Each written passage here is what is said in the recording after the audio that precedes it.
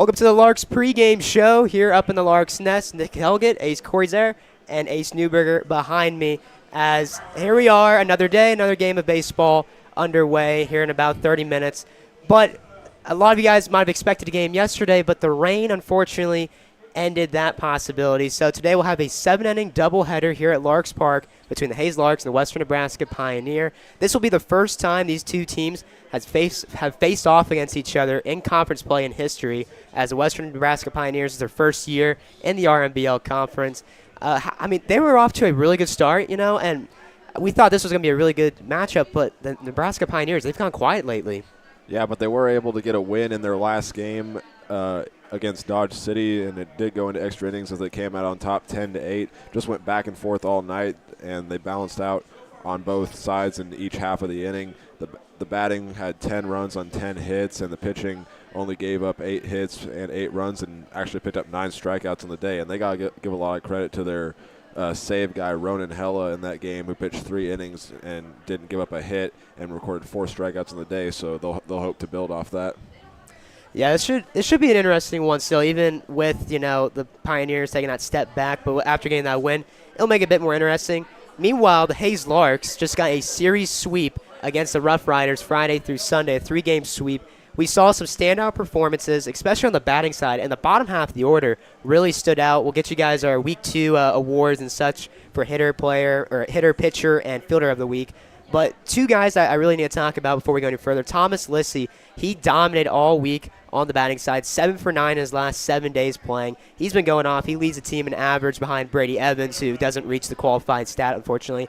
And then on top of that, Tabor Stokes, who has been absolutely hot. 4-hit day, and the next day a 2 for 3 day on Sunday's contest. It's been a really interesting couple of games on the bat side, but the pitching has been just as good. Yeah, you got to give a lot of credit to the Larks pitching. In those 3 games, they pitched the starter for half the game and then let 2 guys come in as relief guys after that and just finish it out. In that first game, Dalton Campbell did really well, throwing 82 pitches in that first game and recording 5 strikeouts, and then getting backed up by Adrian Najjar and Garrett Hicks after that. And those 2, I believe it was both of their first appearances. In Game 2, Blake Lembeck pitched 4 innings and got 4 strikeouts on the day, and then Mac Ortner came in getting 3 strikeouts on 39 pitches, and Logan LaPierre finished out the day in that final inning, only throwing 12 pitches, but making sure the Larks held Colorado to 1 run so that the game would end after 7 innings from a run rule. And then Nolan Wilson in Game 3 started getting 6 strikeouts on 51 pitches through 4 innings, and then backed up by Kevin Goss pitching for 2 innings, and Luke Terbeck after that getting a strikeout on 13 pitches in 1 inning. Lots of standout performances from this last weekend series, and this is going to be another interesting one. 2 games between the Western Nebraska Pioneers here today, both 7 innings. This will be interesting. Garrett Hicks, he makes his first start on the mound, and on top of that, we don't have the stats from his last appearance, but I can tell you he went 2 innings of work. I believe he sat down all 6 batters he faced. It might have been 7. It was him and Najjar. They both faced 6 or 7 batters, but it should be a good one. Hicks, I mean, he impressed us his last time here at Larks Parks, and now he gets a chance to make it on the official stats because this is conference play, so that we'll actually get the stats after this game. But this will be a great one. I can't wait. I'm sure you can't wait as well, as the Larks will take on the Nebraska Pioneers here at 5 o'clock start time for Game 1 of today's doubleheader.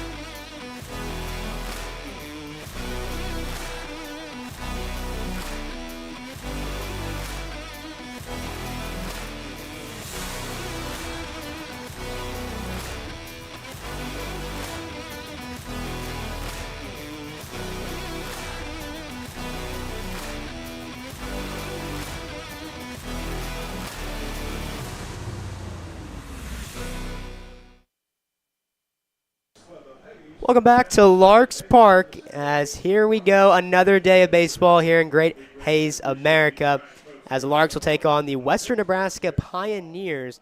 This should be a good one.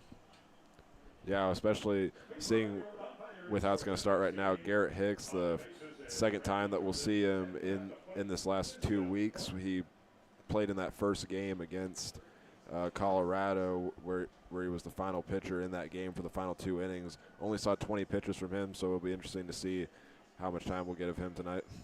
Yeah, this will be a really interesting game, especially because this is the first time these two teams have played in the same conference against each other.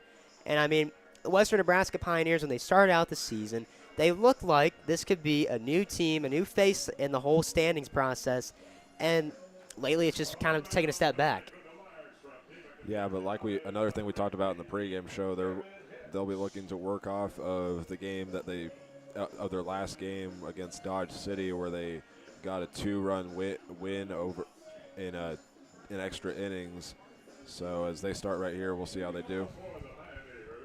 I mean, yeah, if you do want to consider the momentum, they did win their last game, and the Larks who are rolling right now. I mean, 3-game win streak after sweeping the Colorado Rough Riders, who were the hottest team going into last weekend. I mean, this should be a great one. I'm excited, and so should you guys be. As first pitch of the ball game coming at 4:58. We're getting started 2 minutes early for you guys as Garrett Hicks throws the first pitch of the ball game.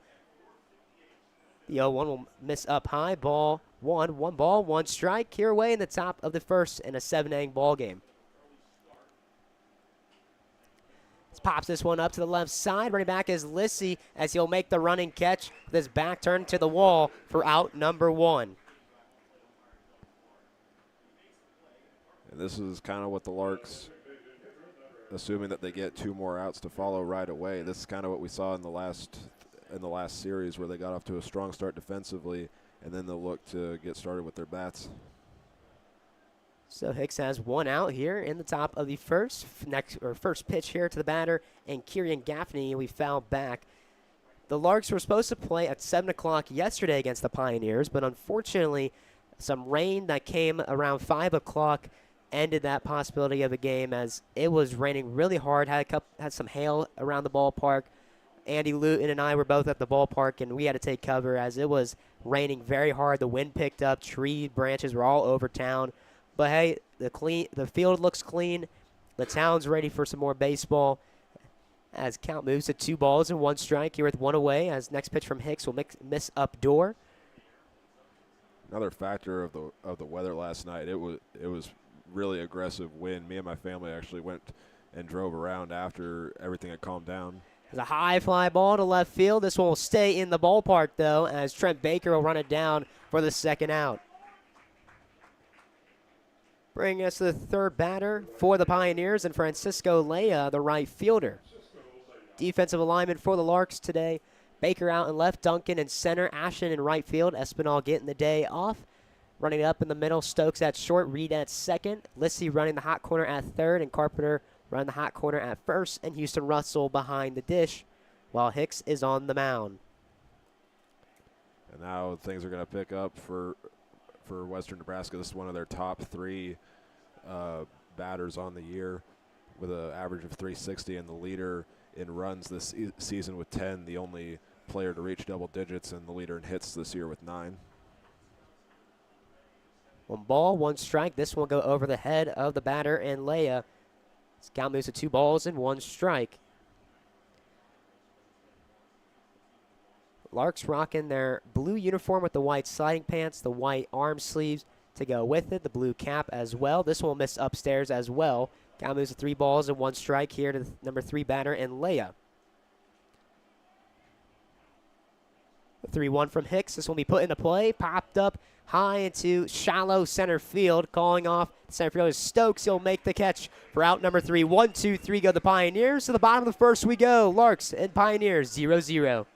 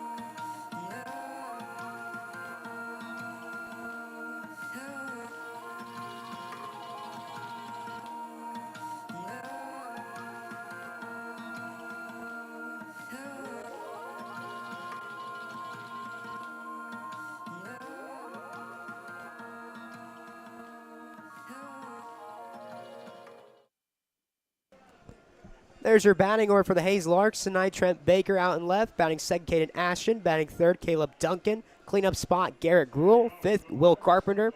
Batting sixth, Houston Russell. Seventh, Thomas Lissy. Eighth, Tabor Stokes. And the 9 holes, C.J. Reed. As none other than Trent Baker lead us off once again here for Game 1 of this doubleheader today. Michael Simeon will take it over on the mound, the right-handed thrower. Out of Panola College, junior season, grew up in Scott, Louisiana. Fly ball to left field. That will get down. That'll be a base knock. First base of the ball game coming from Trent Baker, and that'll be extra bases. A leadoff double for Trent Baker. I said this in the last inning, and it's just the Larks getting off to a strong start with the bats that's really helped them through these last few games. His first double on the season coming here in the top of the first, as that brings up Caden Ashton, the right fielder. Ashton in that last game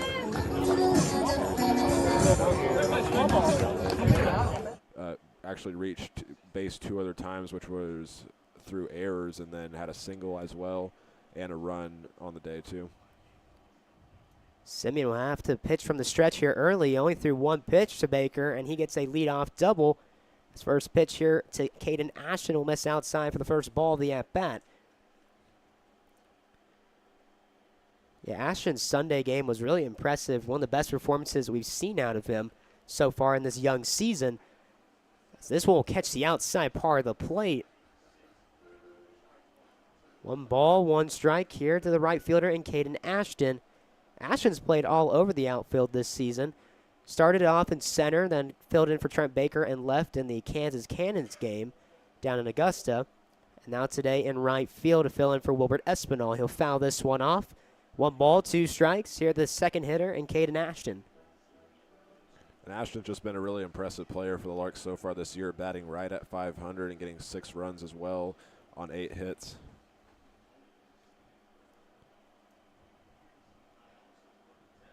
See if he can continue his hot start. He's got 1 ball, 2 strikes here at the bottom of the first. Runner at second in Trent Baker, holding him on as a shortstop in Barnes. This will be fouled out of play. There was a lineup change before the game for the Pioneers. Barnes comes in at shortstop. The rest of defensive linemen, Nowak in left, Carpenter out in center, Leia out in right, Farewell over at second, Barnes at short, hot corners Peterson at third, Yeager at first, and Maroney behind the dish while Simeon takes the mound. Right-handed thrower looks back to runner. Ash will fight this one off to stay alive.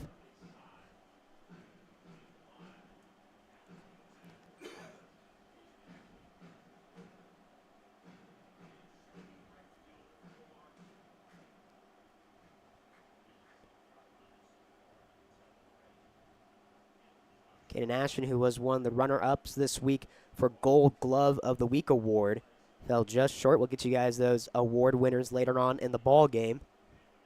3 new guys coming into the award spot for last week's play. This ball hit right back to Simeon, goes off of him, fires to first, not in time as Ashton legs it out for a base hit. Runners at the corner now here with no outs. So 2 hits start up for the Larks, and that was a tough play to make there for the pitcher for Western Nebraska. Michael Simeon just had to react really quickly as it went right towards his ankles, and Ashton was just able to outrun him in time.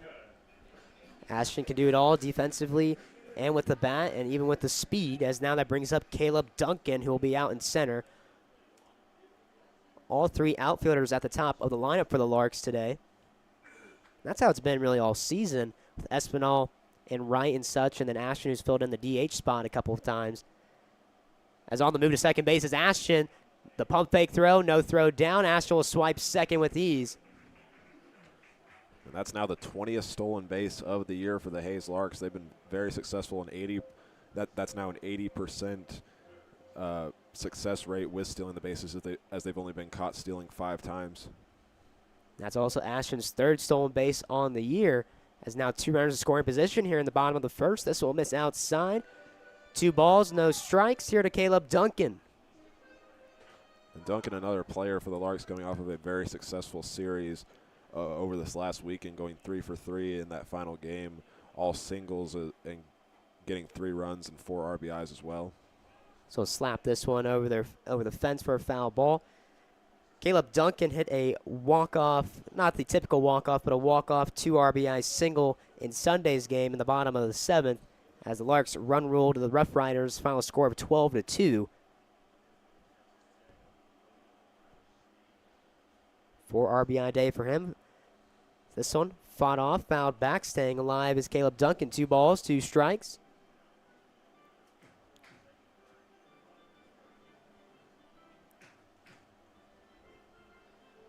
I'm excited for today. This is a doubleheader, 2 7-game ball games. I mean, this is going to be a great day of baseball against a team that has shown they can be competitive.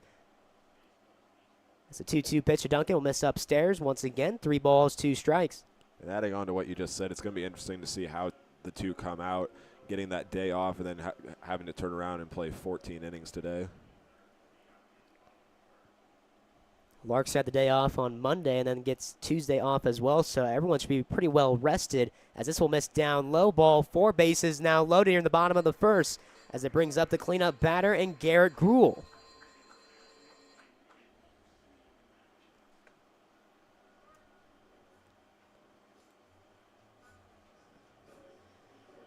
Catcher's mound visit here as heading against the cleanup batter with the bases loaded. Got to be careful with Garrett Gruhl up to bat.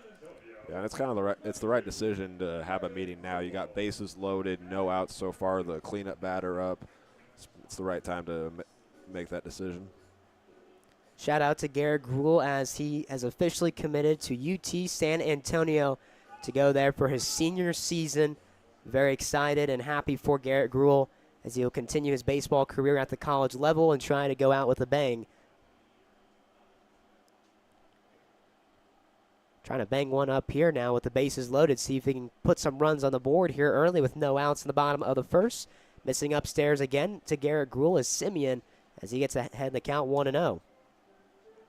And Gruhl going to be a key addition for the Roadrunners. 385 average so far through this. This is his 4th game of the year with the Larks, so it's a key addition for UTSA. Right back up the middle, but second baseman in there in time, but it goes off the glove.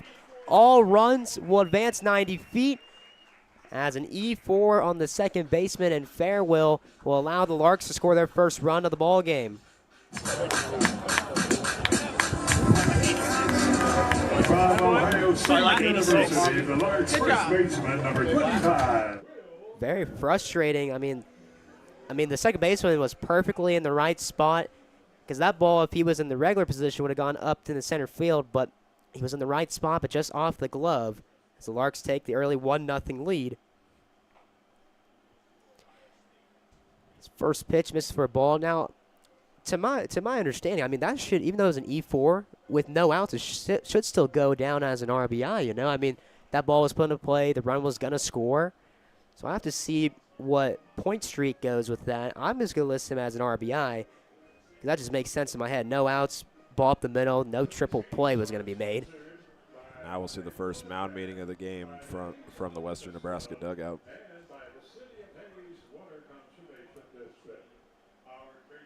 As we'll take a quick break here on the Larks Network.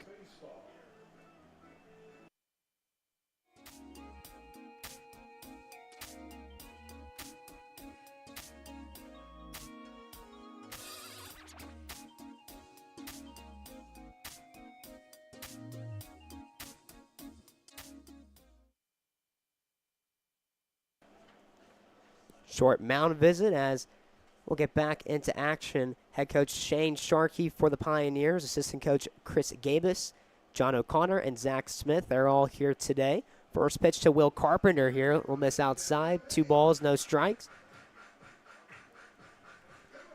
Carpenter going 1 for 3 in that final game of the series against Colorado with a walk, a single, and a run, but was mostly noted for his base running in that second game as he was a courtesy runner for Houston Russell in that game. This will run inside. 3 balls, no strikes here to Will Carpenter. Weather for today, we're looking at a cool 70 degrees all throughout tonight's contest of the doubleheader. Cloudy skies, but no rain detected quite yet as Simeon will find the zone for the first strike to Will Carpenter. A pretty good showing so far from the Larks fans. We should see seats start to fill up a little more, especially, you know, 5 o'clock first pitch. A lot of people getting off work around that time, so it should fill up for the second game. As second run of the ball game will come thanks to Will Carpenter. 5-pitch walk, and the Larks extend their lead 2-0. And National will come around the score. Now batting for the Larks, the first baseman. Ahead of Houston Russell, the catcher, for 4 games straight now. Is one of the top hitters for the Larks as well in that 3 spot in the average at 583 this year, and has got 4 runs on 7 hits as well. So we'll miss up high for the first ball of the at-bat to Houston Russell.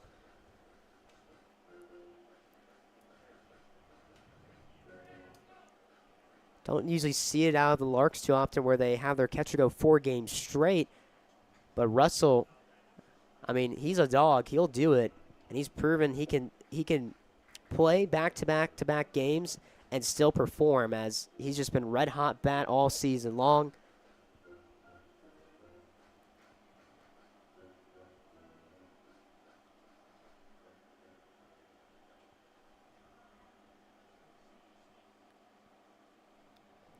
One ball, 1 strike. The pitch from Simeon to Russell will find the zone. Simeon ahead in the count here, 1-2 count.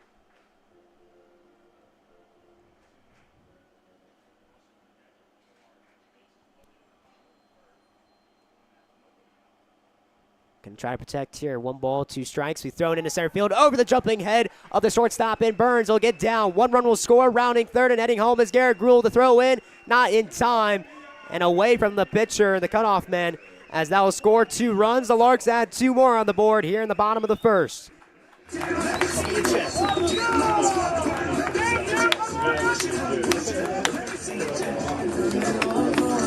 Larks are off to a hot start already. Russell drove in 3 RBIs on Sunday, drives in 2 here today. That brings up probably the hottest bat on the lineup right now in Thomas Lissy. 2 for 3 in that 3rd game of the series, while also getting 2 runs in that game as well. And in that 2nd game, got on base all 4 times he came up to the plate. So see how if he continues that this week. Larks already up 4-0 in the bottom of the first and haven't even recorded an out. Carpenter at second, Russell at first now. On the move to third is Will Carpenter. The throw down the third is in time, and he slides under the tag. He's safe. A double steal attempt works to perfection as the Larks both advance 90 feet to second and third. It was a risky move, too. That was a very close play there at third base. But now Carpenter has his 2nd stolen base of the year. Yeah, good throw from the catcher and Maroney, but just not in time. Russell adds to his team-leading stolen base in 6. As Lissy ahead in the count, 2 balls, no strikes. The pitch from Simeon runs in on Lissy. 3-0 count now in favor of the 7th batter and Thomas Lissy.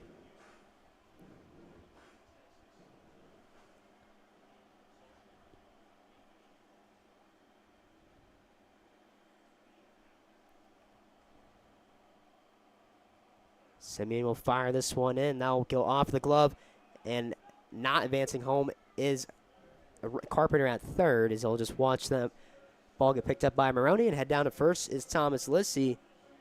4-pitch walk. Still no outs here in the bottom of the first. So that brings up the shortstop in Tabor Stokes, who's also been a hot bat here at the bottom of the lineup. Yeah, coming off of a game going 2 for 3, getting a double and a single and 3 RBIs as well. Larks have a strong bottom half of the lineup that can use their bats really well. First pitch to Stokes will miss upstairs. Stokes, who's gone back-to-back games with multi-RBI performances. 2 RBIs and 3 RBIs his last 2 games. 6 for 7, 5 RBIs, and 2 runs scored for the hot batter in Tabor Stokes. This one will be fouled out of play over the press box.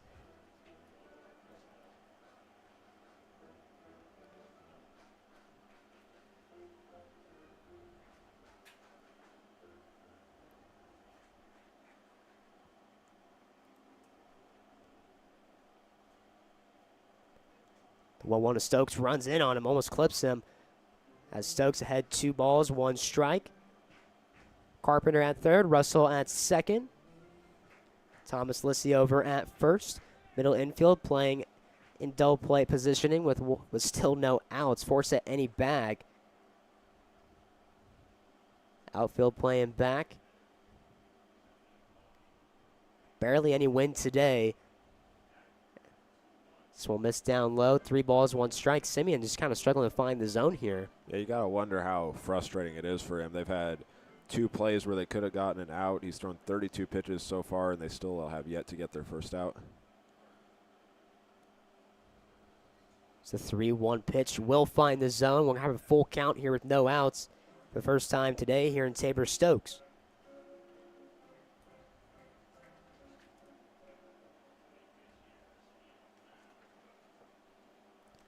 You know the fastball is coming unless he's confident in some other pitch. Stokes will fight this one off, stay alive.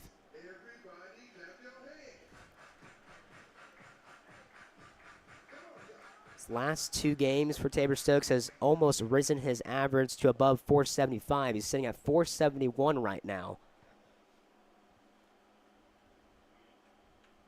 The 5 games he's played, he's come around to score 5 times. As missing upstairs, ball 4. And another run will be walked in for the Larks. As it is now 5-0.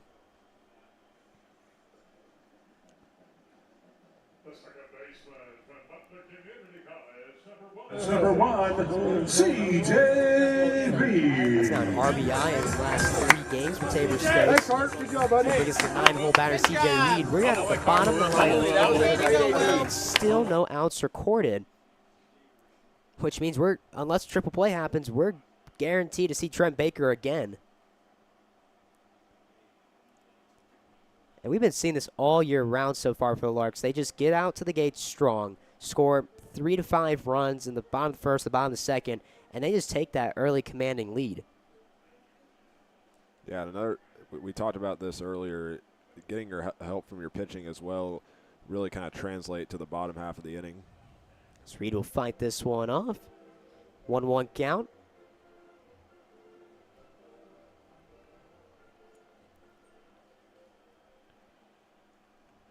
C.J. Reed, who's got an RBI on the season.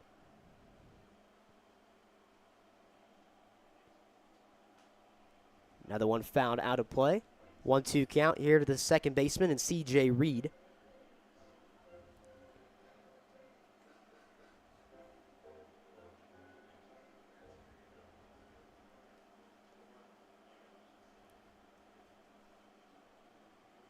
The 1-2 from Simeon to Reed. This one swung on, fouled off. Staying alive is Reed. Russell was already halfway down the baseline.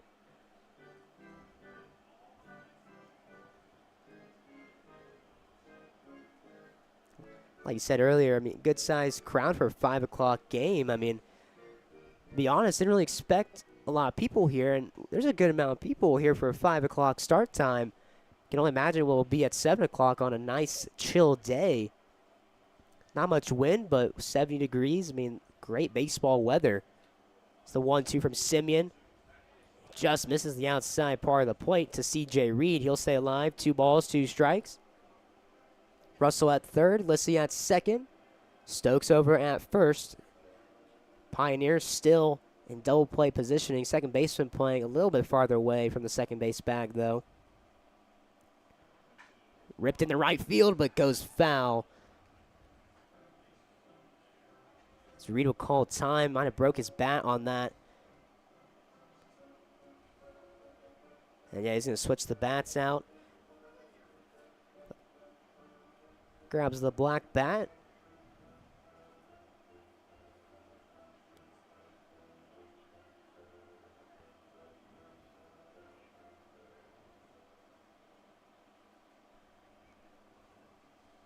If he can just do what he just did on that foul ball and just pull it into fair play, weight backs a little bit, that could possibly bring in 2 or maybe 3. This one will miss down low. C.J. Reed will bow back in the count. 3 balls, 2 strikes. He's been fighting hard this at bat as well. 7 pitches thrown so far, and that now it's a full count. He's been doing that all season in his at bats. He really likes to stay alive, work the count, Wait for his pitch. It's the full count pitch from Simeon to Reed. He'll be throwing in the throwing in the left field pretty high. That one will get out of play into the Larks bullpen near Felix Brunner, who was not paying attention. He almost got hit by that foul ball. Head coach Frank Leo out of town today, so Andy Luton back in the head coaching role. He's over at third base. Ben Tienes at the first base side for the Larks. The full count pitch here to Reed. Misses outside and a bit high for ball 4. Another run walked in for the Larks, as it is now 6-0. So the Larks go through their entire lineup in the first inning so far, and no outs still have been. 3 balls. We have another mound here, and this could be the end of the day for Michael Simeon. Already not an out recorded, but 6 runs have come around to score. So we'll take a quick break here on the Larks now.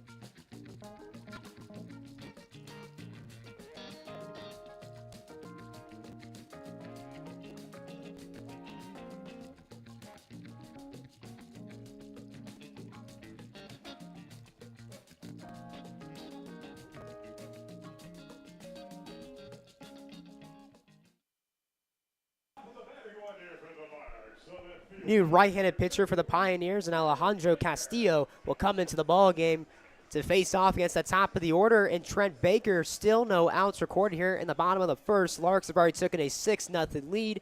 Bases are loaded. Here to the right-handed pitcher out of Texas A&M. This is the 3rd game of the year for Castillo. Has pitched 4 innings and has given up 9 hits and 10 runs, but has recorded 4 strikeouts so far in the year. Yeah, it was freshman season over at Texas A&M, and he grew up in Westlaco, Texas. His first pitch from him to Baker was ruled a ball. Pitching from the stretch here. Ground ball hits the left side through the hole between the third baseman and shortstop. 1 run will score. Getting the red stop sign is Tabor Stokes. He'll remain at third. But Trent Baker, RBI single, as the Larks add another one on the board, 7-0.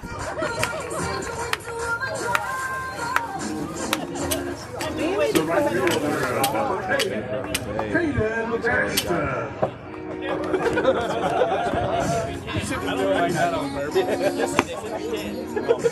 Bases still loaded, no outs. Right fielder out.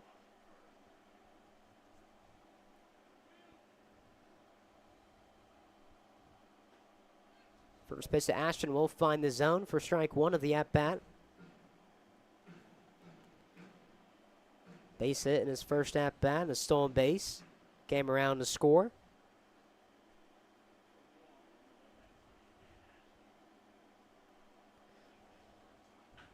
This one pulled foul as Ashton in an 0-2 count.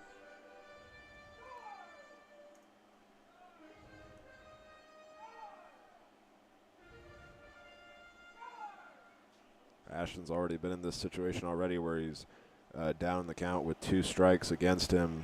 But the last time that happened was able to get on through a single on a 6-pitch at bat. The 0-2 to Ashton will run inside. 1-2 count now.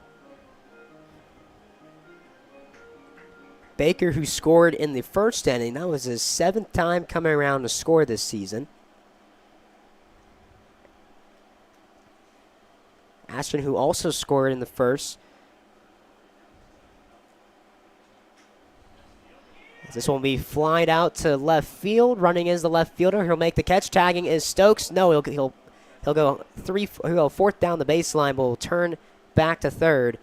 As a fly out in the first out has been recorded for the Pioneers pitching, as base is still loaded with 1 out now.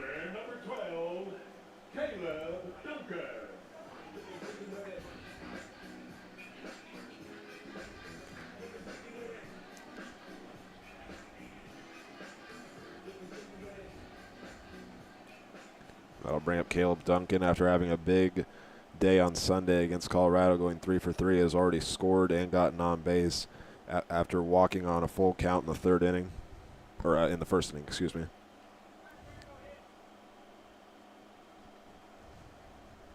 His first pitch here to Caleb Duncan will find the zone.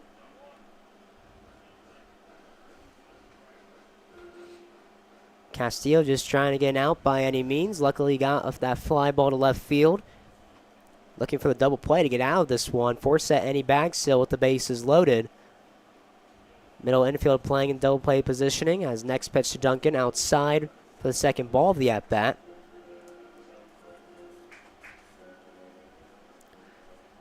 Duncan, who has 4 RBIs on the season. Those 4 coming from Sunday's game where he went 3 for 4. Came around to score 3 times. And a walk and a stolen base on top of it, as this will be flied out of play over near the Pioneer bullpen as some of the pitcher warming up try to run that one down. 1-2 count now here to Duncan. A ball to the right side could score 2 possibly. 1 for sure. Baker at first, Reed at second, Stokes over at third.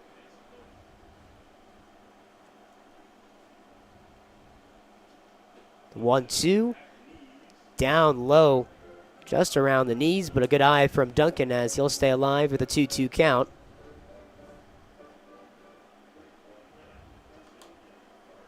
Be Duncan's 5th game with the Larks this season in conference play.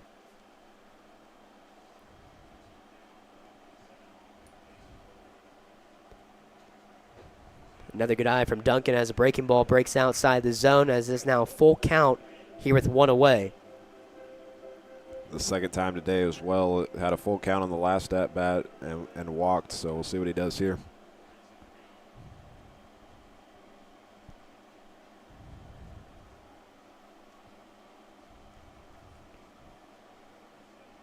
The full count pitch from Castillo, breaking ball that misses the top part of the zone, and another run will be walked in for the Larks.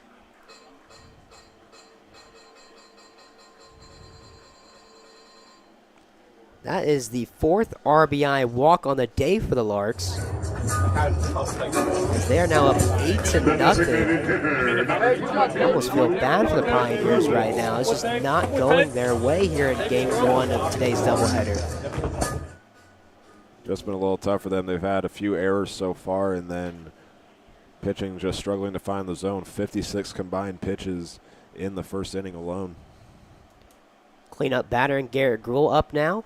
Same situation for him with the bases loaded. This one goes to the backstop, and heading home is number 1 in CJ Reed, as the 9th run will score here in the bottom of the 1st.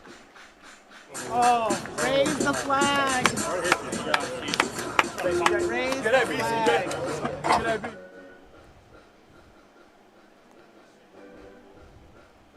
Advancing to third was Baker, and Duncan to second on the pass ball. Or correction, on the wild pitch, actually. That's Gruel ahead in the count 1-0.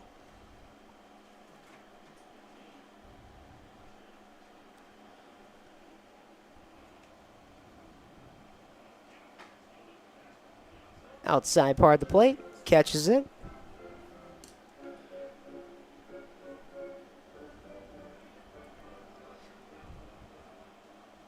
Grounded to a E4 in his last at-bat. Ball that was right up the middle and went off of the glove and the second baseman of Fairwill. Next pitch flied off the foul netting. I mean, Larks fans, you got to be happy. 9-0 lead, but at the same time, it's like, I mean, next inning's going to be like, is this really a competitive game right now? And the Larks also can't do what they did in the last series, and that's run rule, because you have 2 7-inning ball games tonight as part of the doubleheader rules. It's the 1-2 pitch to Garrett Gruel. Be fought off, staying alive once again. Our camera does a shake for you, and it's all right.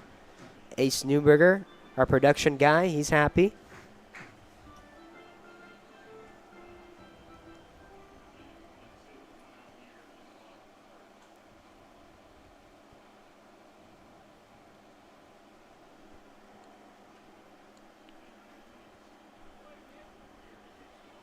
Six RBIs on the season coming into this one for Garrett Gruel. He'll throw this one off the end of the bat.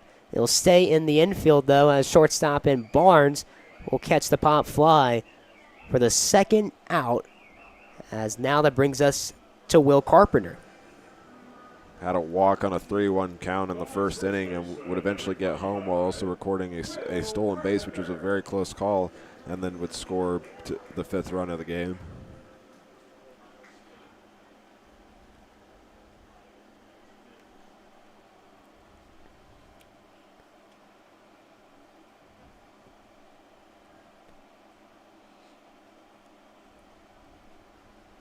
First pitch to the first baseman today, and Will Carpenter down the right field line, but just foul. Pioneers rocking their gray sliding pants with the black jersey. I actually really like their jerseys. It's black all around, red arm sleeves, it looks like at the end of it, and then the blue outline on the numbers, or the lettering is blue on the back for the number, and then on the front side, the Pioneers logo is in white with the blue outline. It's a unique combo and one that we can actually read compared to the last series. As this one right to the first baseman goes off the glove into right field, Baker will score and Duncan will score standing, as the Larks have scored 11 runs here in the first inning.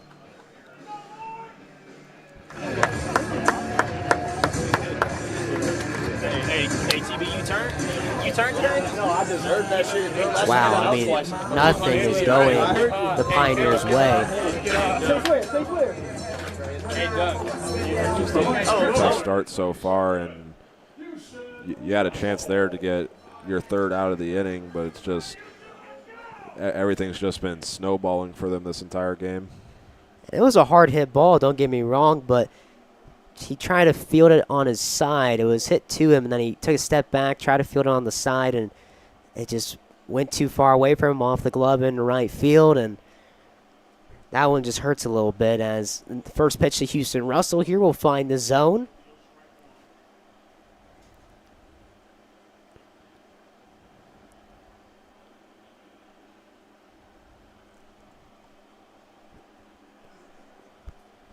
Houston Russell had that 2 RBI single in this half inning, back when there was no outs, as next pitch here to Russell will just miss the inside part of the plate.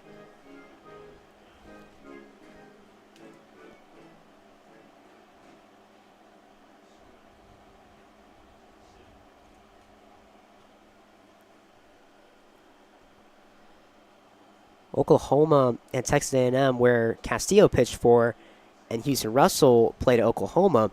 These two teams did face off earlier in the season.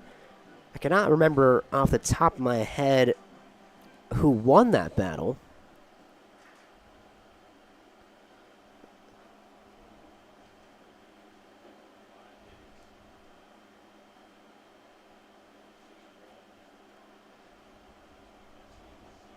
Next pitch to Russell outside. 3 balls, 1 strike. The way this bottom of the first is going, I'm just going to look this one up and see when they did face off against each other. And it's interesting, too, because it's going to be a consistent game as Oklahoma's moving to the SEC. It's 3-1 pitch to Russell. Will find the zone. Full count now with 2 outs. Carpenter will be on the move at first to second base. Here with 2 away.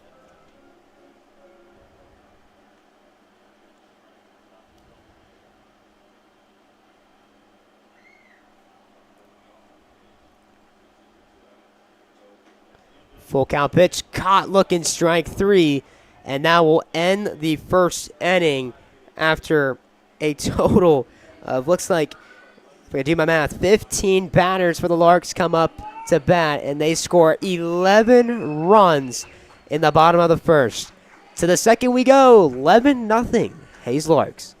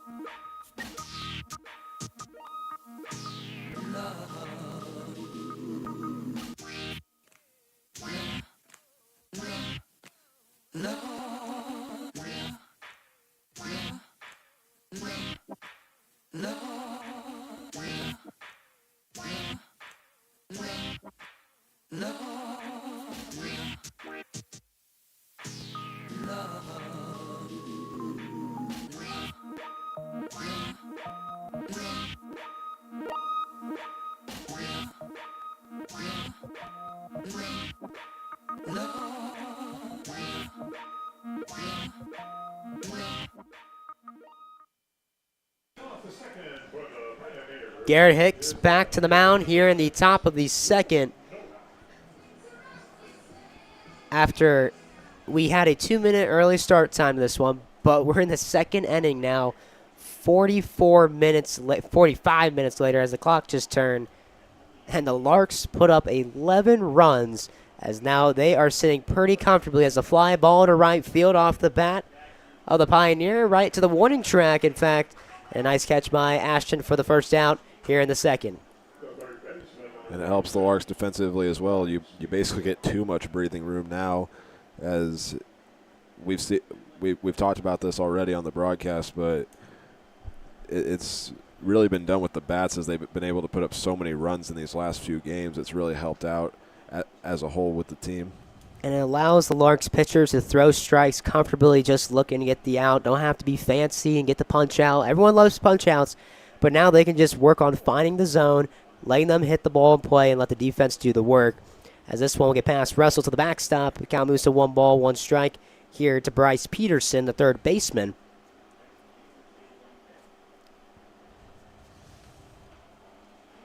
This one fouled out of play. Got a lemonade truck behind us today, the press box.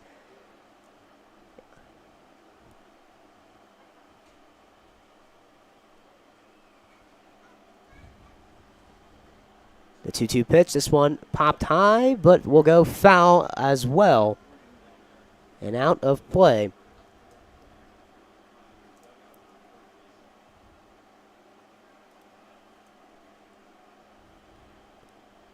The 2-2 from Garrett Hicks will be swung on a miss. First punch out on the day and first strikeout on the year in the stat book, as first conference strikeout of the season will be put down. So that brings us to the first baseman, Jackson Yeager.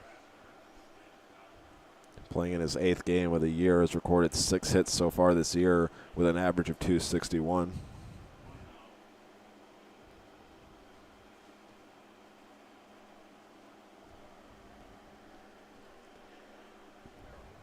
Garrett Hicks, a right-handed thrower, throws a fastball, slider, curveball, and a changeup. This one fouled out of play as well. We're giving away dollar bills for foul balls when you're returning to the Larks match, courtesy of the Hayes Police Department. The 1-1, this will miss inside. Garrett Hicks used to play with former Larks Luis Garcia and Dane Pangeli. Both of them were on the team last year. This one fought off by Yeager. 2-2 count here with 2 outs. Only 5 base hits were recorded from the Larks, as that just shows how patient they were at the plate. We were able to work out those walks, getting 15 guys up to bat, as this will run outside. Full count now here with 2 outs. And it's another game as well where they're taking advantage of mistakes off of their opponent, as the Rough Riders had a bunch of errors. There's 2 so far through 1 inning for the Pioneers. As that one went off the foot, I believe it did. They're going to call it foul ball. Yeah, it went off of the foot of the batter. Russell still played it, but to be fair, the umpire did not make it noticeable that it was a foul ball. He just let it happen, and Russell was already almost in the dugout. Yeah, the catcher was Russell was kind of questioning it a little bit as it bounced out. A little hesitant, but then he just went 100% on the play. Got to respect it, as that will be ball 4 to Jackson Yeager, as now that brings us to Jake Maroney.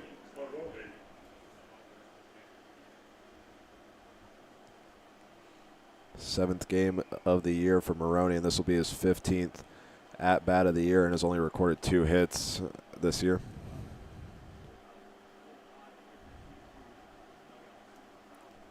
So Hicks will pitch from the stretch the first time today here in the top of the second with 2 outs. Yeager over at first. Maroney, the catcher, up to bat. First pitch, foul back, and our camera messes up a bit. We'll get that fixed for you guys here in the half inning. Our lovely production man and Ace Newberger, he does the game scoreboard, so he has to stay up here and stay on track of that. It's 1-1 count. Actually, the camera looks like it fixed itself, or it looks like Ace might have fixed it from his phone. As a hard hit ball right to Thomas Lissy as he makes the catch for out number 3.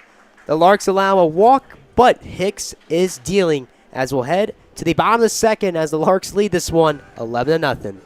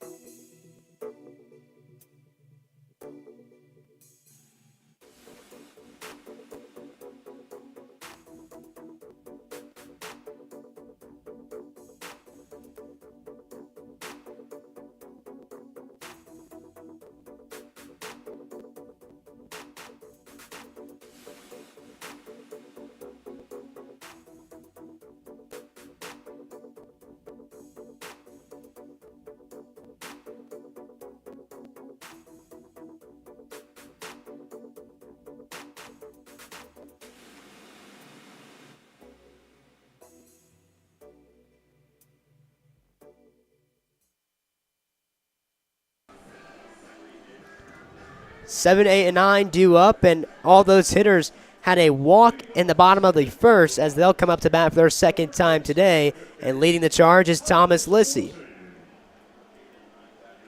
Had a 4-pitch walk in that first inning and was the 7th run as well for the Larks.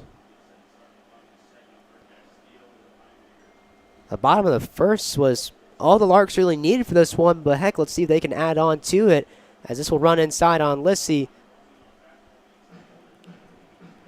That walk in his last at-bat extends his walk streak to 4 games in a row now, where he's recorded at least 1 walk.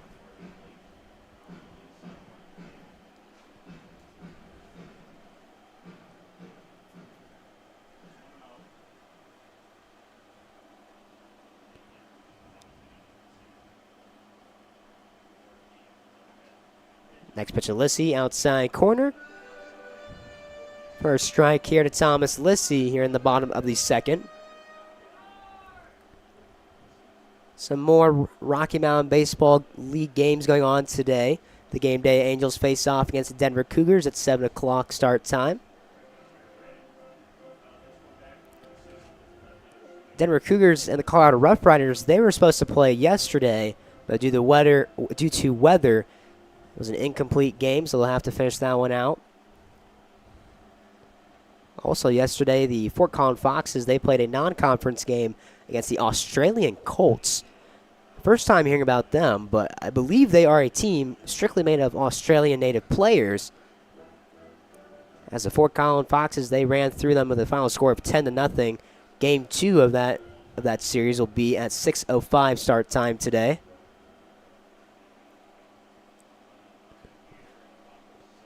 One ball, 2 strikes here at third baseman and Thomas Lissy. Runs outside.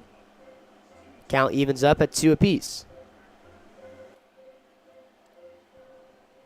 And also in the college baseball world, we're approaching the home stretch of the NCAA baseball season with the College World Series down to the final few teams. It's the 2-2 pitch to Lissy, a good eye as that's down low. Who are some of the final teams right now in the College World Series? 3 games were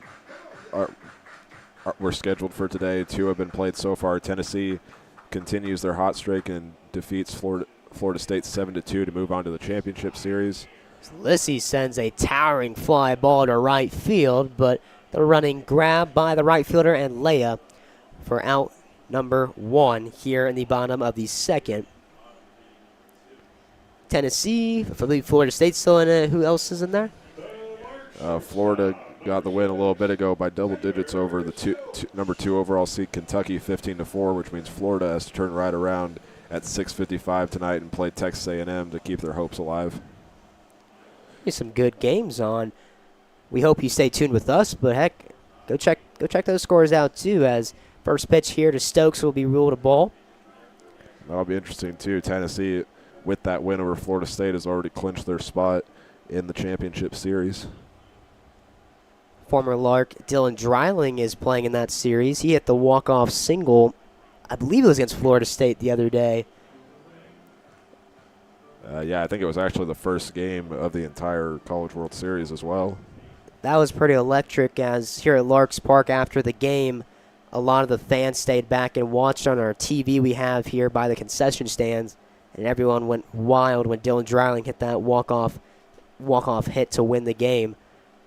It's always great to see the Larks support the former players, and especially because Dylan Dreiling, native to Hayes, played for the Hayes High Indians.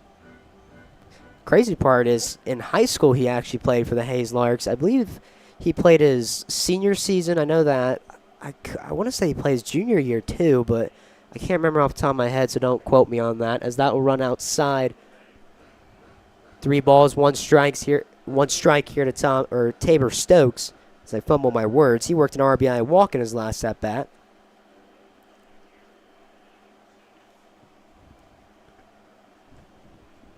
And it was just a great showing out of the gate for the Larks, as on my score sheet, the first 9 batters all scored in that first inning.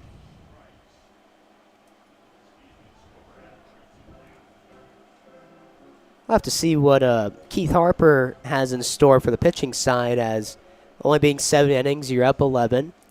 Wonder if they're going to let Hicks go as far as they can, or they're going to still limit his pitches and throw in the next guy for the Larks. Yeah, you'd have to wonder, especially going up against what kind of mindset Western Nebraska has for that second game. Ground ball, shortstop, and Barnes in time to first for the second out. So that brings us to the 9-hole batter in C.J. Reed. He also had that RBI walk in his last at-bat. C.J. Reed.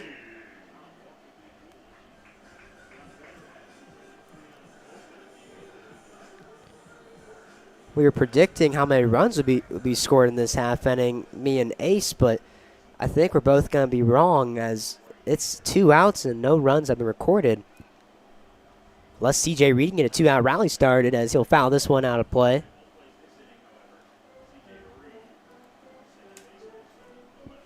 And you'd also have to be wondering, what was the attitude for Western Nebraska after the end of the bottom of the first inning going into that? How do we want to come out here in the second inning? Mostly just getting ready for that second game, as they've dug themselves into a pretty deep hole so far. Next pitch from Castile will be outside for a ball. Here to C.J. Reed. They're only going to play each other 2 times here at home here this week. Yesterday was supposed to be game 1, but today we'll have a 7-inning doubleheader.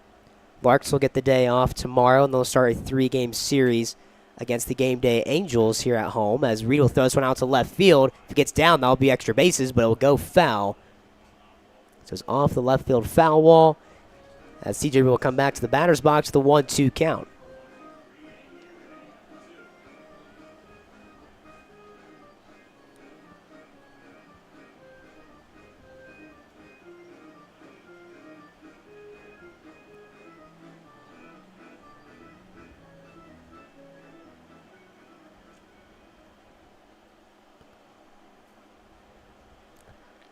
Texas A&M native and Alejandro Castillo heading the count 1-2 here at the Butler Community College native and C.J. Reed. That will go off the home plate and past the catcher for the second ball of the at-bat to C.J. Reed.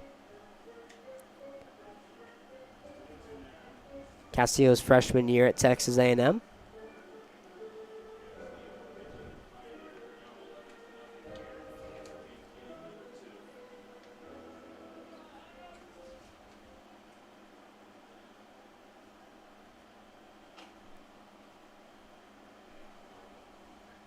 The 2-2 from Castillo, thrown in the center field, a line drive, base hit will continue the bottom of the second, thanks to C.J. Reed's single.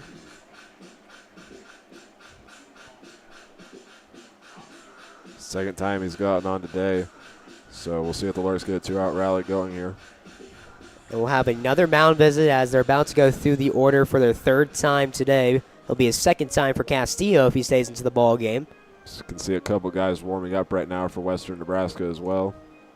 And I think we can see one heading out right now. Yep, and that will be a pitcher's change, as we'll take another quick break here in the Larks Network.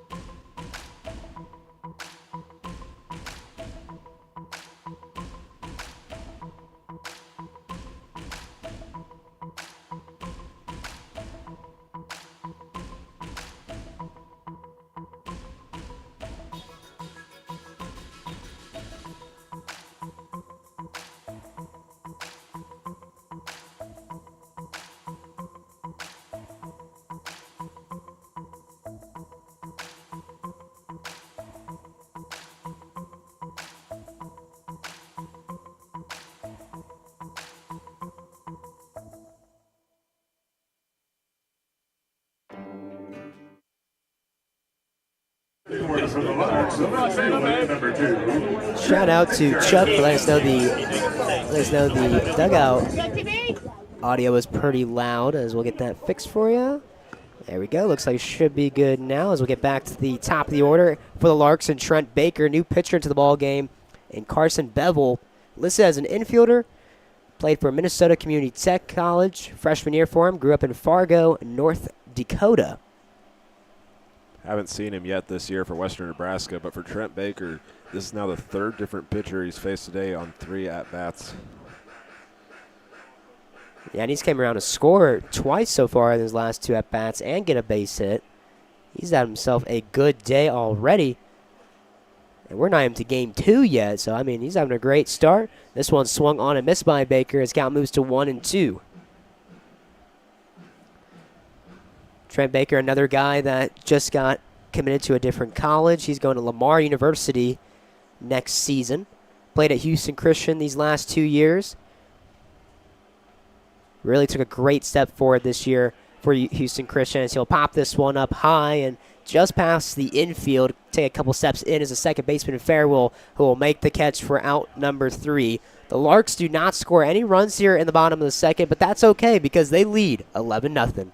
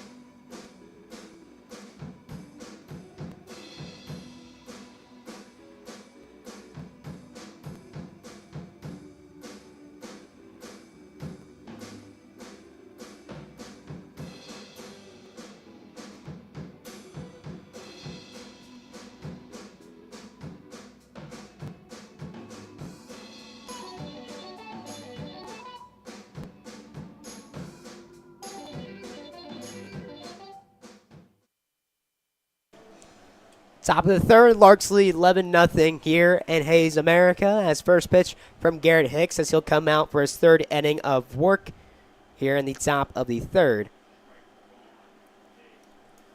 He's done a great job pitching so far. He's gone through 7 batters in 2 innings and has only thrown 33 pitches with the first 2 of this inning. The Larks are now batting around for their 3rd time. Meanwhile, the Pioneers, they're still 2 batters away from batting around for their first time today. And Hicks has done a really good job. Has got some help from his defense in that first inning with 3 separate flyouts, and then in that second inning had a flyout to right field and got a strikeout as well. And then the final inning came from a fly ball over, or excuse me, a line drive to the 3rd baseman, Thomas Lissy.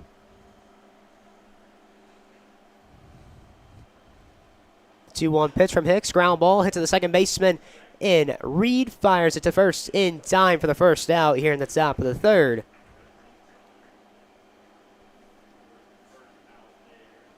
Bring up the 9-hole batter and Brooks Farrell. Appearing in his 3rd game this year and has done pretty well on the batting side of things, batting .333 on the year. First pitch he'll put in the play out to center field. Caleb Duncan will go back a bit, and he'll make the catch for out number 2. 2 away now here in the top of the 3rd. Bring us to the top of the order for the 2nd time today for the Pioneers. That man being Coy Carpenter. Had a fly out on the left field line to Thomas Lissy on a 1-1 count. First out of the game for West Nebraska. First pitch of Carpenter around the outside part of the plate, so Hicks down 1-0 here. Second pitch, this one foul back. Count moves to 1 even.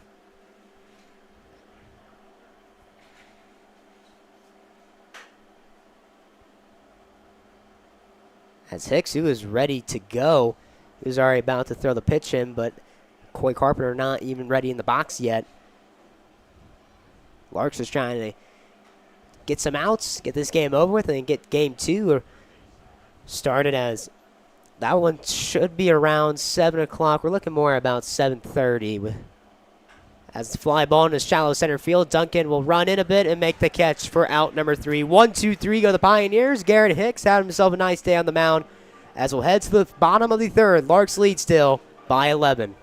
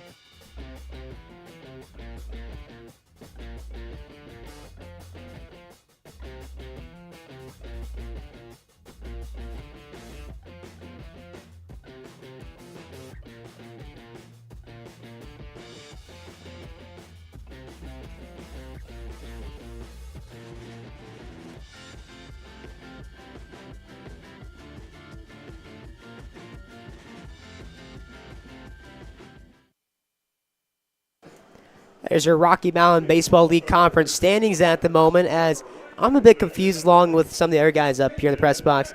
For some reason, the standings they have right now, there are some teams that are games, like closer games back, but they're listed lower than teams that are more games back for some reason. So we're going off of what they have right now, but that is what the standings roughly looks like. As the Liberal BJs, they've been hot. They moved to 7-2 on the season. Rough Riders, who lost 3 straight after facing against the Larks, they dropped down to 3rd after coming into the series first in the RMBL. A couple of other changes around the league as well. It's foul ball from Caden Ashton here. Pioneers, who entered this one 5-6 on the year. But yeah, the standing is a little messed up right now, but some teams have played more and less than others. So we'll probably be a little bit later into the season when we get more accurate standings. But for now, that's what it looks like. As Ashton down the count here, 0-2. Breaking ball finds his own strike 3 to Caden Ashton. The first punch out on the day for the new pitcher. That man being Carson Bivell. So that brings us to the 8th Street Liquor batter and Caleb Duncan. Has gotten on 2 times so far today, both of which have been walks on a full count. So, and they were both 6-pitch at-bats as well. So we'll see if he gets his first hit of the night right here.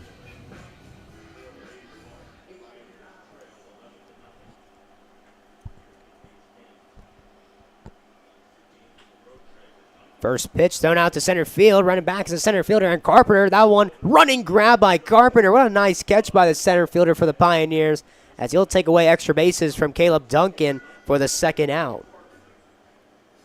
It's a great play there, playing a little bit close, and Duncan able to make great contact and get it far into center field.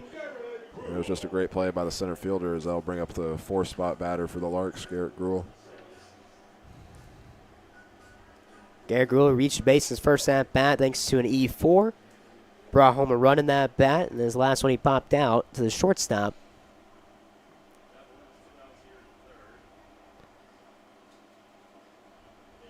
Little breaking ball, it drops below the knees for the first ball of the at-bat to Garrett Gruhl.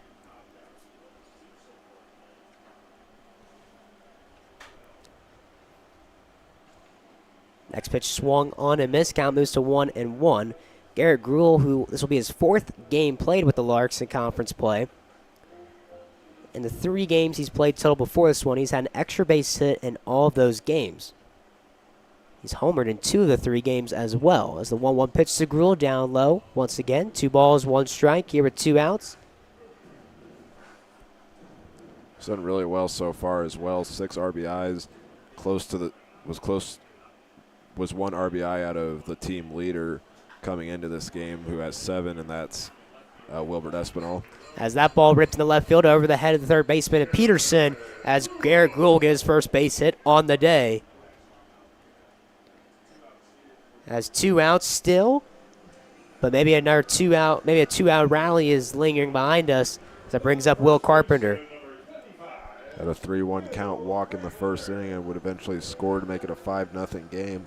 And again, in the first inning, he'd come up as the 14th batter of that inning and would get on through an E3, but be stranded there for the rest of the inning. First pitch to Carpenter runs in on him for the first ball of the at-bat. Carson Bevel still on the mound, the Minnesota Community Tech College native. Freshman year for him. Next pitch also runs low.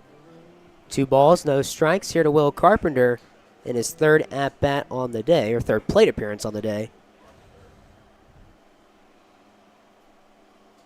He'll rip this one to right. Another base hit for the Larks, as that will get between the first and second baseman as back-to-back hits, and the inning continues thanks to Will Carpenter. Bring out the catcher and Houston Russell now with a runner in scoring position. Chance to add another one on the board here in the bottom of the 3rd. Had a big single in that first inning, as he would also get home later that inning as well for the 6th inning of the 6th run of the game.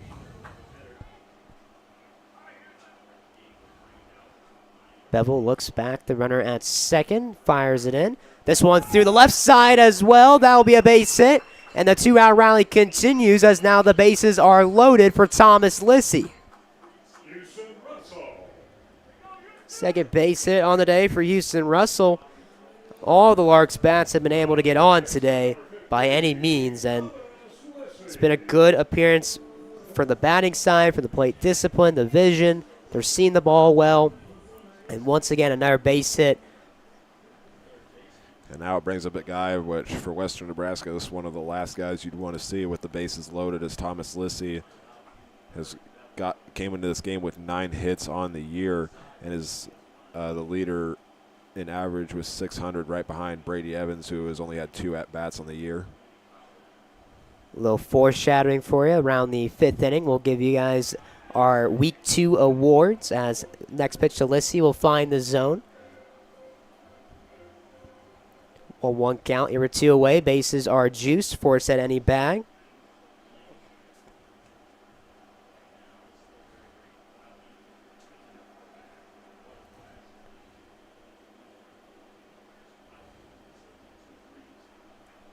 Two balls, 1 strike now here to Thomas Lissy. Only 1 RBI on the season for Lissy, but a chance to get a pair here. So he'll slap this one out to left center field. That ball trailing a bit from the center fielder. The center fielder and Carpenter will run it down for out number 3. The bases get loaded for the Larks, but they leave them stranded as we'll head to the top of the 4th. 11-0, Hayes Larks.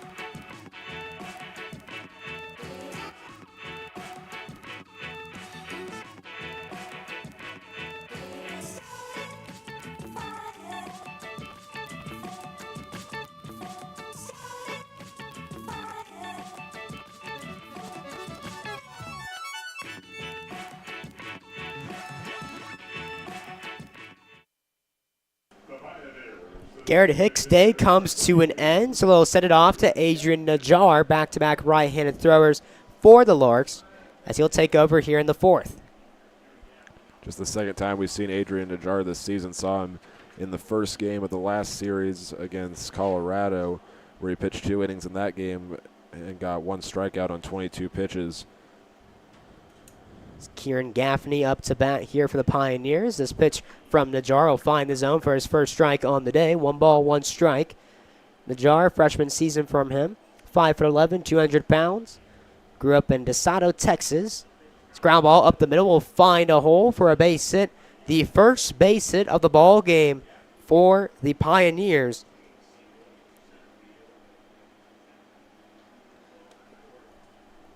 As Hicks' day comes to an end, a good performance from him on the mound as 3 innings of work, no hits, no runs, just the 1 walk and 1 strikeout. It was a solid day from Hicks. And he also got a lot of help from his defense as well. No errors from the fielders for the Larks. A lot of flyouts in that inning, as I believe there was a total of 7 of them in that inning. As the right fielder in Francisco layup to bat, he'll rip this one to left field. If this one gets down in fair territory, it'll be extra bases, and it will to the corner near the corner. As heading to second and taking over at third is Gaffney. As now 2 runners in scoring position for the Pioneers, thanks to a double off the bat of Leia. And this was what you would start to wonder about Western Nebraska. How much fight do they have in them coming into this 4th inning? You're halfway through this game already, and you're down 11-0. So how much fight do you have left to put into this game? Pioneers are 5-6 on the year in conference play. This one fouled off. They had a good start to the season. They were looking really strong, and as of late, to kind of step back. And yeah, I mean, it comes down to today how much fight you do have. I mean, you said it perfectly. If you really want to compete with the best, you still got to compete with them when you're down by 11.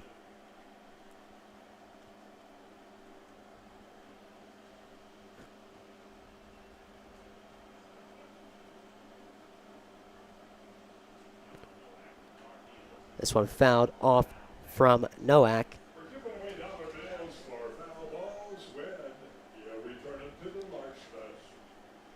Gaffney at third, Leia at second.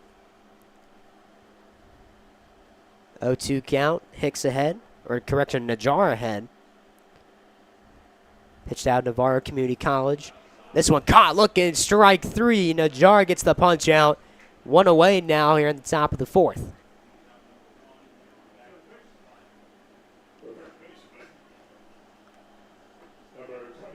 Brings up the third baseman and Bryce Peterson. Struck out swinging on a 2-2 count in the 2nd inning, and was the second out of that inning as well. This one runs in and gets away from Russell, go to the backstop. 1 run will score for the Pioneers. First run in the ball game for them. 11-1 ball game now. Just chip away is the only thing the Pioneers can do right now. Only 3 more innings to go after this, with this being a 7-inning game.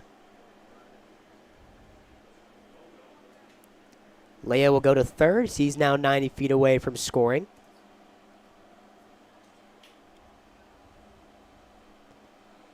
Next one will also go near the head of the batter in Peterson. 2 balls, no strikes. Najjar, who throws a 2-seam slider and a changeup.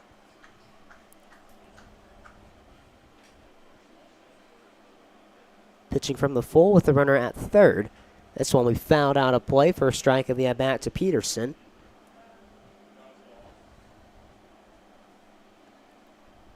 Last time Najjar and Hicks both pitched, Najjar came out of the bullpen first, and then Hicks came in for the last 2 innings. As today they'll alternate. Hicks makes a start, and then Najjar will come in out of the bullpen. Well, they both came out of the bullpen in their first outings with the Larks. They both did really well, pitching through 4 innings combined in that game against Colorado, getting 3 strikeouts altogether and throwing 42 pitches combined. to back up Dalton Campbell in that game. This count moves to 3 balls and 2 strikes.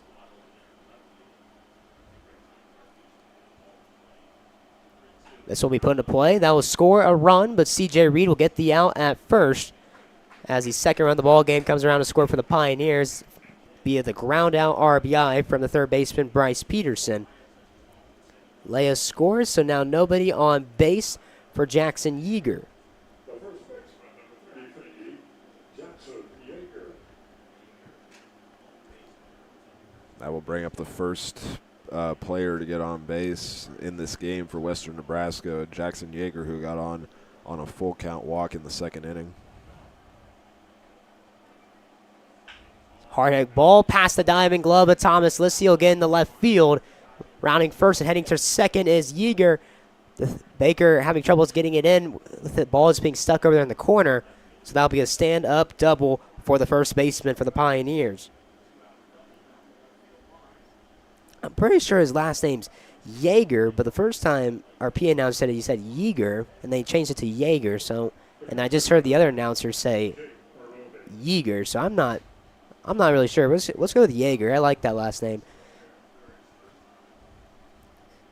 So the second double of the inning coming from Jackson Yeager is now brings up Jake Maroney, the catcher. And the Larks will look to make him the final out of an inning for the second time tonight, as he was the final out of the second inning on a fly out to, a line out to Thomas Lissy at third base. His first pitch from Najjar found the zone for the strike. This next pitch found out of play. Najjar ahead 0-2.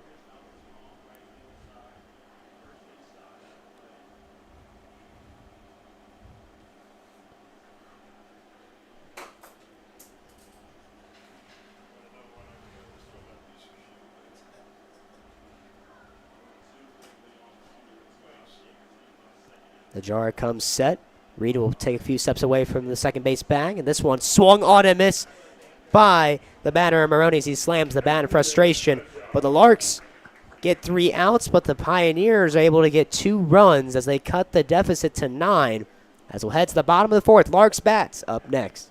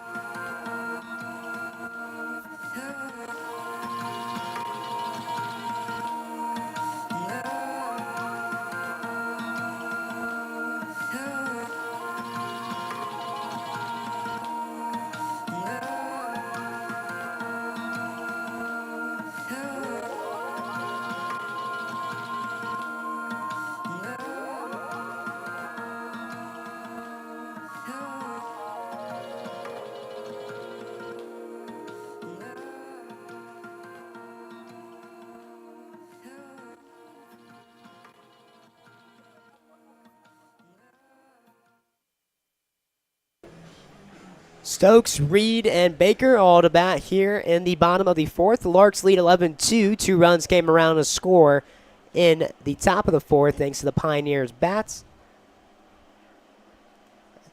Stokes ripped one foul as he's down to count 0-1 here. And a new pitcher into the game now for Western Nebraska. And second time it's a pitcher that we haven't seen yet this year. It's Eli Stevens out of Minnesota Community Technical College in Norman, Oklahoma native. Back-to-back Minnesota Community Tech guys as both of them pitched in their freshman year this year. Carson Bevel's day comes to an end. This one will miss outside for a ball. 2 balls, 1 strike here to Tabor Stokes. A big shout out to all of our subscribers. Over the last couple of weeks, we've gained 500 subscribers. We really appreciate everyone sharing the live stream, tuning in with us, as we'll be here with you guys all season long. This next pitch to Stokes fouled out of play. Count moves to 2-2.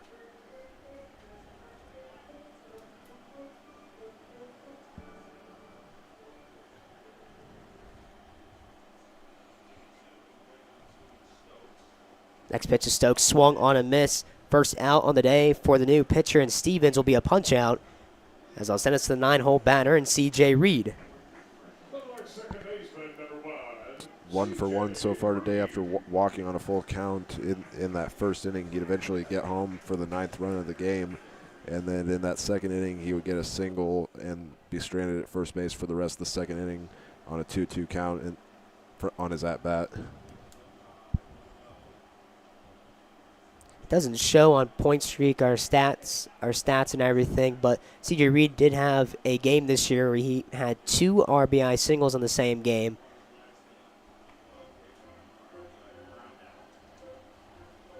As he's ahead in the count, 2-0 here to the new pitcher in Eli Stevens. This one misses outside. 3-0 count now.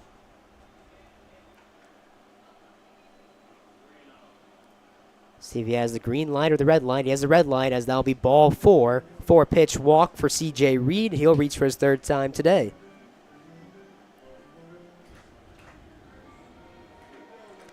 Bring me that money. You know what that means. Trent Baker, the top of the order, is back up to bat. 4th time today we've seen the top of the lineup. And it's the 4th time today as well. He's facing a different pitcher. 2 for 3 so far in the day. A double and a single in the first inning as he had 2 at-bats there. Double play possibility is in effect for the Pioneers. His first pitch to Baker will be downstairs for a ball.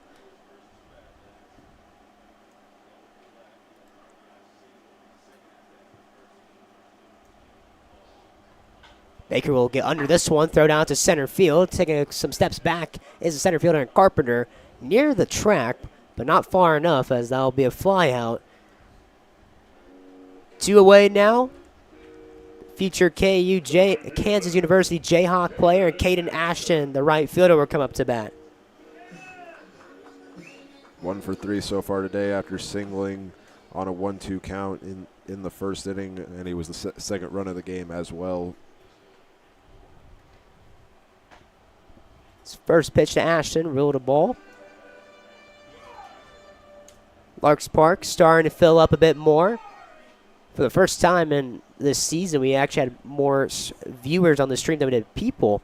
But it was still a good amount of people that was here too. But now we got a good amount of people here now, as 7 o'clock looming around. Honestly, a little surprised that it's starting to fill up now. You'd think some people will probably notice the score and come a little bit later for the second game, but still a great showing tonight. And This one's popped up to the shortstop, and Barnes, he'll make the 2-handed grab for out number 3. The Larks get a base runner, but no runs will come around to score, as we'll head to the 5th. 11-2, Hayes Larks.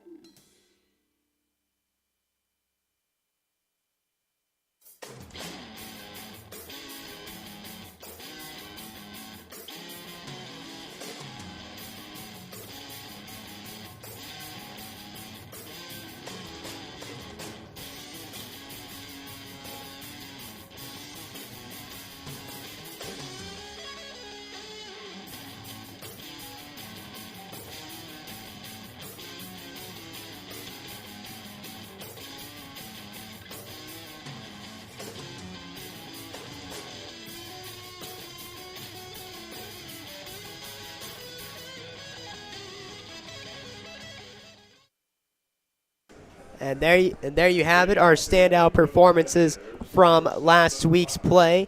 Hitter of the week, Thomas Lissy. Pitcher of the week, Dalton Campbell. And Gold Glove of the week going to Houston Russell. All well deserved. It was a tough one last week. There was a lot of good contenders. But congratulations to those winners for this week, as we'll get interviews with them later on for Friday, Saturday, and Sunday series against the Game Day Angels.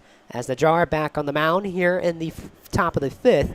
He's ahead in the count 0-2. Batter being the shortstop in E.J. Barnes.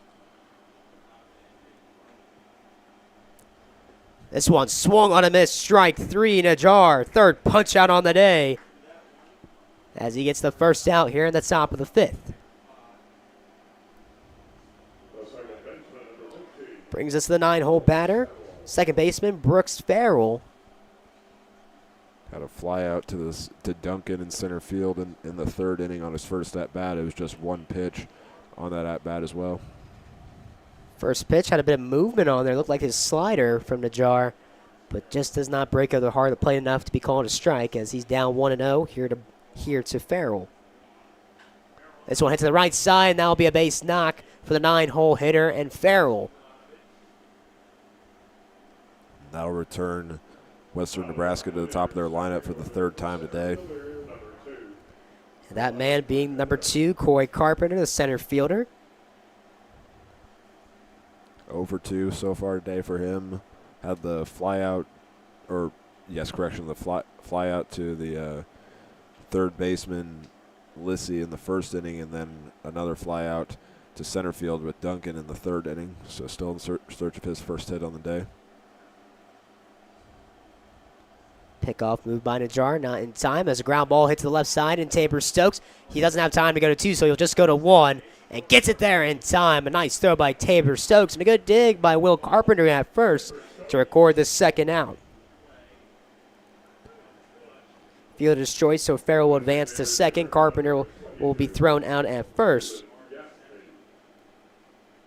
So that brings us to Kieran Gaffney. 1 for 2 so far today. Had the fly out to Baker in left field on a 3-1 count in the 1st inning, and then he was actually also the first run of the game for Western Nebraska after singling to start the 4th inning, and would be the first run of the game.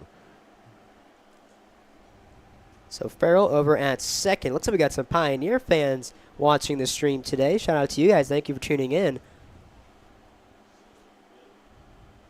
Next pitch from Najar misses way outside. Count moves to 2-0.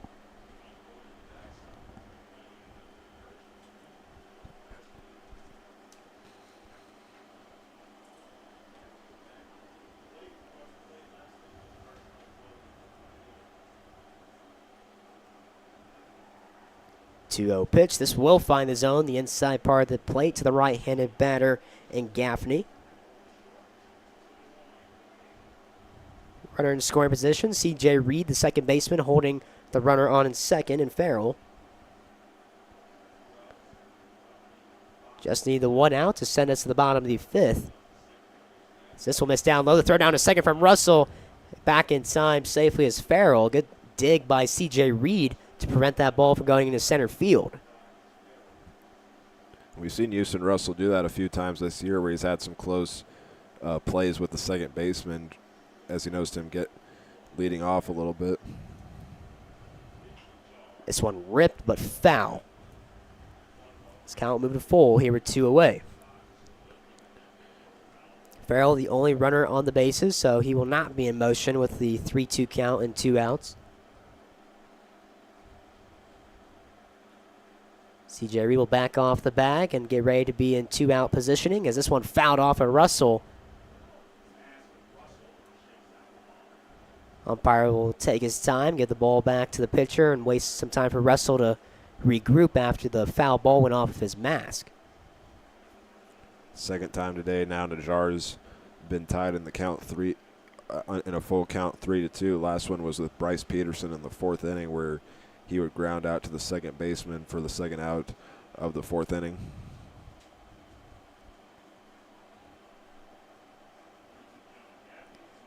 Base hit to the right side, could score a run for the Pioneers. This one will be launched out to left field, a high fly ball, but not far enough as Baker will catch it near the left field line for out number 3. As we'll head to the bottom of the 5th. Larks lead by 9 against the Pioneers.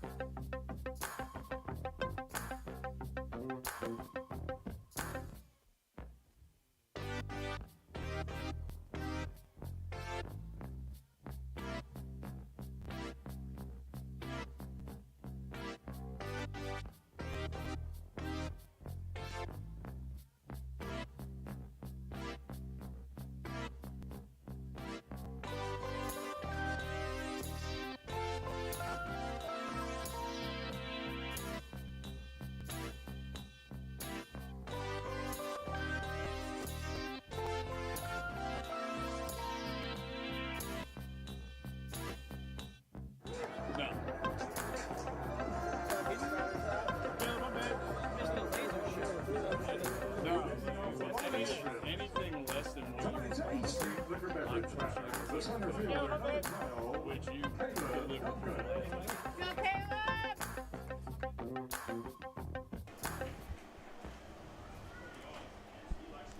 3, 4, and 5 due up here in the bottom of the 5th. Caleb Duncan, Garrett Gruhl, and Will Carpenter all due up to bat. Eli Stevens back to the mound for his second inning of work. Duncan will rip this one foul. 1-1 count now here to Caleb Duncan, the center fielder. Has walked 2 times in this game, both on full counts, and both were actually in the first inning as well. So as he's now 1-1 in the count. This one runs up inside to Duncan.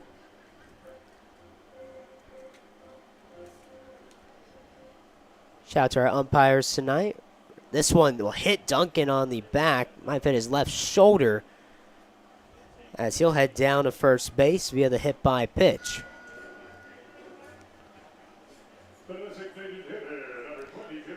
Bringing up the DH, and Garrett Gruhl, third-year Lark.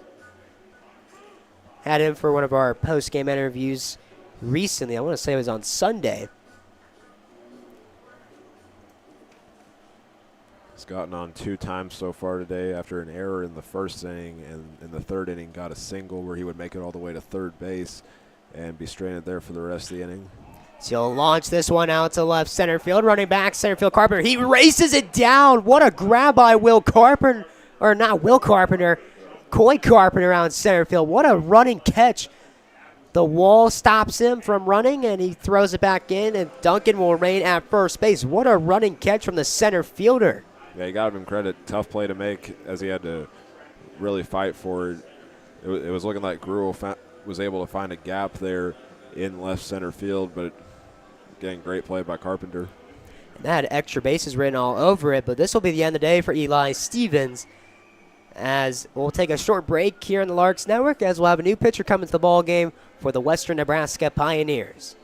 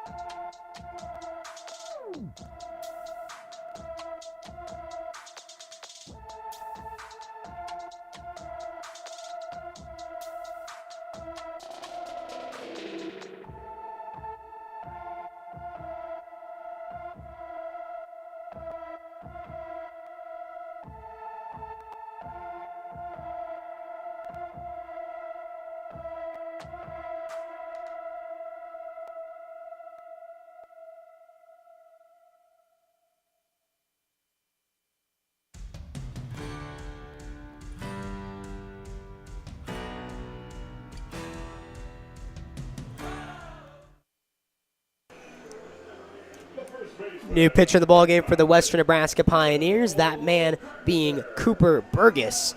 Another right-handed arm that's listed as an infielder, but he'll get a chance to pitch today. As first pitch from Burgess to Will Carpenter will be a ball.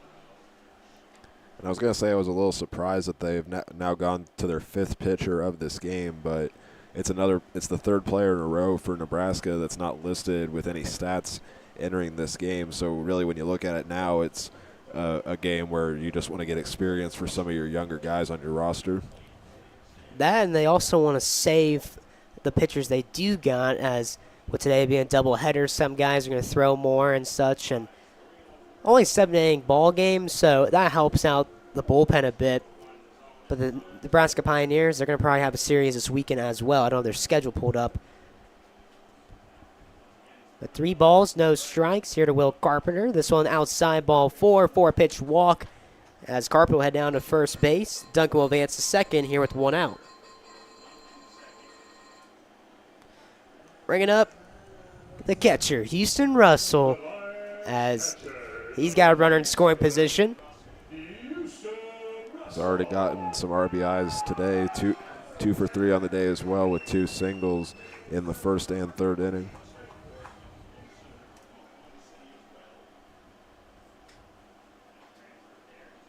This one will find the outside corner in the bottom part of the zone for the first strike of the at-bat here to Houston Russell.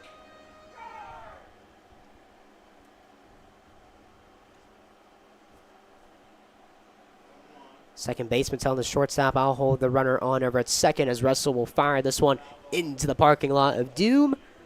And no cars were hit on that. Thank goodness. The lemonade stand behind us right now outside the ballpark, directly behind the press box. Hopefully they haven't been hit by anything. There's been a couple foul balls near them. But they should be okay, as Russell with an 0-2 count. This one misses down on the turf. 1 ball, 2 strikes. Houston Russell's already been in this situation today with a 1-2 count, and that was in the 1st inning where he'd get the single with the RBIs as well. The 1-2 to Russell, put in play to the shortstop and Barnes. No time to go to second. Throws to the first, a high throw, but a nice snag by Yeager over at first to record the 2nd out. As Duncan will advance to 3rd, Carpenter will advance to 2nd, and Russell will be thrown out at 1st. The Larks' 3rd baseman, number 15, Thomas Leslie. Ball just not hit hard enough to the shortstop and Barnes to be able to go to 2nd. So it brings up 3rd baseman Thomas Lissy. Shout out to Chuck once again. He said the Pioneers are home for 9 games in 10 days starting on Friday, saving their arms in a blowout. Thank you, Chuck. We actually really appreciate that. He even added with a smiley face emoji, I'm here to help. We appreciate all the comments you guys leave for us on the stream. We encourage you guys to leave more and let us know your thoughts on the teams and stats you'd like us to talk about, upcoming things for both sides. This one will miss outside for a ball. Count moves to 2-0 here to Thomas Lissy.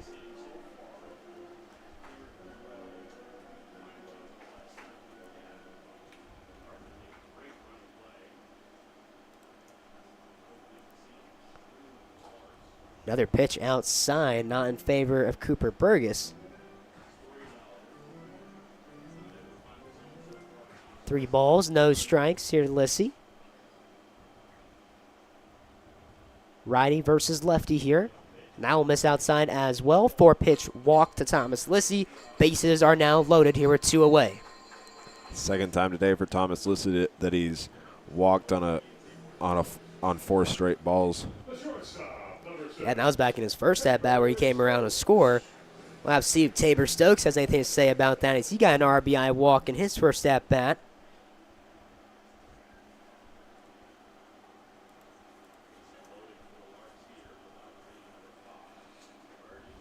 First pitch to Stokes. Ruled a ball.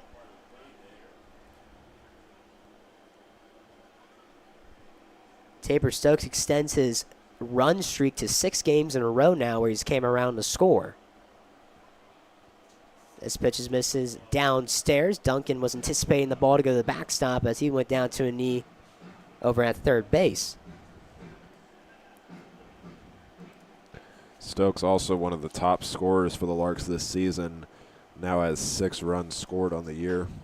Ground ball into the shortstop and Barnes. He fields it off the hop of his glove and then fires to first in time for out number 3. The bases get loaded for the Larks, but the Pioneer bullpen able to shut it down before allowing a run. To the top of the 6th we go. 11-2 Hayes Larks.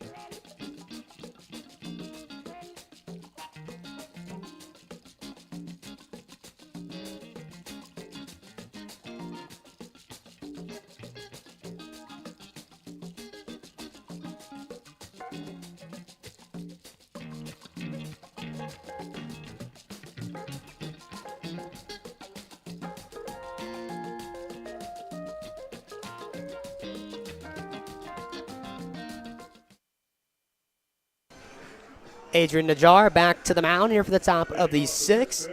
He had a good bounce back inning in the 5th as he looks to continue that and get us going here in the top of the 6th. Larks pitchers just need 6 outs to conclude this one here in today's doubleheader, 7 innings, 2 7-inning ball games. Najar's done really good so far as well. And this is just his 2nd game of the year. Hard hit ground ball to Stokes, fields it off the hop to first in time for the first out. 1 pitch, 1 out to get us going here in the top of the 6th. Bringing up the left fielder and Luke Nowak. 0 for 2 so far today for him. A fly out to Ashton in right field in the 2nd inning, and then on a 4 pitch at bat on a 0-2 count, he would strike out looking in the 4th inning. First pitch fouled out of play. Larks Park, beautiful ballpark as that one almost hits a kid. He's good. But anyway, Larks Park known for its amazing scenery and amazing atmosphere. If you look past the outfield, you can see people walking on the dike and such.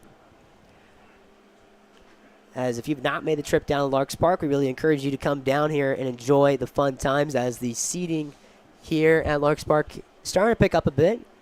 Still a few open seats.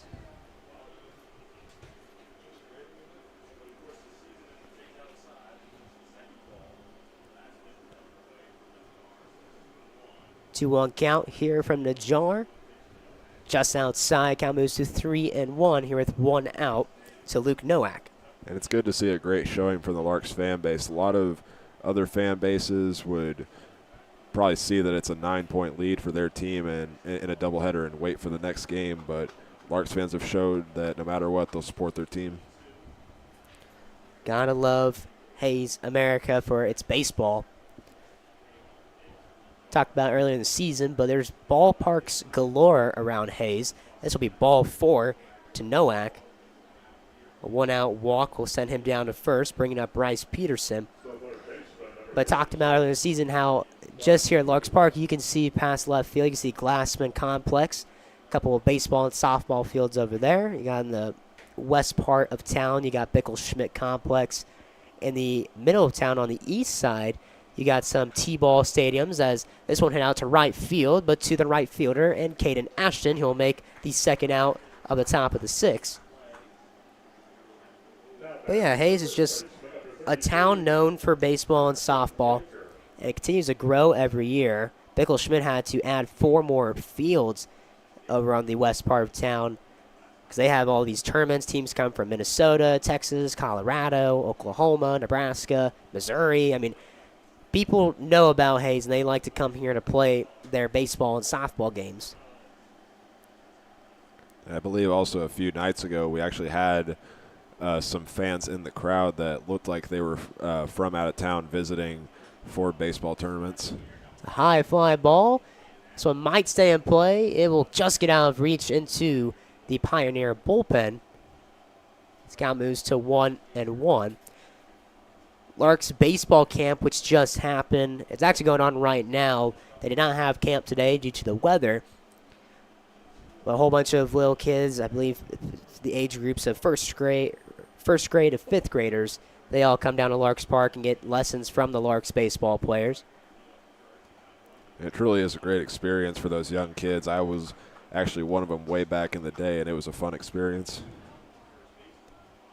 This count moves to 1-2 in Najjar's favor. Runner at first still, and Nowak. It's the 1-2 from Najjar. This one swung on a miss, strike 3, and that will end the top of the 6th. As Najjar gets his 4th punch out of the day, and we'll head to the bottom of the 6th. Larks still lead by 9.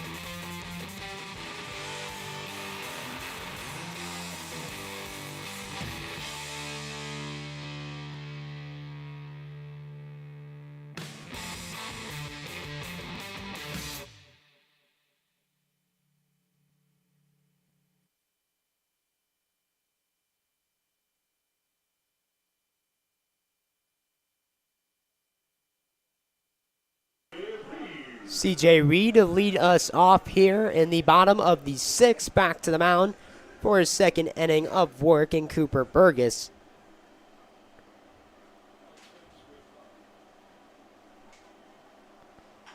First pitch put into play to the second baseman and Farrell. He'll fire to first in time for the first out here in the bottom of the 6th. Larks just looking to get some insurance runs before heading to the 7th inning, where the Larks only need 3 outs to conclude Game 1.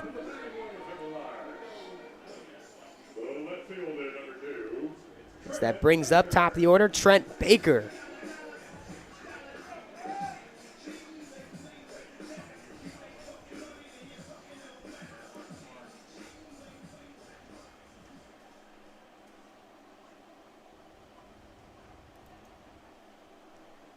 First pitch here to Baker downstairs for the first ball of the at-bat.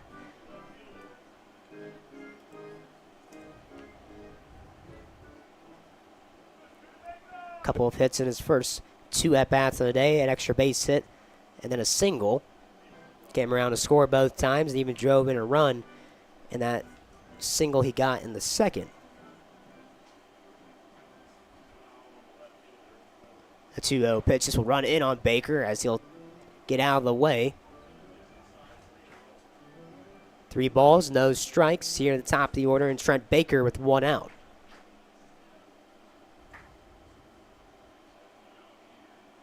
And he'll throw this one out to left field. Running back is the left fielder near the track and at the wall. And a nice catch by Nowak out in left field as Baker gave that one a ride, but just dies right in front of the wall for the 2nd out.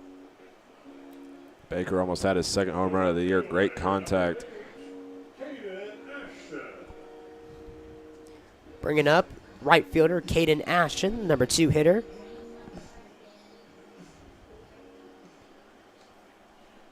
Larks have not scored a run since that first inning, but that's all they really needed after they scored 11 runs. He'll put this one in play. First pitch to the third baseman, and Peterson on to first, and just in time as Ashton almost legged that one out. That'll be out number 3. Larks go down 1-2-3, but that's all they need to end this one in the top of the 7th as the Larks look to get 3 outs to get their Game 1 victory up to tonight's doubleheader.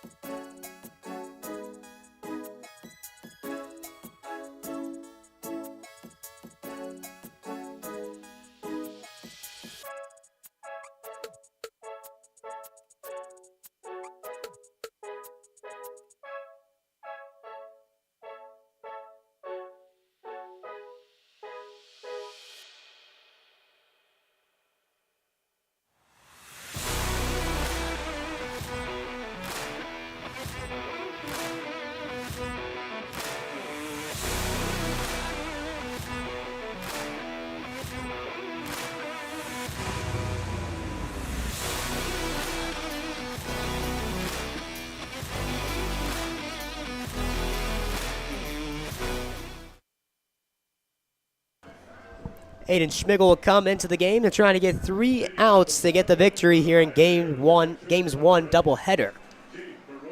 And a great showing from Najjar in those last 3 innings, giving up just 4 hits and recording 4 strikeouts as well, with a total of 44 pitches thrown, as this is the second time we'll see Schmidgall this year. His first pitch from Schmidgall will be swung on and missed by Maroney, the catcher. Schmidgall throws the 4-seam, changeup, and slider. And one of the many Larks players that's a member of Arizona Western.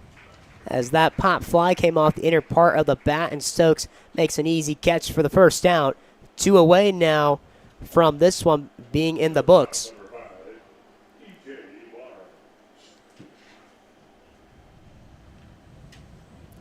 No post-game interview, so after these last couple outs recorded, unless the Pioneers can get a 9-run rally going, another ball hit to the shortstop and Stokes. The running throw from the shortstop and Stokes is in time for the second out. As I was saying, once they get this last out, well, there will be no post-game show here for Game 1. Pre-game show is still undetermined, as we'll only have about 20-30 minutes, and we'll have to get all of our notes and our lineups and such ready. So you might not hear from us until the start of Game 2. As next pitch put into play, second baseman C.J. Reed will fire it to first in time. 3 pitches, 3 outs, ball game over. Aiden Schmigel didn't even have to worry about throwing too much, as he'll end this ball game. Final score 11-2, Hayes Larks, as they come away with the victory.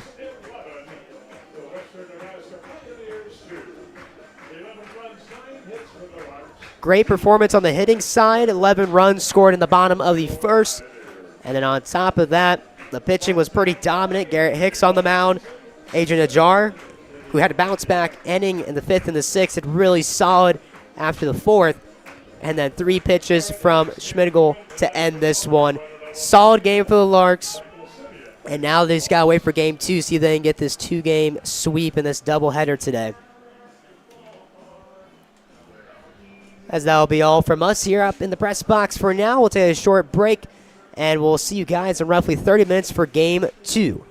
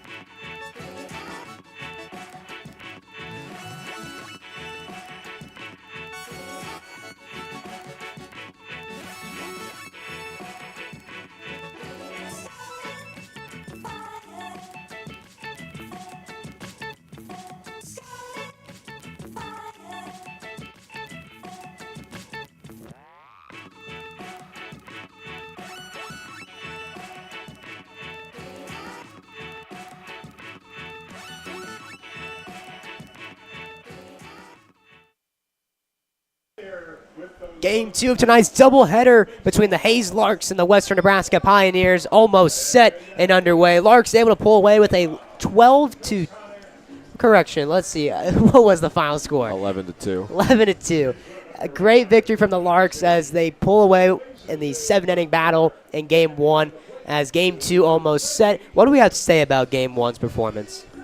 Really, you got to give all the credit to the Hayes Larks batting, taking control, getting 11 runs in that first inning, and just making it a smooth sailing from there on out. The Larks were able to use 3 pitchers in that game, and that's really all you can say. Just a great team effort on the batting side, and it gave help to the defense for the rest of the game. Yeah, the Larks scoring 11 runs in the bottom of the first. That's all it took to get that victory against the Pioneers in Game 1. Game 2 should be even better now. As we saw towards the end, the Larks bats quieted down. The Pioneers are starting to pick up a bit. So Game 2, back-to-back games. This one should be a little bit more interesting as the two sides momentum in their favor and not in their favor. As Ismael Cordoba, the left-handed starting pitcher, to take the mound against the Pioneers. And this will be the second start of the year for Ismael Cordoba. He's pitched 3 innings so far and has gotten only giving up 2 runs in those innings with an ERA of 3 and holding his opponents to a batting average of .222. First pitch almost set here at Larks Park, running a bit later than expected, but nonetheless around the right time. His first pitch will be here in just a moment between the Larks and Pioneers here for the final game of the doubleheader. And the first batter will be number 6, Luke Nowak, who didn't get a hit on in that first game, but got on through a walk in the 6th inning. First pitch hit to the first baseman, Gilchrist, running to the bag. It's Cordoba, the flip, the throw in time for the first down of the ball game. A bang-bang play on the first pitch. A race to the bag, and the first out is recorded thanks to a good stop by Gage Gilchrist, and then flipping it on to Cordoba, who runs over to apply the tag. Sorry about that. Did not switch the camera angle over there, as that was a nice play. Apologies on that, but we're back to the main game camera. That was a great rebound play by Gilchrist. Bobbled it at first and then was able to regroup and flip it to Cordoba for the first out on the first pitch. This is center fielder Francisco Lea. He appeared in game 1 of today's doubleheader. Back in the lineup again, this time moving up a bit in the order. Second run of that last game for West Nebraska, had a double in the 4th inning as well. Larks pitching side went really well for them in game 1. Saw some good stuff from Garrett Hicks, Adrian Najjar, and then to close it out on 3 pitches, Aiden Schmidgel, as finding himself in a 2-1 count is Ismael Cordoba. Another member of Arizona Western playing for the Larks this year. Appeared in 17 games with Arizona Western and had a very good year, 7-4 record and 74 innings pitched and 52 strikeouts on the year. He made the first start on the season for the Larks in the Dodge City A's game as a fly ball out to center field, and Caleb Duncan, who makes the second out of the game.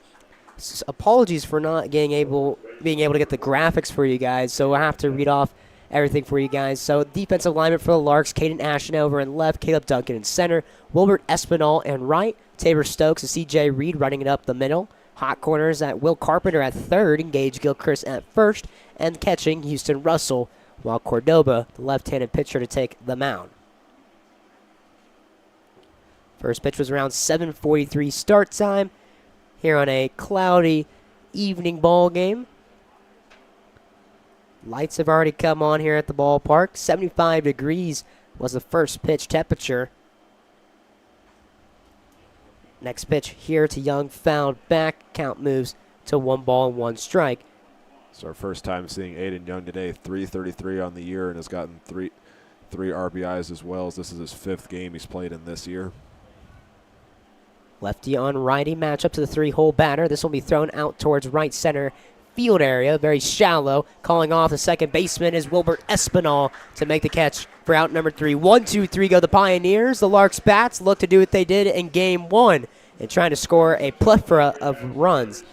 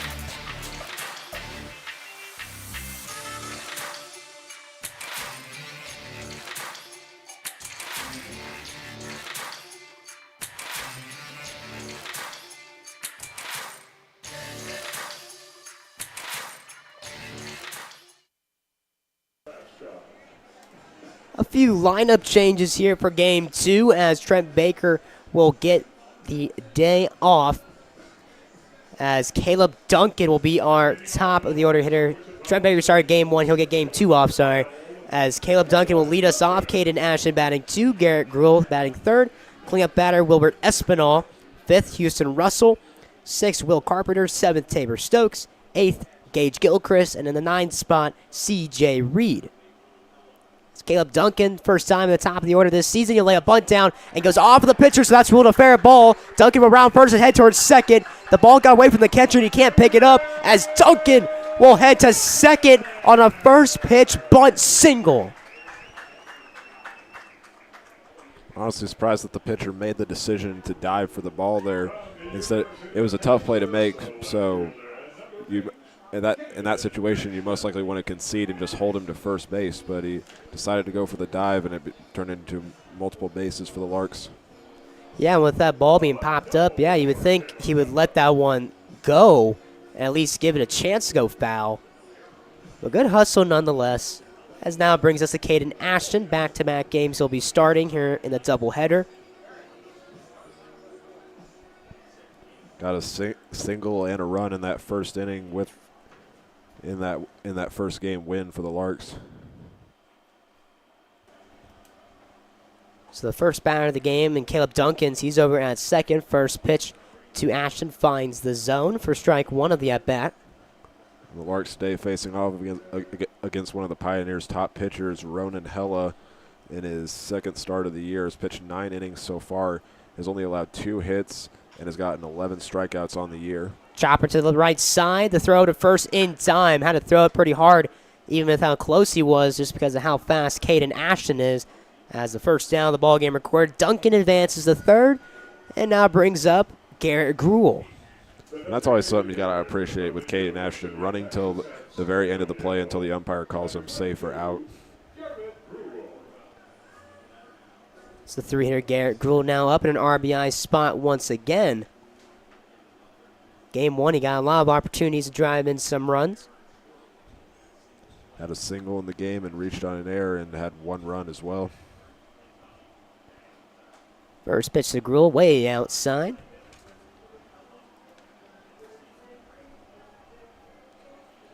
The lights are already on here at Larks Park.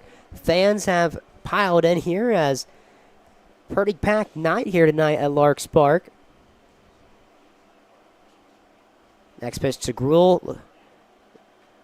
Thought that might have went off of him. Might have went off the bat. I'm not sure. I'll see what they call it here. It looked like it went off his bat when he put it down, kind of ducking out of the way a little bit. So if that's the case, that'll be ruled a foul ball and count move to 1-1.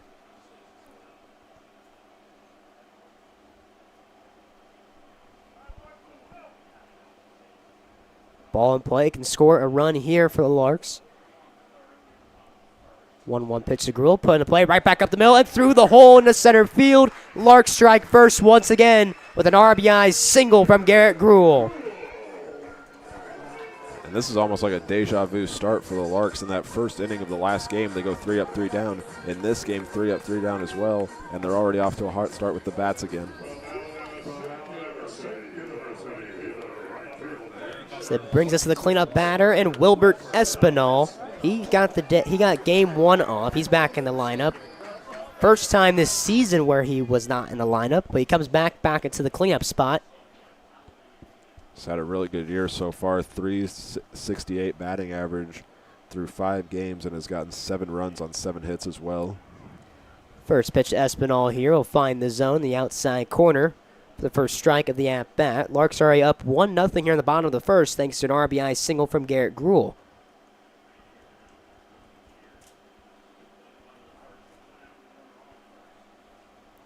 Next pitch swung on and missed by Espinal. Hard swing there as count moved to 0-2.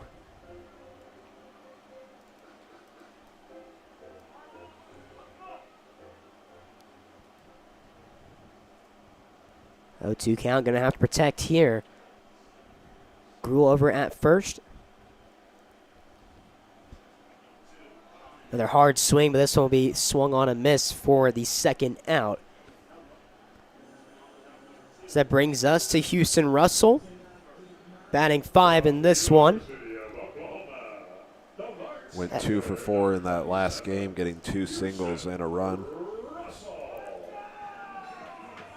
Houston Russell is one of the few guys I've ever seen in Larks program history to go 5 games in a row behind the catching spot.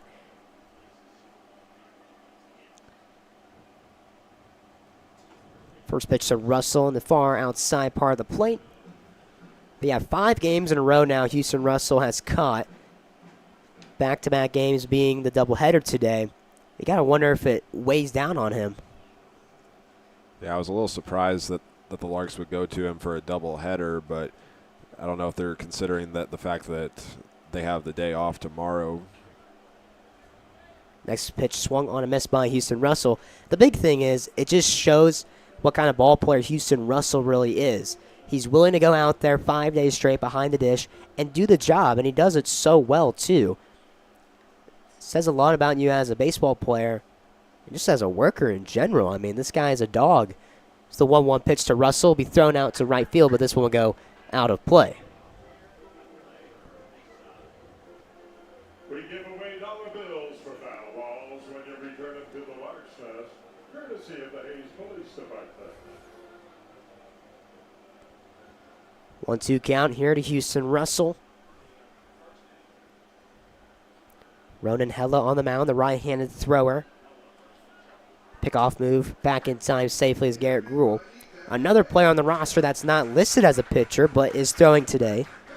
That man being Ronan Hill, listed as an infielder. It says here college, University of Colorado / Colorado Springs.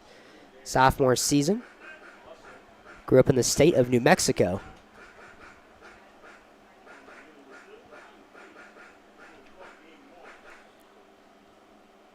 Larks player also from New Mexico, and Seth Lee. He's also from the great state. This one hitting a play, the shortstop in bars, fires at the first in time for the 3rd out. But Garrett Gruhl, RBI single that brings home Caleb Duncan, puts the Larks on the board here in Game 2. Early score 1-0 Hayes Larks.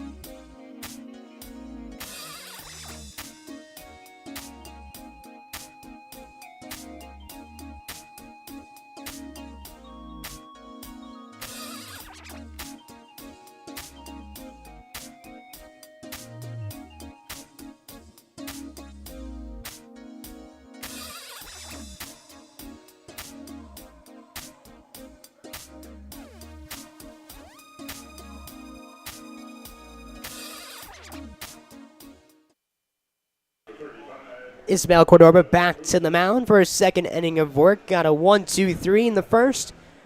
Looks to do the same here as the Pioneers find himself down by 1 as the Larks able to get an RBI single thanks to the bat of Garrett Gruhl.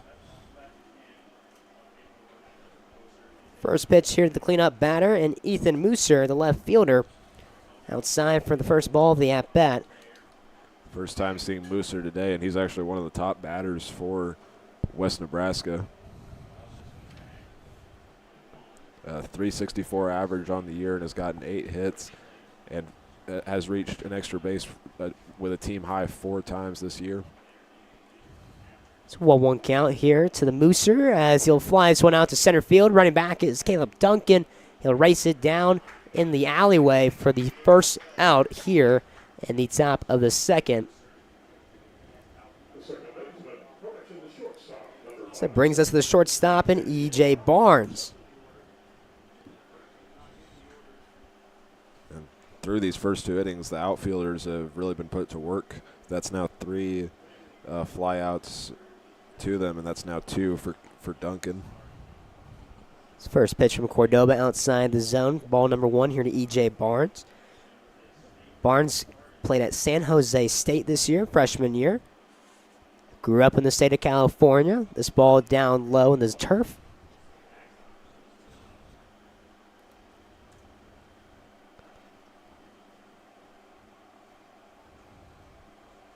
With the lefty on the mound, the favor is on the side of the Pioneers, as in Game 1, there was a total of 8 right-handed batters and 1 lefty. It was at the top of the lineup. Believe we're going to have another righty-heavy lineup today. Here for Game 2, that'll miss outside the zone. Ball 4 heading down to first for the first base runner of the game for the Pioneers is Barnes.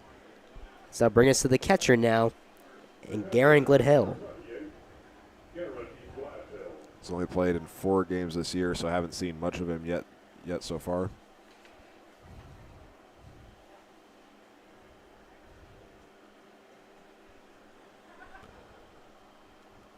And here's our sole lefty in the lineup so far in the lefty-on-lefty matchup here. This one fought off towards the opposite field.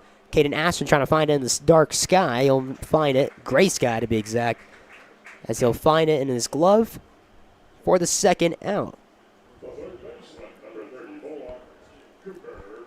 7th-hole batter and third baseman Cooper Bergs. He played in the last game, but was actually a pitcher for the Pioneers in that last game, going 1.2 innings and throwing a total of 21 pitches. His first pitch here to Burgess outside the zone.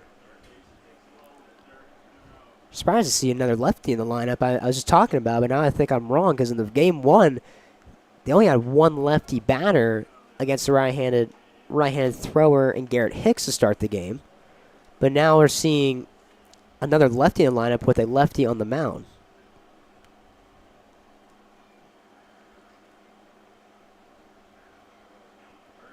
Runner still at first in Barnes. The pitch from Cordoba. This one fouled over our heads and over by the lemonade stand.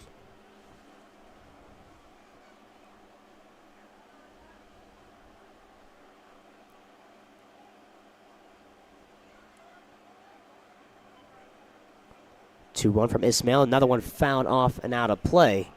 2 balls, 2 strikes. Left-handed thrower, freshman season for him. Played out of Arizona Western Community College this year. Hometown of Panama. On the move to second base, but swung on and missed. The throw down to second.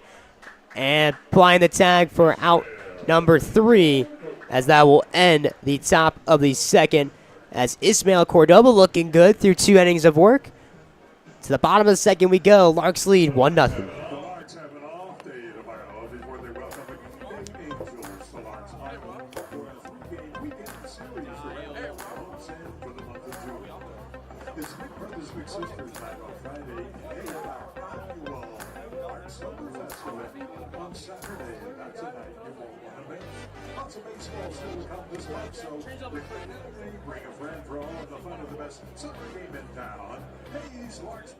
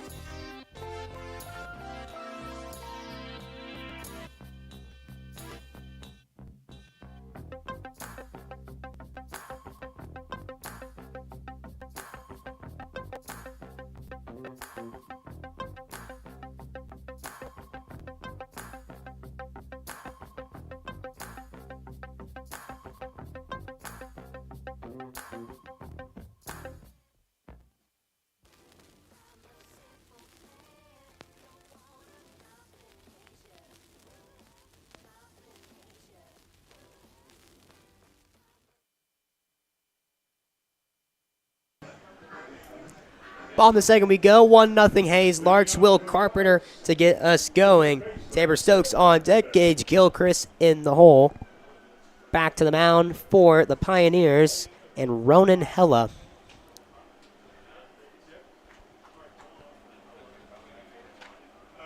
Will Carpenter coming off a really big game, going 1 for 1 because he reached on 2 walks and an error, but had a single which would turn into a run.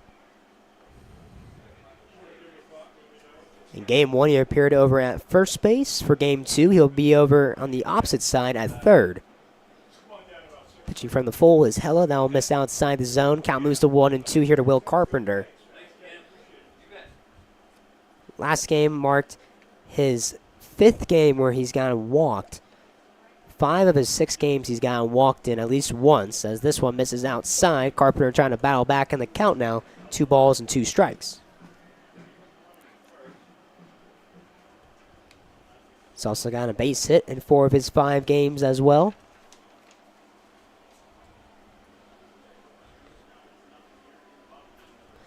This one fouled out of play. Count remains 2-2 with Carpenter staying alive.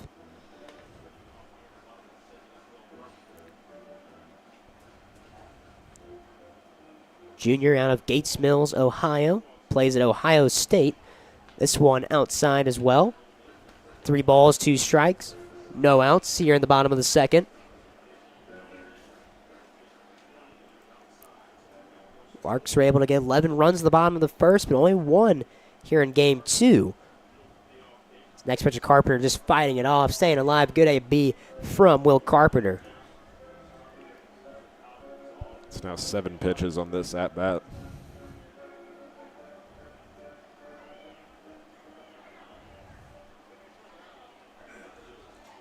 Carpenter will hit this to the left side and finds the hole between the third baseman and shortstop, who were playing more towards the right with the left-handed batter, but it still finds a hole, and Carpenter will reach base. Bringing up the 8th Street Liquor batter in Tabor Stokes. Back over at shortstop, and if you tuned into game 1 and saw our awards for last week's play, Tabor Stokes was the runner-up in both the hitters category and the Gold Glove category. He was right there. I'm pretty confident he'll get at least one of those awards within this season. He's an all-around tool, all-around star. There's something about Tabor Stokes that just tells me he's on to be something great.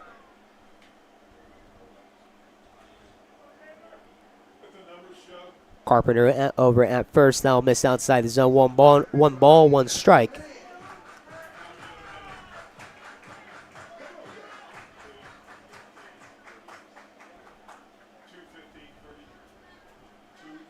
Carpenter, who only has 1 stolen base on the season, stole a couple though in an exhibition game against Dodge City. This one's be a fly ball. It will be in foul territory. Third baseman and Burgess will run over and make the catch for the first out here in the bottom of the second. Bringing up first baseman, number 21, Gage Gilchrist. Another player that we're seeing for the first time today, entering today with a .364 average on the year, and has gotten 4 hits on 11 at-bats this year. Gotta love Gage Gilchrist's walk-up song. Sorry, got me bopping my head.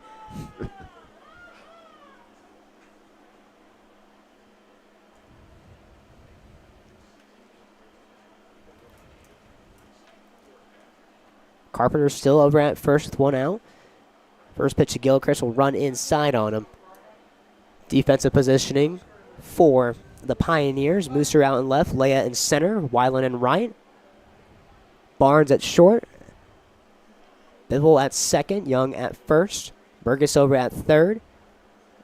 And Glidhell behind the dish, while Hella on the mound as he makes a pickoff attempt at first, but back in time is Carpenter. It was a close play there. You saw he threw it as Carpenter was still kind of leading off, so he had to get back pretty quickly. Another pickoff attempt, but back in time safely is Gilchrist.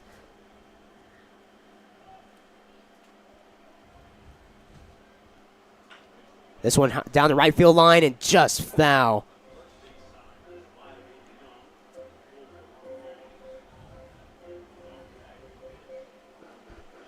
Gilchrist, who's on a 3-game hitting streak in conference play. Extra base hit in 2 of his 3 games.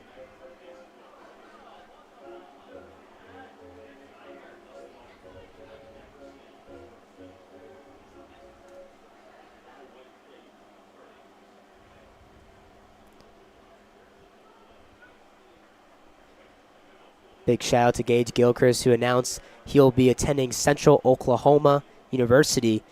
Ironically, Central Oklahoma is part of the MIAA, which is where Fort Hays State resides in. They play on this same field. So at the end of the season next year, Gilchrist will be back no matter what to play against the Tigers if they play down here at Larks Park. And that's another transfer that's a great addition for the team that they're going to. Another Larks player that's a great addition for the team that they're going to.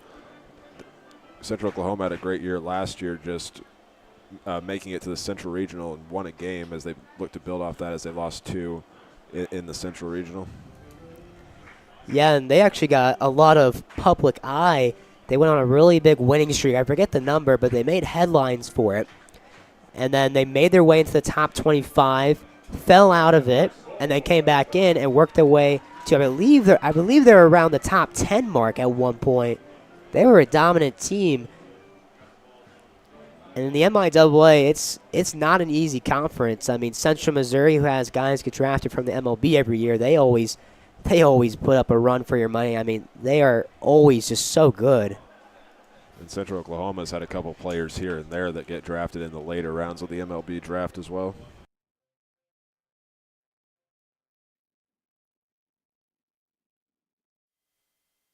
All right, we're still running up here. Our computer almost had another mental breakdown, but that's okay. We're backing at it. As next pitch to Gilchrist swung on a miss for the second out. So that brings us to C.J. Reed, the 9-hole batter. Carper still over at first. Reed reached base 3 times in that last game, going 1 for 2 after a single and 2 walks, and just like every Larks player in that first inning, scored a run.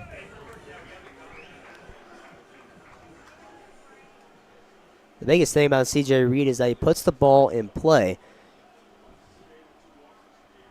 His first pitch, he'll foul back. There's a lot of his base hits that could have found a hole, but some great defensive plays throughout this year. He's just got really unlucky, but he's just such a good contact hitter. He'll find the holes eventually. It's gonna come. We are confident about that. Next pitch to Reed, swung on and missed. Count moves to 0-2.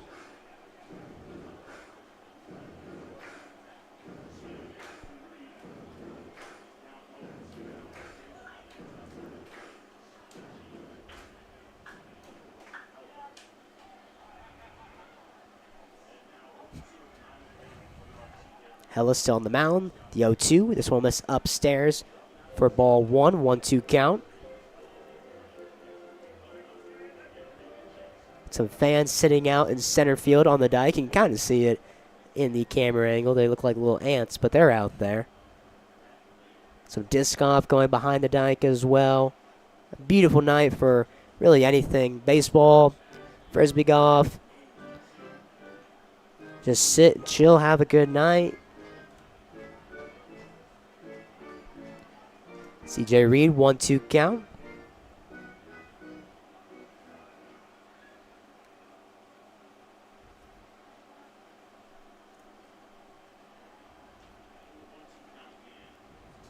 Next pitch to Reed will be ripped down to right center field, but the right fielder in perfect position and Wineland to make the catch, as that had extra bases written all over it. But that'll be out number 3. Larks go scoreless here in the bottom of the second, but let's see what Ismael Cordoba can do, as he's been looking good today as we're heading to the top of the third here at Larks Park.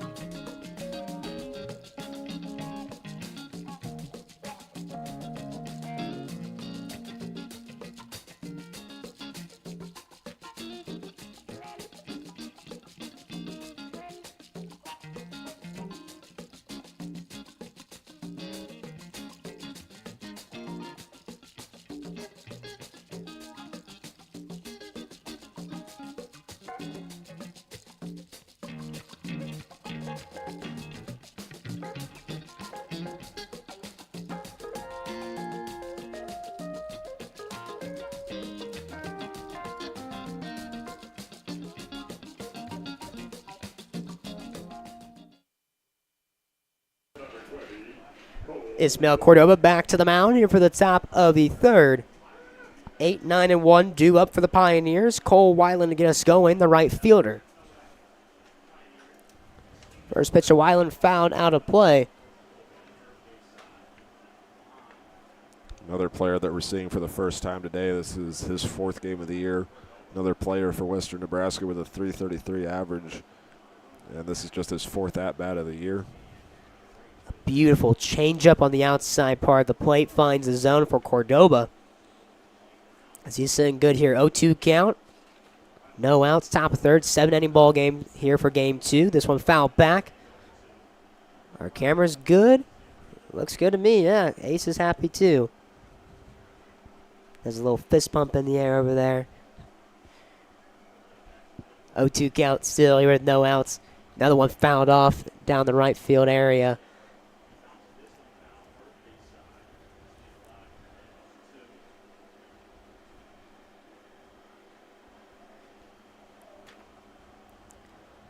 Cole Weiland is listed as a pitcher on the roster. He's playing out in right field. Plays at Whitworth University his freshman year. Grew up in Wilsonville, Oregon. This one's going to be popped up. This one will stay in the infield, though. Gilchrist will run over to the first base coach area, and he'll make the catch for the first out here in the top of the third. Bringing us the 9-hole hitter, second baseman Carson Bibble. Another player for Western Nebraska that was a pitcher in the last game. Only threw 20 pitches and held the Larks to 3 hits, but had a strikeout on the day through the 1.1 innings that he pitched. Cordoba going to his changeup again. First pitch swung on and missed. It's like his changeup, he has a string on and just pulls it back. It's beautiful right now, and it's beautiful again. That one finds his zone. Count moves to 0-2.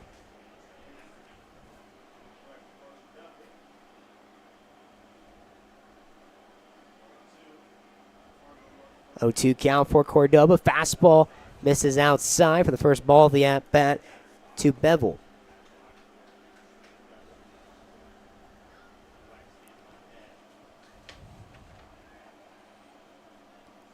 And Bevel's had a very successful year so far, batting with a .333 average. Slider hangs in there. Strike 3. What a pitch by Cordoba for the second out of the game. His second K on the day. Caught looking as to the top of the order we go, and Luke Nowak.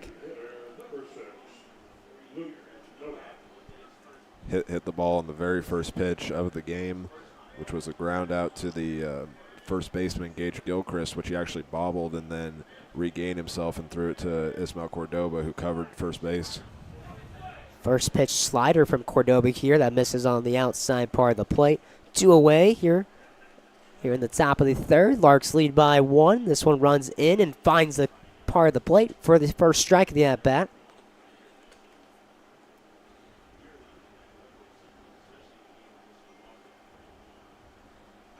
There's slider, half-hard swing that rolls down the first base line. Cordoba will try to run over, flip it to Gilchrist to first, but not in time. Legging it out is Luke Nowak, as that will extend the inning. First base of the ball game coming for the Pioneers here in the top of the third with 2 away. Just a little bit of miscommunication there between Gilchrist and Cordoba. Yeah, that's an awkward play there, as Gilchrist could probably run up on that, but then you got to worry about applying the tag. At the same time, I mean, you got to get there quick enough and be able to turn around and apply the tag at the same time. That's not an easy play. So Cordoba will work with the runner at first here. Next batter in Francisco Leia. So he'll find the zone for the first strike. The at-bat to Leia.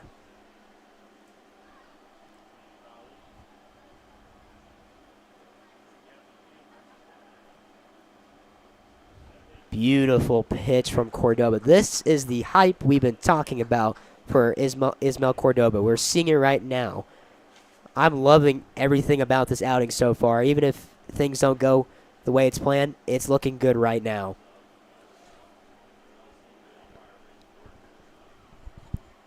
It's been great by the Larks through this entire top half inning.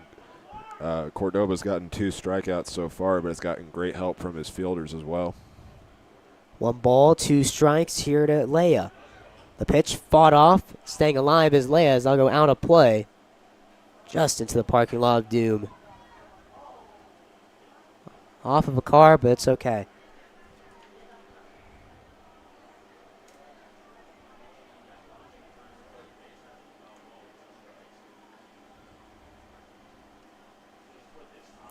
The 1-2 once again. This one line drive up the middle, base hit. And doing the bat flip was Leia. As the inning will continue, back-to-back base hits for the Pioneers. So now that brings up the first baseman, and Aiden Young.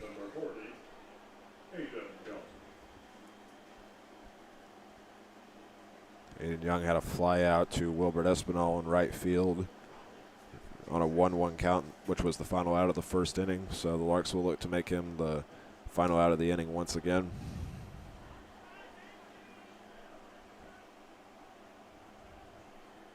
First pitch here to Young, misses upstairs. The throw down to first, and Russell, what a sneaky little play by Russell. It didn't even look like he was going to throw it. He was still on his knees and just lobbed it over there. And Gilchrist almost able to apply the tag in time. That was a pretty sneaky play. I talked about it in the last game. We've seen him do that in the last few games where he's able to get it quick enough to make it at least a close play. Next one swung on a miss. 1 ball, 1 strike here to the right-handed batter in Young.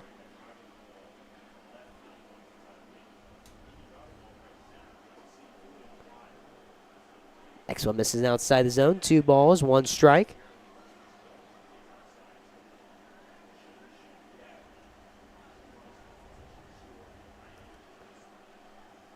Shout out to Cordoba's family as they are watching the stream right now. This one swung on a miss. Cordoba evens the count at 2 balls and 2 strikes. Here with 2 outs.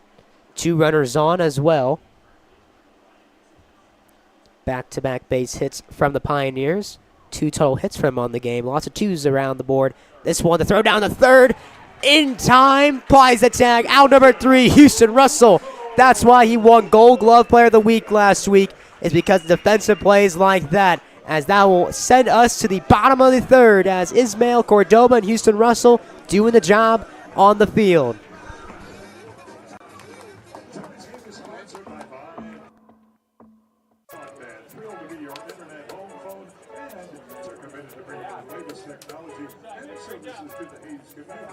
Hey, let's go. Unbelievable prices. Call 855-367-8983. Welcome to 5 Country.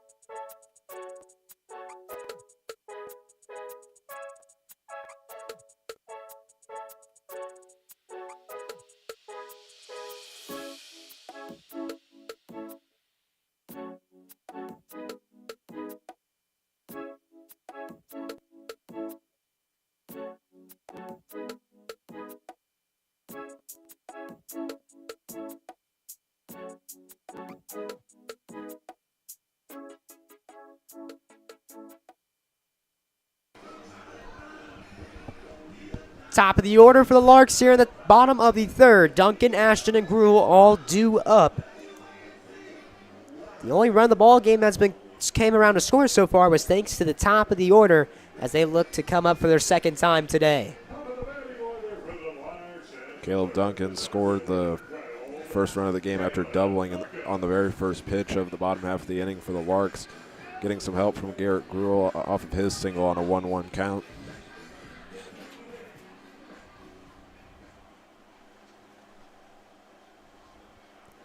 Back onto the mound is Ronan Hella for his third inning of work. They'll find the zone to Caleb Duncan for the first strike of the at-bat.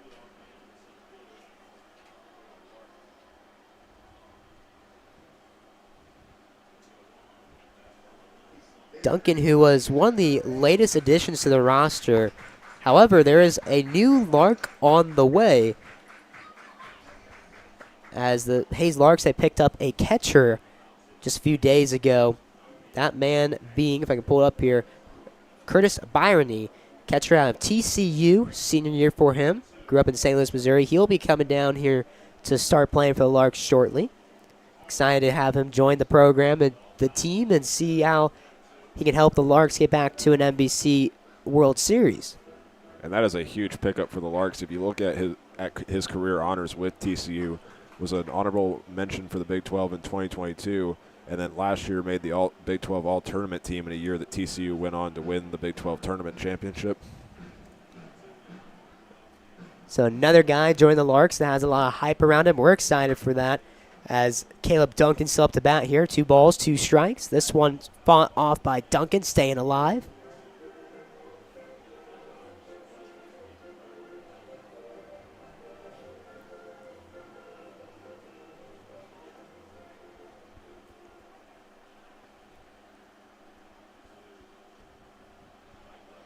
Good eye by Duncan. That one runs out of the zone and out of the batter's box on the other side. His count moves to full.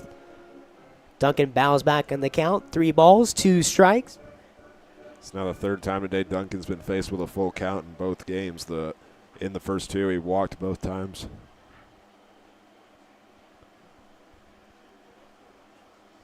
The pitch from Hella. This one thrown into center field. That one's going to get down for a base hit. Caleb Duncan gets his first or second base hit on the ball game. And the Larks starting off strong here in the bottom of the 3rd.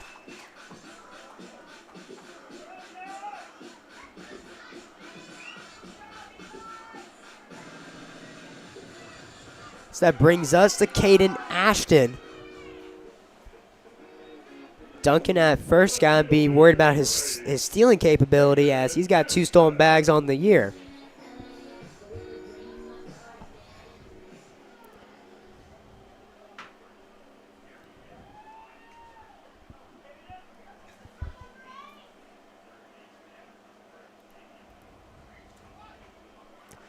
Ashton lays down a bunt on the right side. Pitcher will flip it on to first in time for 1. As a sacrifice bunt from Caden Ashton moves Caleb Duncan into scoring position at second base.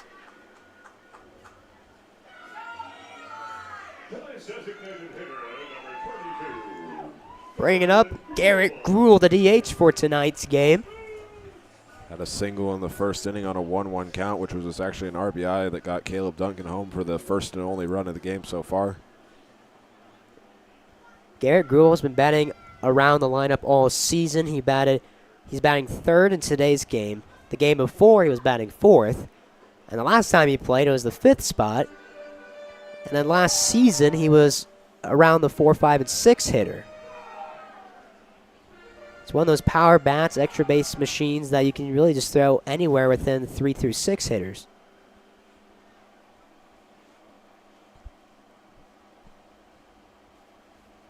Second pitch from Hella will be put into play by Gruel out to right center field. This one trailing a bit. This will go into the center fielder's glove. A nice running catch. Tagging is Duncan. The throw into third.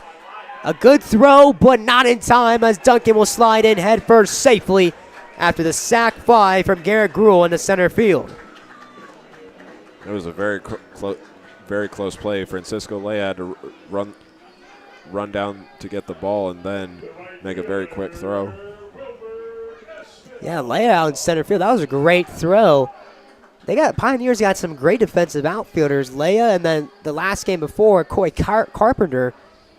He was a guy that stood out to me with a couple of running catches near the wall in game 1. So now it brings us to Wilbert Espinal. Cleanup batter. Breaking ball swung on and missed by Espinal.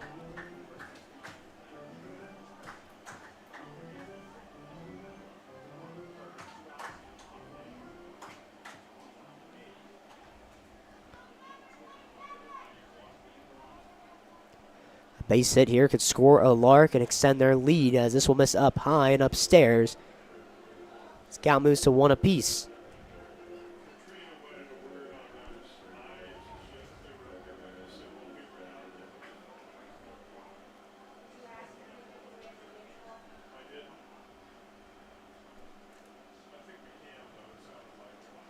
One to Espinal outside the zone. 2 balls, 1 strike.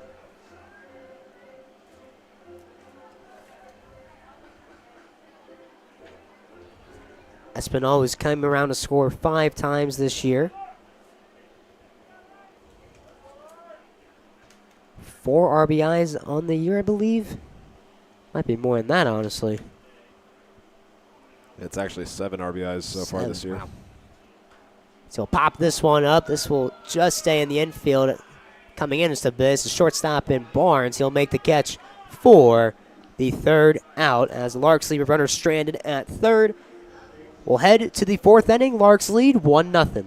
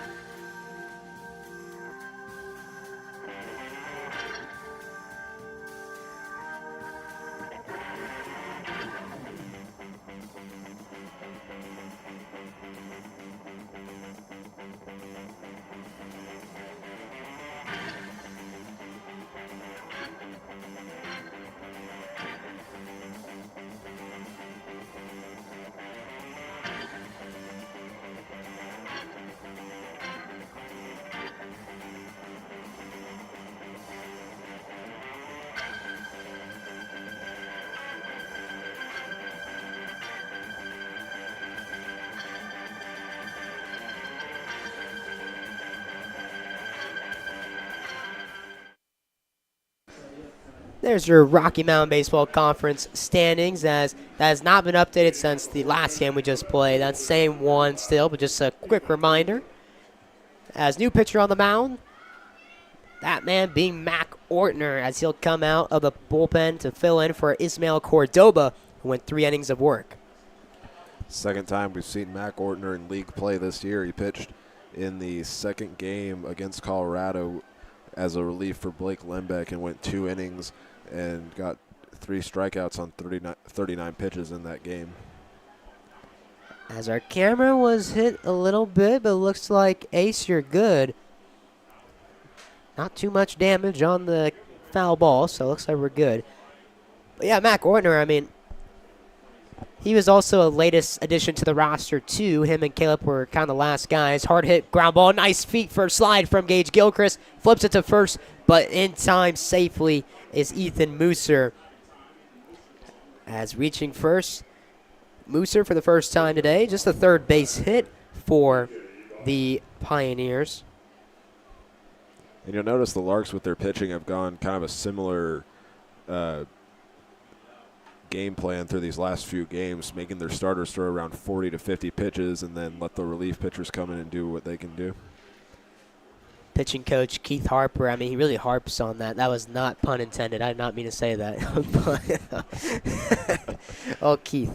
But, yeah, Keith, he really is a very technical pitching coach. He really fits the role perfectly. He understands the pitching count, how important just small mechanics are, but he also understands the little things, and as the throw down to second from Houston Russell, a little high throw. They're going to call him out, so Houston Russell will throw out the runner at second, and the first out is recorded as caught stealing is Mooser. But before that happened, let's also go back a little bit. Houston Russell, it was the end last inning. It was actually a strikeout to end the top of the third. But anyway, Houston Russell threw out a guy. That's all that matters. But anyway, Keith Harper, can I finish this sentence? I mean, ground ball to Tabor Stokes. Fires the first. Nice scoop by Gage Gilchrist. And he's going to be ruled out. Gilchrist goes down, though. Man, he almost had the splits on that. That one looked like it might have hurt a bit. What a play by Gage Gilchrist, scooping that one out, almost doing the splits on top of it. What a play. A lot of dedication on that play. He had to really reach out in order to make it in time. A lot of the Western Nebraska players were in disagreement with the call. As 2 outs now. As we'll forget those thoughts on Keith Harper. I mean, he's a great pitching coach. That's all that matters. But he worries more about how one little change could affect a whole pitcher's mechanics routine. So he doesn't really harp on them like, you need to do this. It's more of, have you tried this? And then they'll just try it out for fun one day. And then they learn, we like doing that. And then they fit it into their rhythm and such. And Harper has his ways, and they work so well. That's why he's been doing this for 20 years. I mean, he is a legend in Hayes Larks history, and we're so happy to have him back for another year as 1 ball, 1 strike here to Garen Glenhill.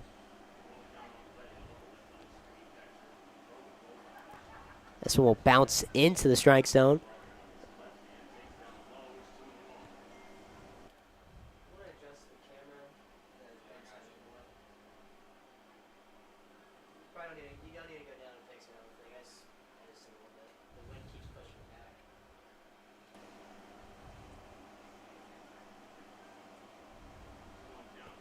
Two one count. This one miss upstairs. 3 balls, 1 strike.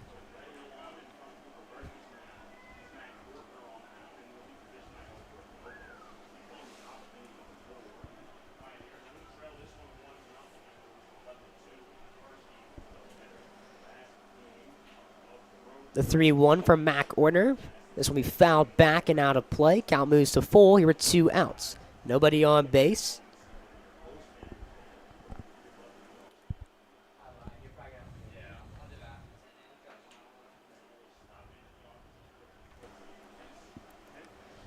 Three balls, 2 strikes, 2 outs. Right-handed pitcher Mac Ortner out of Iowa Western Community College. Throws this one in there. Caught, looking, strike 3. Sit him down, looking. Ortner, as he only faces 3 batters here in the top of the 4th. As we head to the bottom of the 4th, Larks still lead 1-0.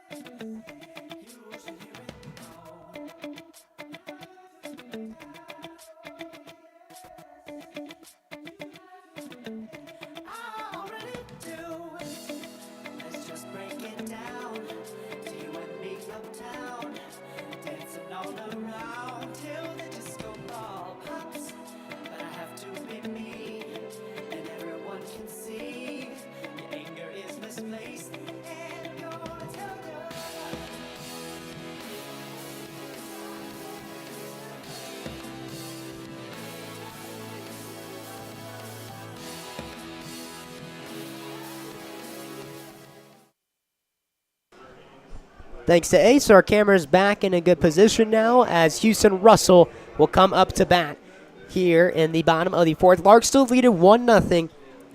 4 total base hits on the game for the Larks. As Ronan Hella back to the mound, he's been doing a good job quieting down these Larks hitters. Yeah, that was the struggle early on for Western Nebraska. The Larks just came out all guns blazing, but since then he's gotten 2 strikeouts on them and has only allowed 4 hits. So Western Nebraska's kind of changed things up. Yeah, the right-handed pitcher, he's been doing very well today for the Pioneers. You got to give credit to what it's due, as next pitch to Russell swung on and missed.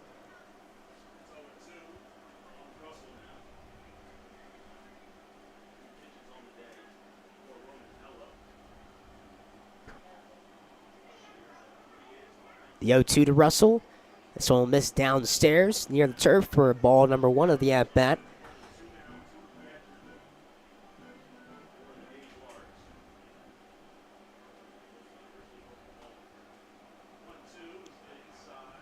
Next one runs in. Count moves to 2 balls, 2 strikes. Houston Russell who had an average of 583 heading into the first game. It's crazy that when you're 2 for 4 in a game, as he's going to get a base hit here in the right field, that'll get down as Houston Russell, leadoff batter, will get on base for the Larks.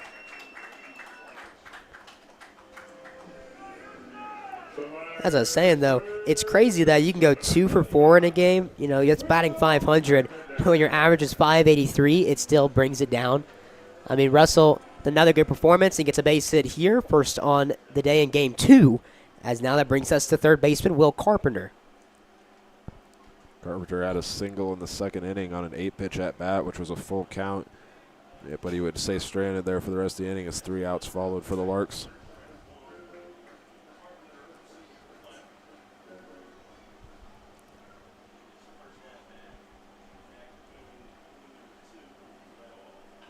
Carpenter gets under this one, throws it out into shallow, actually into the infield, as he'll make the grab for the first out of the inning in Barnes for the Pioneers. Bringing it up to the 8th Street liquor batter, Tabor Stokes.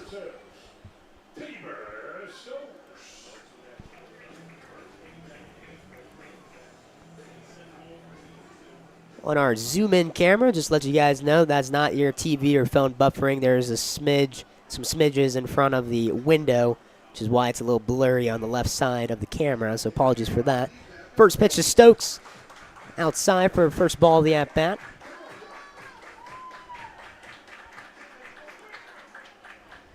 Stokes, who was red hot in the last series against the Rough Riders, pickoff throw into first.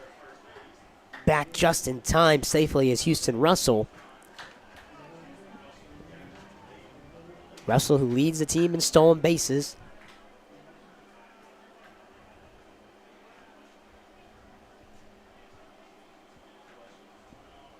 Breaking ball and misses just below the zone. 2-0 count now. Reminder that today is a 7-inning ball game here for Game 2. 2 7-inning ball games, doubleheader. Larks are able to get the victory in Game 1, final score of 11-2.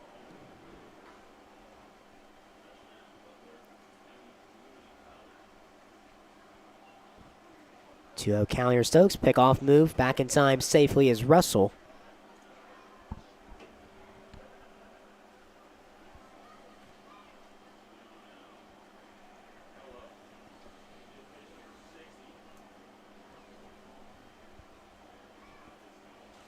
This one runs in off the glove of Glidhill. That'll get to the backstop. Heading to second is Houston Russell, as he's going to round second, but he's going to put the brakes on as he'll remain at second. He'll only advance 90 feet, but now the Larks have a runner in scoring position.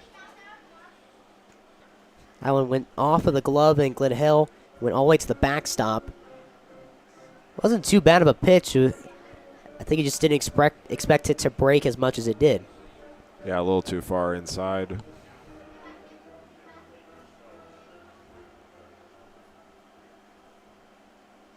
It's now 60 pitches on the day for Ronan Hella. 3-0 count to Tabor Stokes.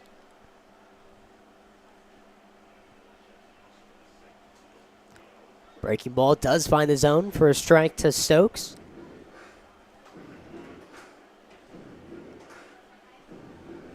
Tabor Stokes for Butler Community College this year drove in 52 RBIs. See if he can get one here. Trying to push the Larks to a 2-0 lead.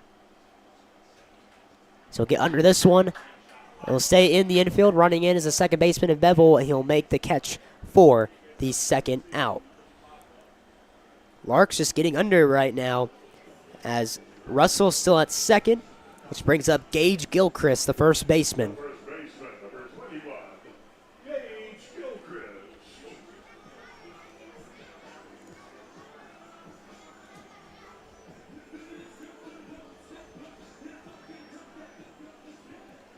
Gage Gilchrist is one of those batters where if he gets a base hit, he's going to get one or two more. Had 11 multi-hit games this season for Murray State Community College.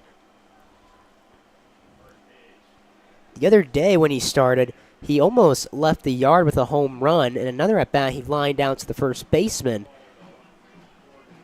In that game, I mean, it was bound that something was going to happen. Fortunately, the run rule stopped his next at-bat from happening. But he had a couple of really good at-bats. Let's see if he can get one here, as this one will run outside. 2 balls, no strikes. We're going to have a mound visit here as head coach for the Pioneers, and Shane Sharkey will head out to the mound. We'll take a quick break here on the Larks Network.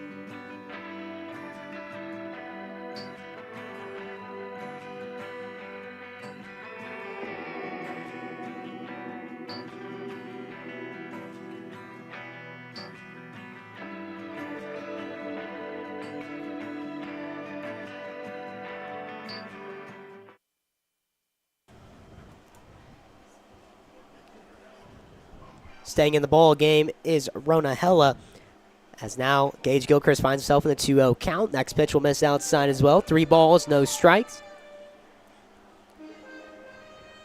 Make sure to leave a comment in the live chat on who you'd like to see for the post-game interview. It's looking like we might interview Ismael Cordoba.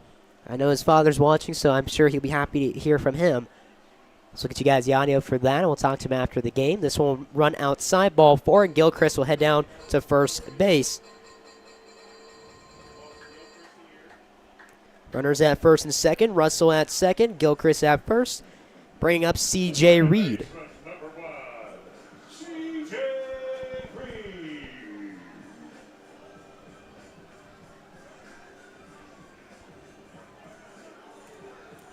C.J. Reed, who flew out to right field in his last at-bat. A ball that might have got down for extra bases, but the right fielder playing so far to his left, as he's once again playing really far to his left again. The right side of the infield is shifted over a bit. Shortstop near the second base bag. Third baseman in between where the shortstop and third baseman would be. Pickoff move by the pitcher in Hella. No throw over, though. You're wondering if that's the Pioneers' main focus. If Houston Russell's their main focus right now, is he's one of the top base stealers for the Larks. What really helps Houston Russell steal bases is reading the pitchers, As breaking ball, CJ Reed falls below the zone.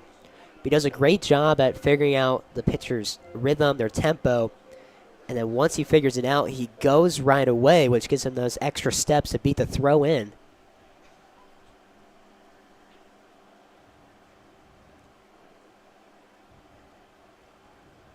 And on the move to third is Houston Russell. The throw down. No throw needed. Houston Russell will swipe third. Double steal. As also stealing a bag is Gage Gilchrist.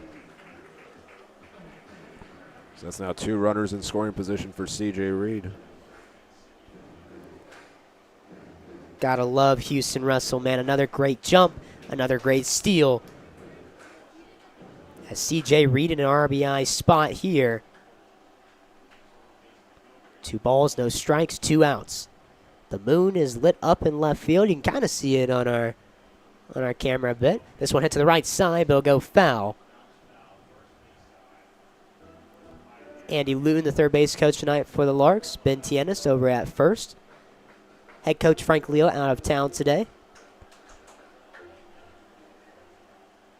Frank Leo, who's actually in the Kansas Baseball Hall of Fame. He was inducted back in 2005. It's been a big part of this program and has continued on their success over the years. As this one is outside the zone. Full count now with 2 outs. Nobody at first, so the runners will not be on the move. C.J. Reed was faced with it's actually a 3-1 count. 3 balls and 1 strike. All right, so still 2 outs, though, as Reed get walked or possibly driving a run, pick-off move.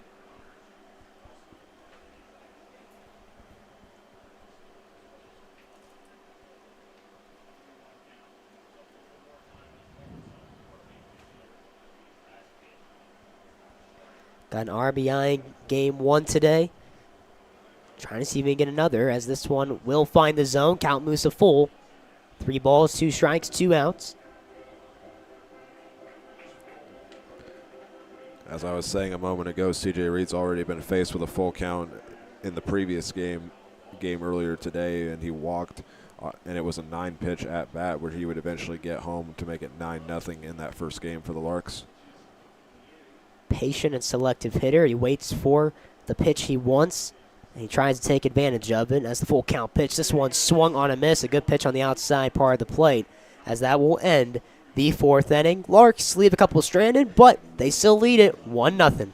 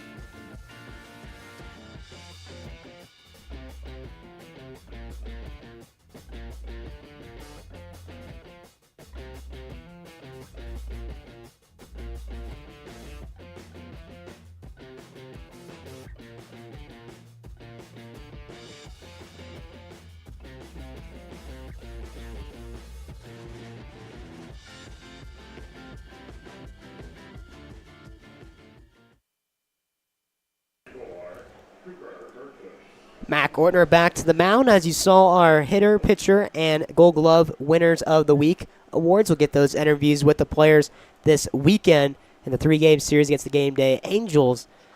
As first pitch fouled off as Ortner gets ahead in the count. Ortner, who throws 2 sliders. One slider he drags his back foot, the other he does not as much. This one swung on and missed. Might have been a slider there. He also throws a curveball, changeup, 2-seam, and 4-seam as well.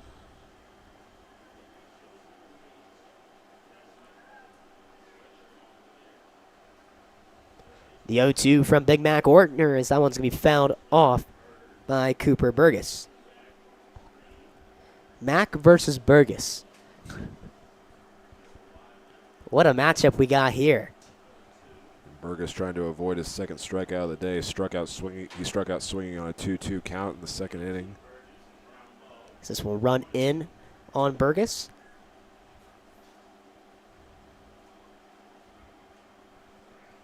One-two count in Ortner's favor. The pitch, this one fouled off once again. A good AB from Cooper Burgess, the third baseman.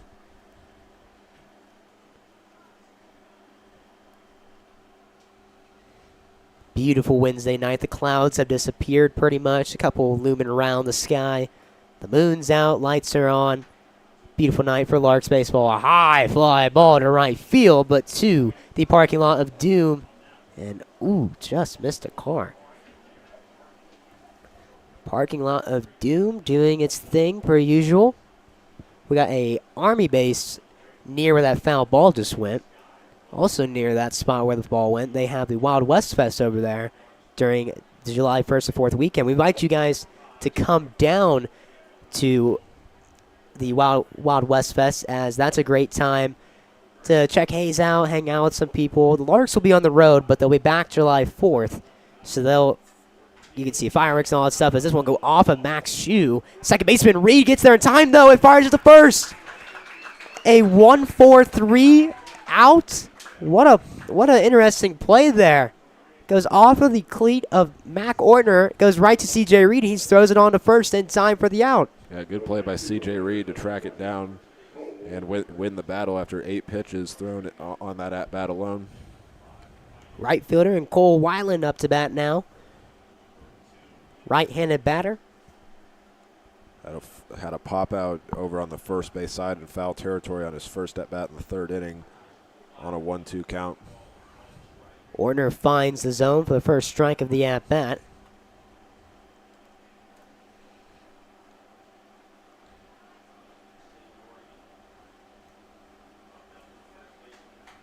Next one just below the zone. Count moves to 1 even.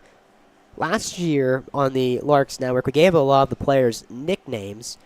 Mac might be our first guy we get a nickname to, and that is Big Mac Ortner. This next one runs into the strike zone. Count moves to 1-2. Luis Garcia last year, we called him King Louie every time he came up to bat. Mac Ortner's walk-in song is also Big Papa.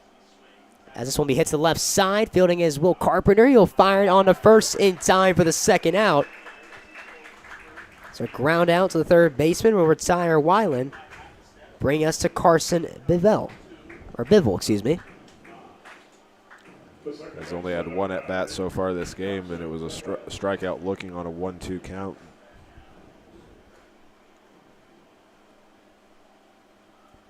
Two outs here in the top of the 5th.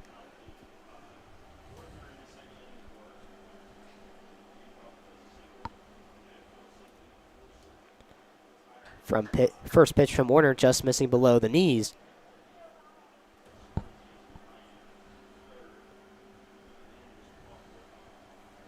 Two different ball games. Game 1 where it was 11-2 in the 5th inning, and now here we are in Game 2 where it's 1-0. Larks still lead it. They're just two different types of games right now. Yeah, I was actually talking about it with West Nebraska's radio broadcaster before this game. He said other than the first inning, it really kind of got competitive afterwards. Both teams really just shut each other down after the first inning. Has that translated into Game 2 as both pitchers doing really well? The Larks have used 2 pitchers so far in Game 2. Meanwhile, the Pioneers, they've still only used one. We'll have to see if he comes out for the 5th inning of work. That's what you have to wonder. He's thrown about 70 pitches so far, and they had a mound meeting on a 2-0 count against, I believe it was either Houston Russell or Tabor Stokes.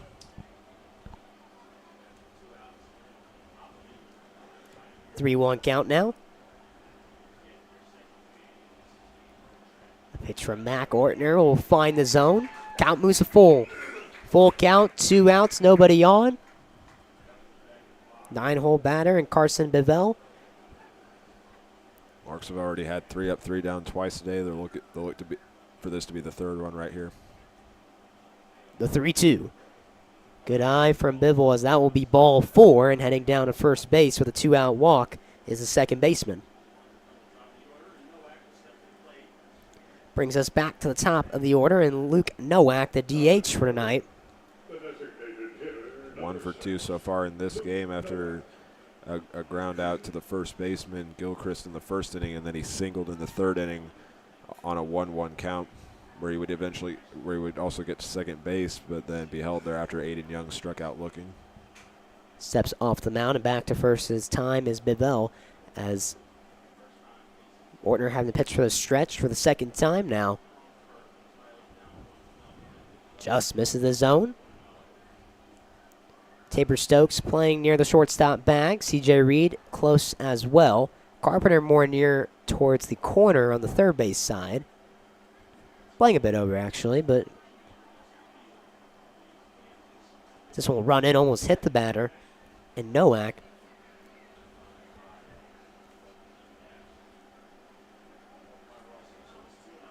As time will be called, Houston Russell will go and talk things over, and Keith Harper will come to the mound and talk as well. We'll take a quick break here on the Larks Network.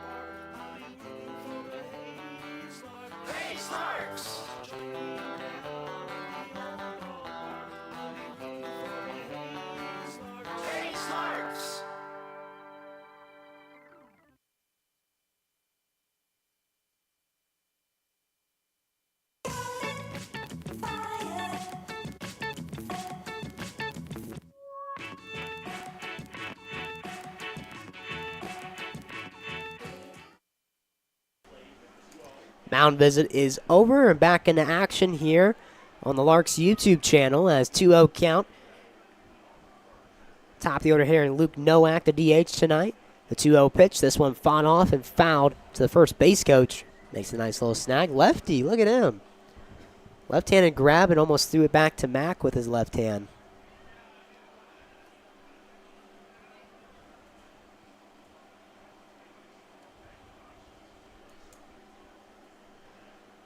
Bivell still over at first. This one will run down low. Russell able to corral it together.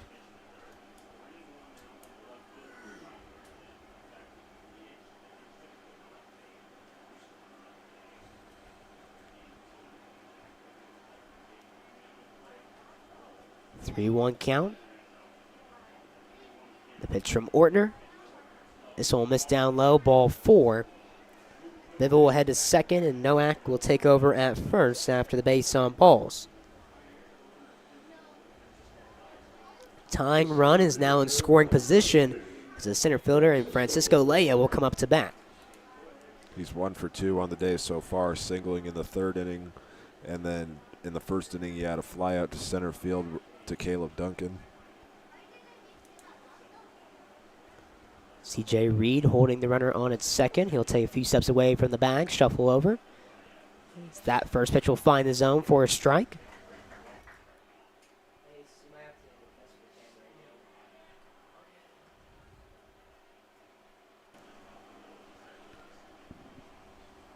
This one gets past Russell and go to the backstop. Tying run will advance to third base. Go-ahead run will advance to second.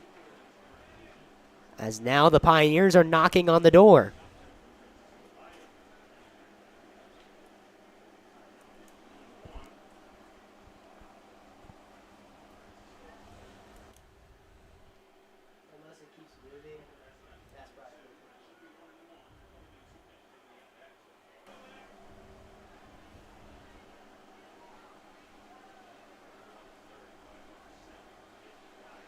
This one hit out to left field, a line drive, a shot, and now get into the alley. That'll get down. The tying run will score, and the go-ahead run will score as well. The Pioneers will take their first lead of the day.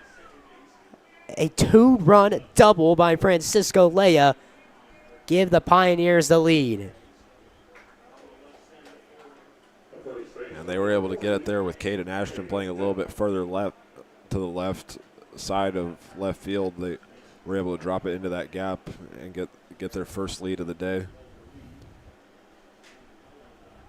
Yeah, Pioneers are finally on the board here in Game 2, and it comes in the right spot for Francisco Leia. It's now Aiden Young looks to get some more runs here in the bottom or here in the top of the fifth.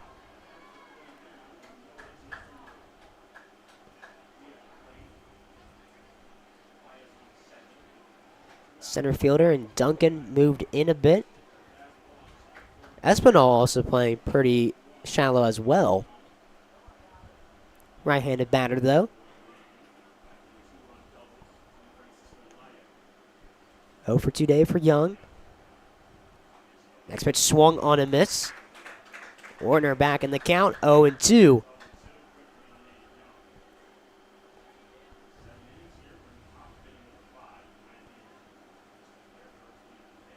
The 0-2 from Warner. This one runs in.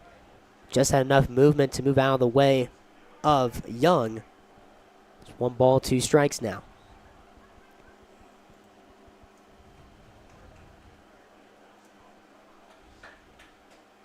Orner looks back, the runner at second, and fires this one in. Swung on a miss, strike 3, as Orner punches out Young to end the top of the fifth.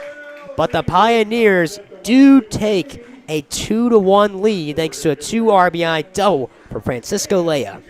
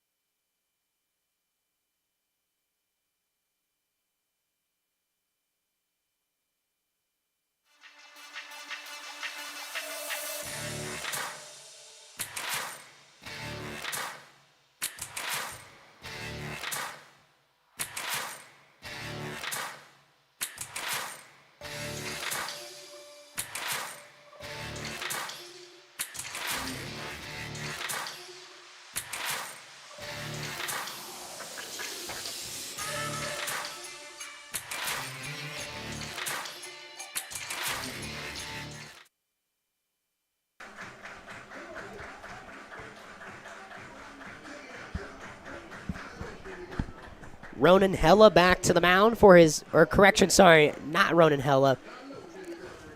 Man, I already forgot the batter. There it is, 15. Brooks Farrell, the new pitcher into the ball game. He batted 9th in Game 1, but he will take over on the mound to face off against the top of the order hitters in Caleb Duncan, Caden Ashton, and Garrett Gruhl. This is the 5th game he's played in this year. He's given up 16 hits and 6 earned runs, but has also recorded 13 strikeouts along the way for an ERA this season of 3.76.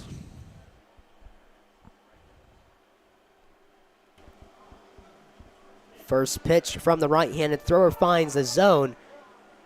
Farrell, who attended Brookhaven Community College freshman year, attended Floresville, Texas, or grew up in Floresville, Texas.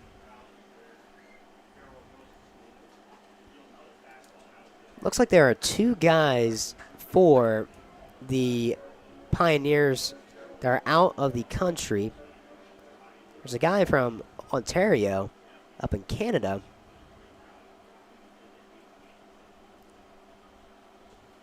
This will run inside of Duncan, and that will clip him for a hit by pitch, and he'll head down to first base as the Larks get the tying run on here with no outs.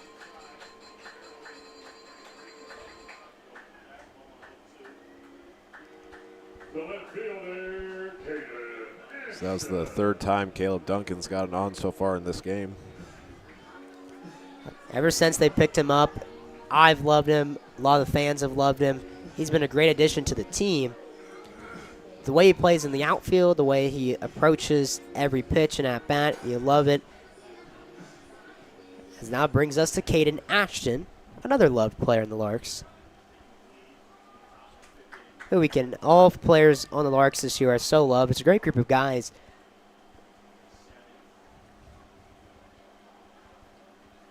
Third baseman playing in on the left side. This ball will run in on Caden Ashton.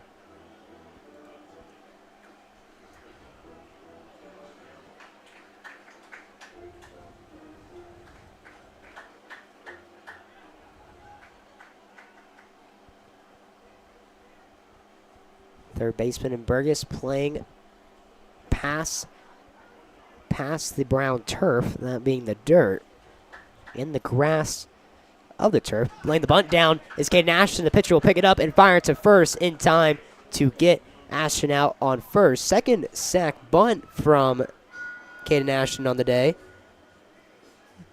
As that advances Caleb Duncan to second base, tying run in scoring position with Garrett Gruhl up to bat.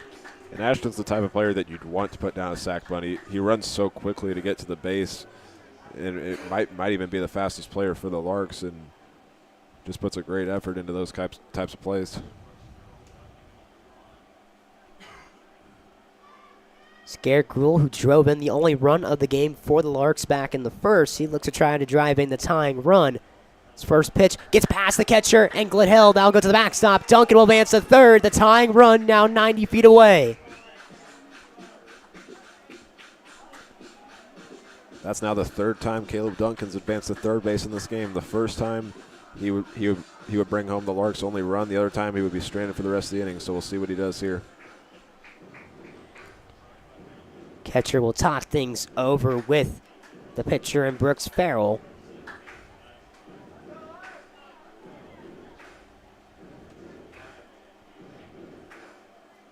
Garen Glidhill, the catcher, played for JUCO College this year in his sophomore year. Grew up in Las Vegas, Nevada. It's Garrett Gruhl with the ball in play, can score a run. The defense is playing in. This one runs in on Gruhl. Both the second baseman and shortstop are on the edge of the grass. Tying run at third, bottom of the fifth. The play is going to be at home if it's a hard hit ball. And doesn't matter. Over the head of the shortstop into left center field. Game tying RBI single from Garrett Gruhl. And this is right where you want to be for the Larks. You got just one out. You tied the game up. You got the fans on your side. It's working right about the time you want it to. Garrett Gruhl has driven in both runs today. It's tied the ball game 2-2 here at Larks Park. So that brings us to the left-handed batter and Will Carpenter. Go ahead run at first now in Garrett Gruhl. Wilbert Espinal up to bat.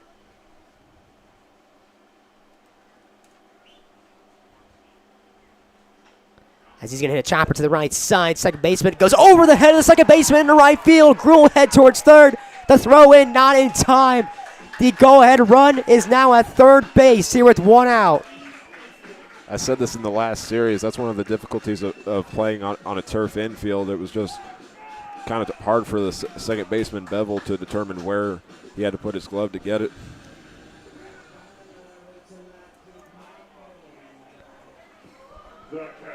I'm not sure if our audio is going through right now, but the camera has frozen on us.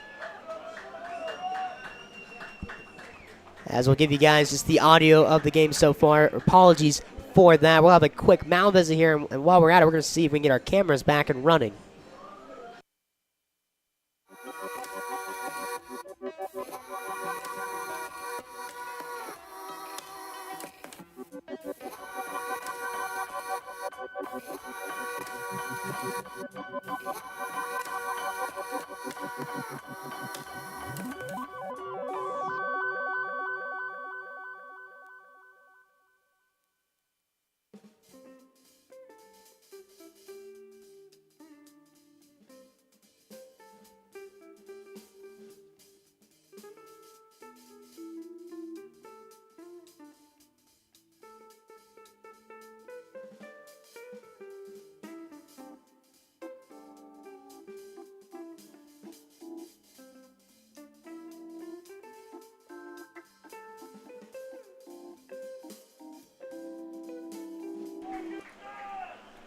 Our main two cameras are frozen at the moment, but we'll give you guys this camera that we have up in the press box for now. Try to get you guys a wider view. So hopefully this thing goes far enough. There we go. Now you guys can see what we see throughout the whole game. Apologies for that. Not sure what happened. Our cameras just froze on us. But we can give you guys the best broadcast we can as we got our backup camera up here. First pitch to Houston Russell was ruled a ball. Russell will slap this one out of play. So you guys kind of see us in the reflection of the glass.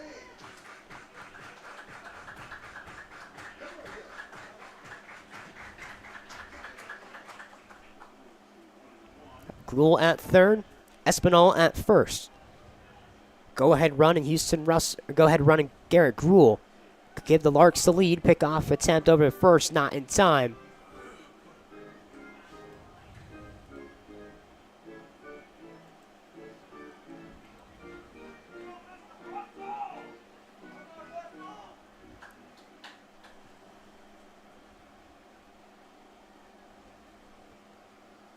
The 1-1 pitch. This one finds the ball part of the zone for strike two. Count moves to 1-2.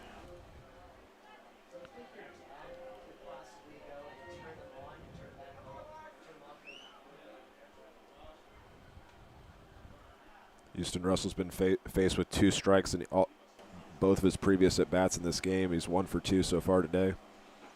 As Russell will swing and miss at that one, and that'll be out number 2. Go ahead run still at third. Will Carpenter up to bat. So Larks look to him to come up big. 1 for 2 so far in this game, singling at the start of the second inning, and then a pop out to the shortstop in the 4th inning.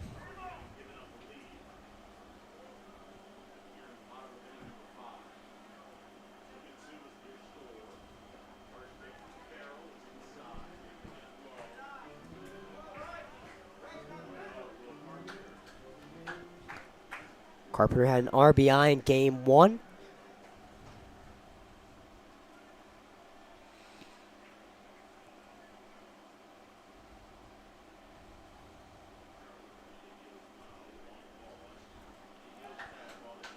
Next pitch finds the zone for the first strike of the AB. 1-1 count now.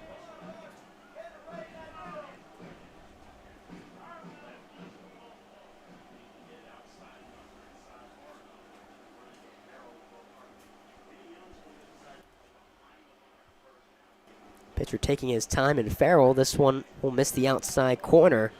2 balls, 1 strike.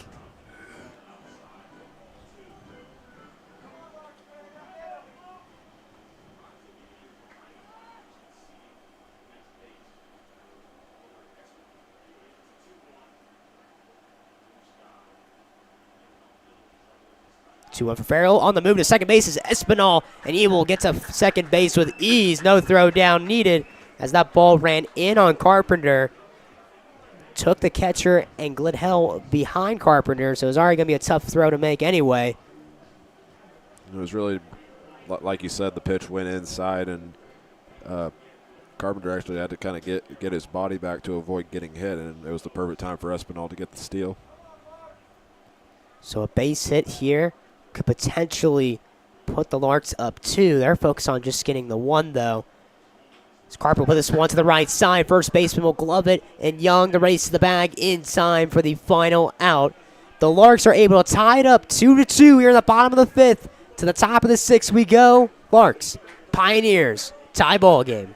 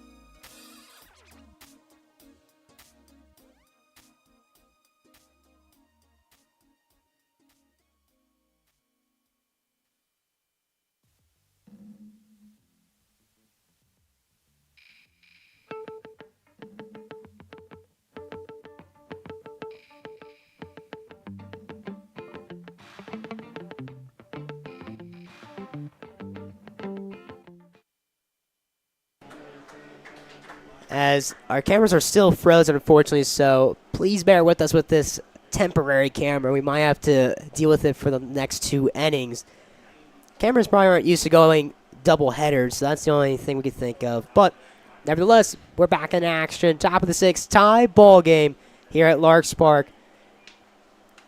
And Logan LaPierre checking in for the 2nd time this season. We saw him in that 2nd game against Colorado where he closed out that game just pitching 1 inning. And swung on and missed by Ethan Mooser. Let's count Mooser 1-2.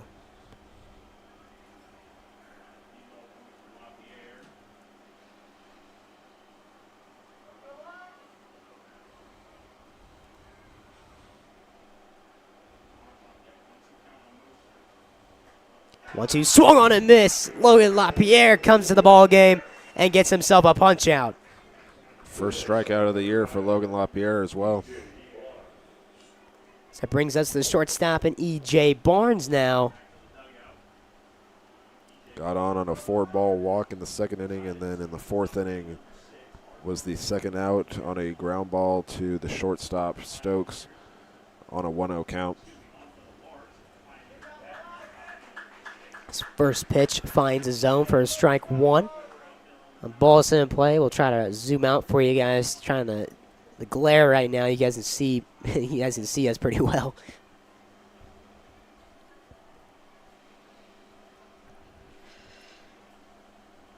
LaPierre gets ahead in the count. This one swung on and missed.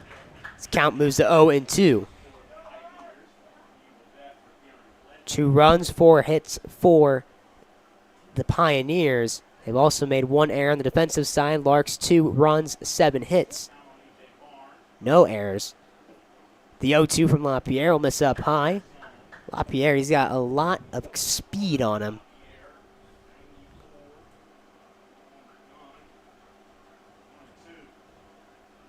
High velocity pitcher, the 1-2 from LaPierre. This one, check swing to go around. Yes, he did. Back-to-back punch outs for LaPierre.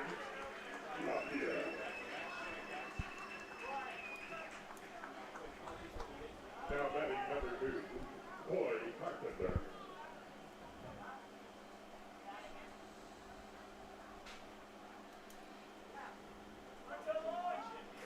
Two outs now here in the top of the 6th. Catcher and Garen Glidhelg up to bat. It'll actually be a pinch hitter for Western Nebraska. Corey Carpenter. He appeared in game 1 out in center field. First pitch for LaPierre misses upstairs. Carpenter made a lot of nice defensive plays out in the outfield. Spent this last season over at McMurray College. Ground ball to CJ Reed. Diving effort from the second baseman on the first in time. As unable to zoom out on that we were, but that's okay. A nice play by CJ Reed to end the top of the 6th. As LaPierre comes to the ball game and makes a statement. To the bottom of the 6th we go. Larks, Pioneers 2-2.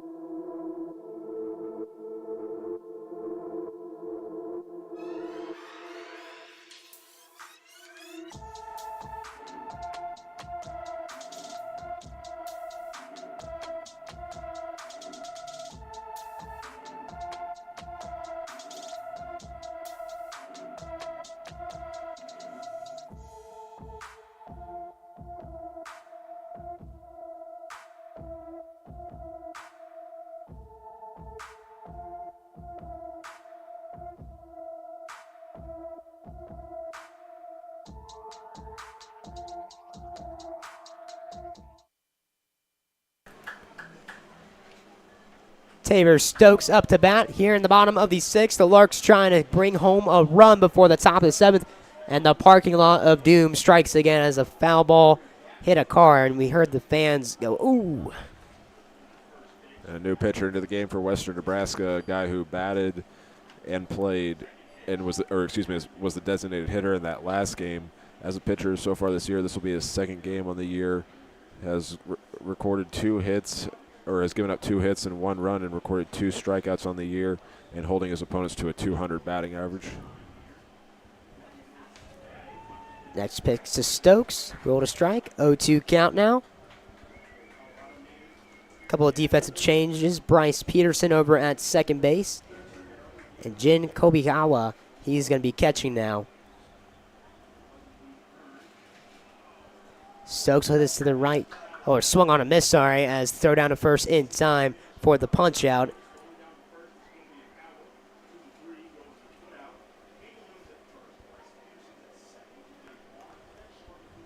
Bringing up Gage Gilchrist now. Got on in the 4th inning on a 4-ball walk and would get to second base after stealing, but would be stranded there after C.J. Reed's strikeout.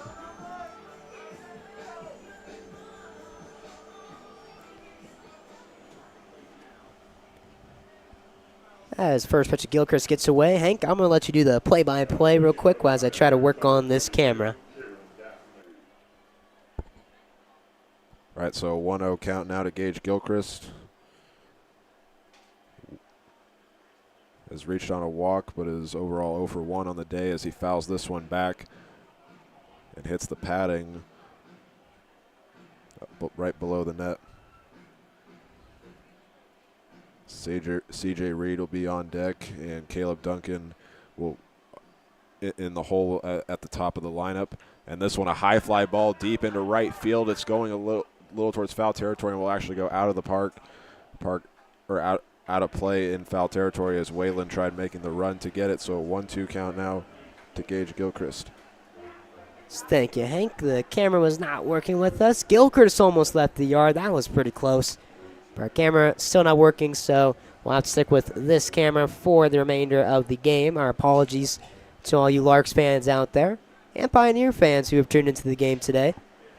As this one caught looking is Gage Gilchrist, and that will be the second out. Back-to-back punch-outs for the new pitcher.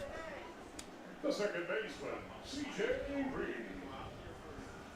Kieran Gaffney, who is also listed as an infielder but is pitching. He's had back-to-back Ks now.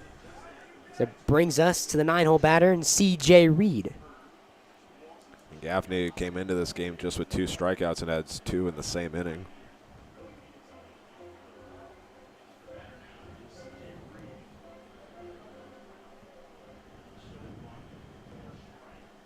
Maybe the Larks can get a 2-out rally going as this will run outside the zone. Larks faithful still in attendance tonight. Beautiful day for baseball in a midweek game. Get you guys the upcoming schedule for this weekend here at the end of this half inning.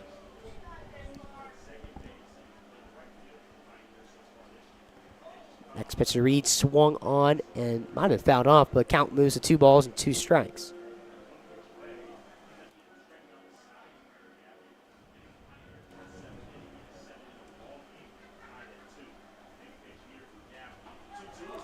Next pitch to Reed swung on and missed as a new pitcher in the ballgame for the Pioneers comes in and shuts it down. Gaffney strikes out the side as we'll head to the top of the 7th. Well, the Larks look to get 3 outs and bring us to the bottom of the 7th, where they're trying to hit a walk-off to win this one.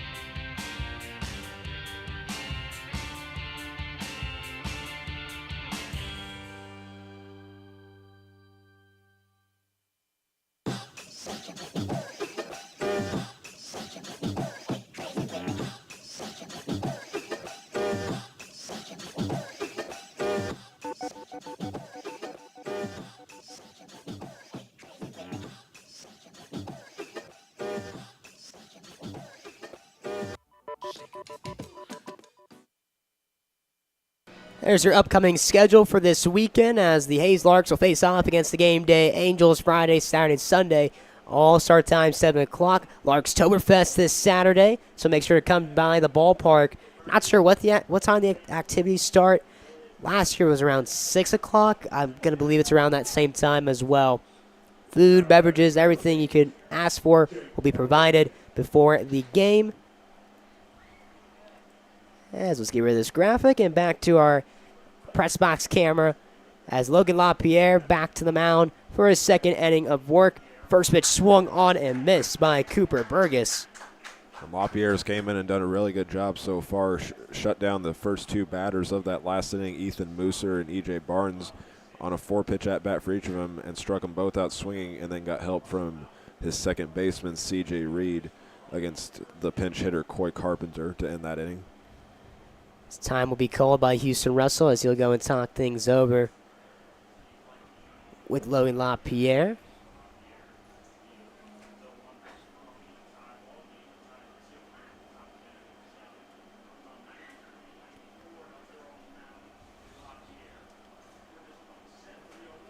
Tie ball game 2-2. This is where memories are made. This one swung on and missed by Cooper Burgess. Count moves to 0-2.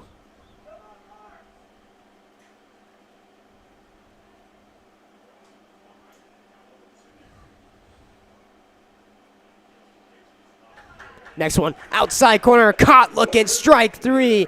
His third punch out on the day. And LaPierre has now needs 2 more outs to send us to the bottom of the 7th, where the Larks will try to get the bats going. Tight ball game, late ball game. This is the time where baseball really exceeds. This is pressure-filled moments on both sides for the batter and pitcher. Heroes are made.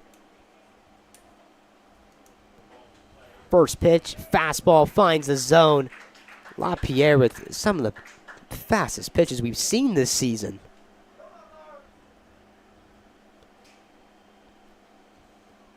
Next pitch swung on and missed. Beautiful splitter. Looks like he's trying to get him a little bit on the outside. LaPierre throws a 2-seam, 4-seam, changeup, and the splitter. We saw a splitter there. As he's ahead again, the count 0-2. The 0-2 from LaPierre. Caught looking. Strike 3. Back-to-back Ks. Caught looking. LaPierre is in the mode as he is grooving right now. 2 strikeouts right away, and he still has yet to throw a ball as well this inning.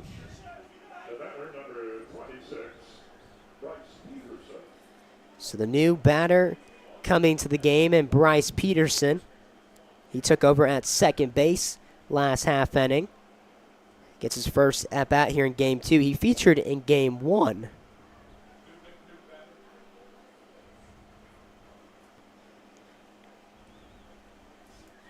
Played at Western Nebraska Community College.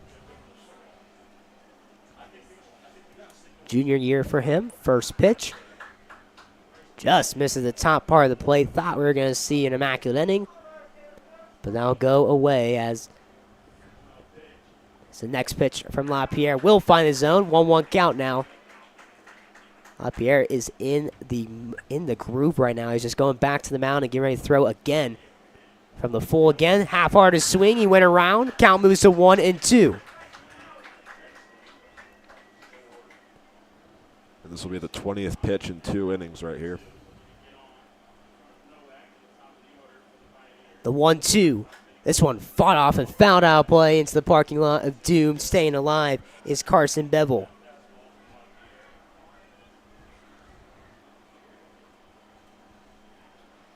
The 1-2, this one will bounce in the turf and off of Russell.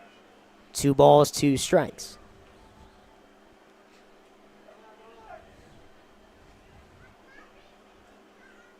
Peterson fighting hard, went 0 for 3 in that first game. Still in search of his first hit today. Next pitch misses up high here to Peterson.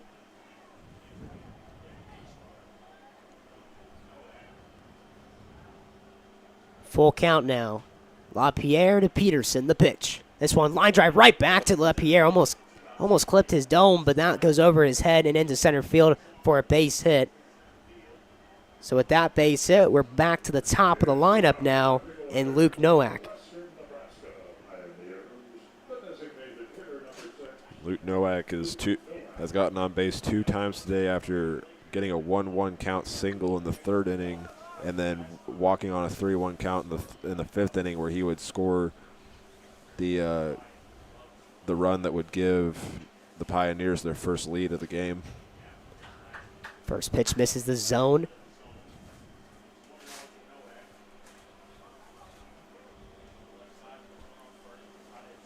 Force at first and second. This one hit to right field. Now will get through the hole, and now will be back-to-back base hits for the Pioneers.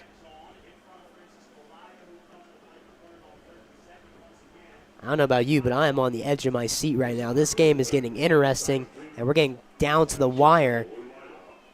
It's the type of baseball game you want to see. Both sides have been pitching really well through these 7 innings. Only the 6th base to the ball game for the Pioneers.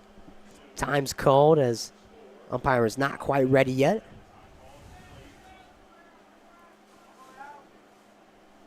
Facing off against Francisco Lea.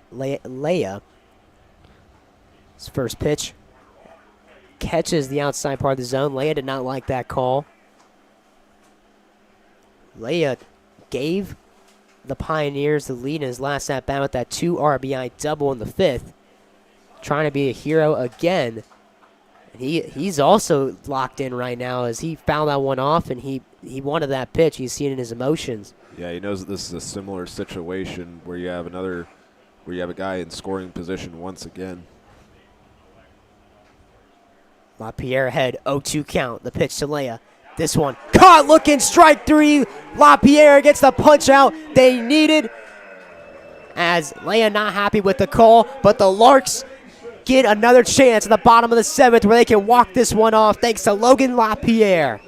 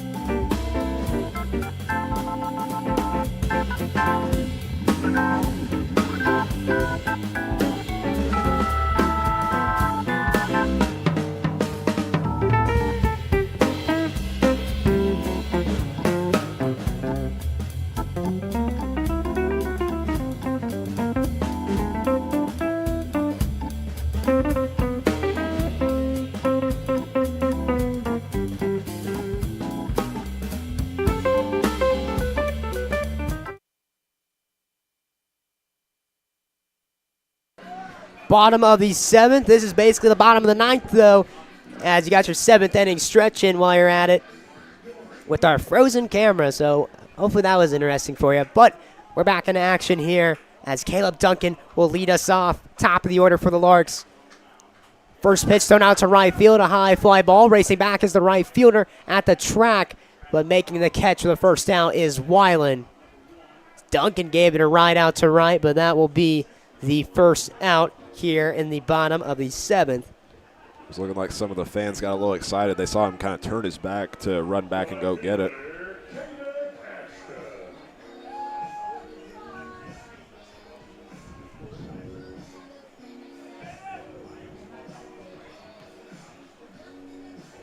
Try to get you guys the best view of the field possible.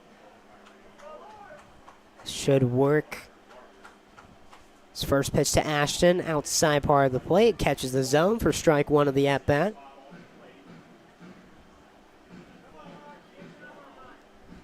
Ashton in his back-to-back at-bats has laid the bunt down.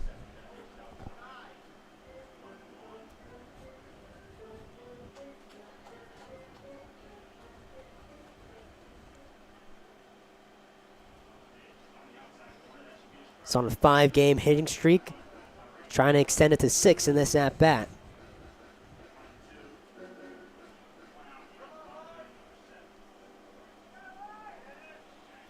This one swung on a miss, a good pitch for the punch out in Caden Ashton. That's 2 away, and that brings up Garrett Gruel. 2 for 3 so far in the day, singling in the 1st and 5th inning. And he's gotten all the way to 3rd base, but was stranded there for the rest of the 5th inning. It's pretty funny on both sides of the plate. Garrett Gruel has driven in both runs today, while Francisco Leia has driven in both runs today for their teams. First pitch to Gruel. This one will catch the zone for a strike.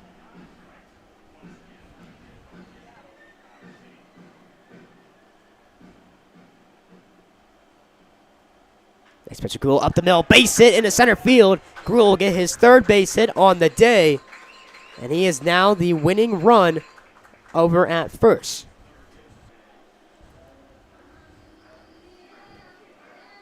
So that brings up Wilbert Espinal. 1 for 3 so far in the day. Got in scoring position in the 2nd inning after stealing a base, but was left another player left there, stranded there for the rest of the 5th inning.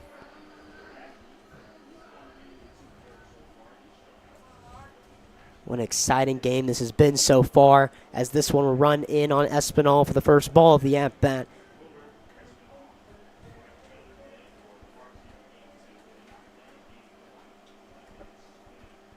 Kieran Gaffney saw the mound, a high fly ball out to center field, but right to the center fielder in Leia for out number 3.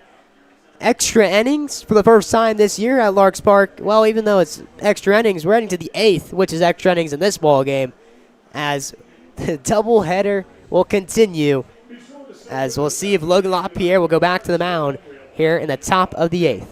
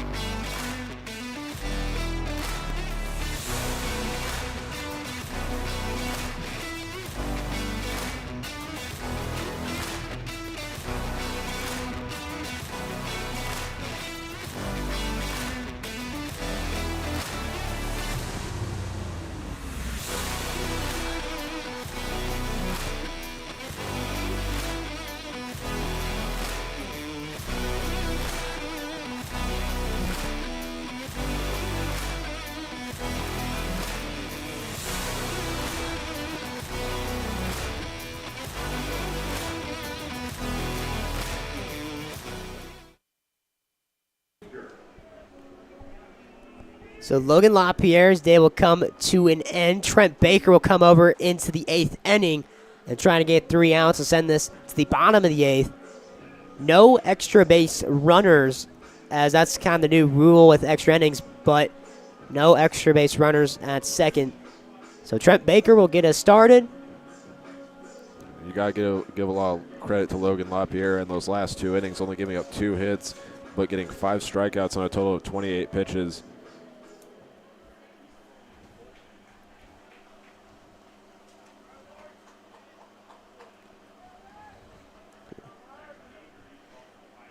First pitch to Baker, ripped out to left field on the line. That one has a chance to get out of here. It goes off the wall, off the 322 sign. It'll stay in the ballpark. The throw in to second. A good throw from Ashton, applying the tag in time. What a throw by the left fielder, Caden Ashton. All the way from the corner to second base. He throws him out. What a play by the left fielder. And honestly, I think that might be if the Larks end up pulling this one out, that might be the award for play of the game. Oh my goodness, what a play by Caden Ashton. The Larks fans are up on their feet. They were excited for that one. As the first out is recorded, that one almost got out of the yard. And then for Ashton to just remove him from the base path, what a throw from left field. Yeah, and that's usually a spot where it's a tough play to make, which we've seen, I think we saw earlier today, where it goes into the corner and it's just a tough play to make. That swung on and missed. Count moves to 0-2 in Baker's favor here to Ethan Mooser.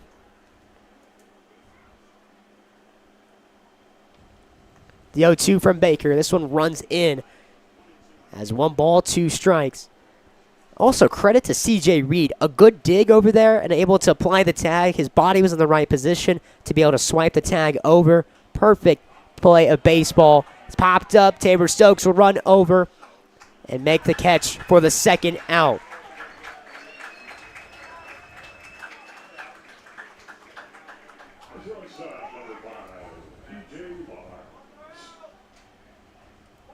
And too bad our cameras were working, because that could have caught some great plays out in the outfield. Our range is kind of limited right now.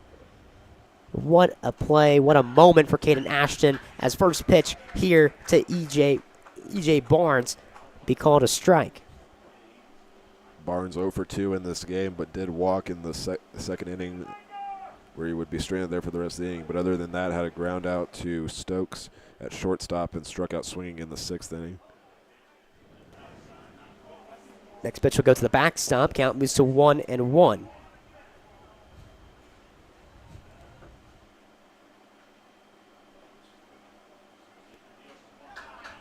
This one runs away from Russell. 2 balls and 1 strike.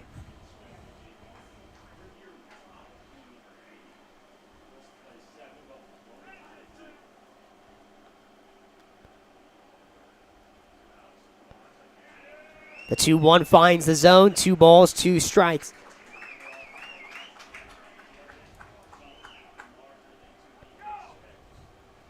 Almost a full moon tonight out in left center field.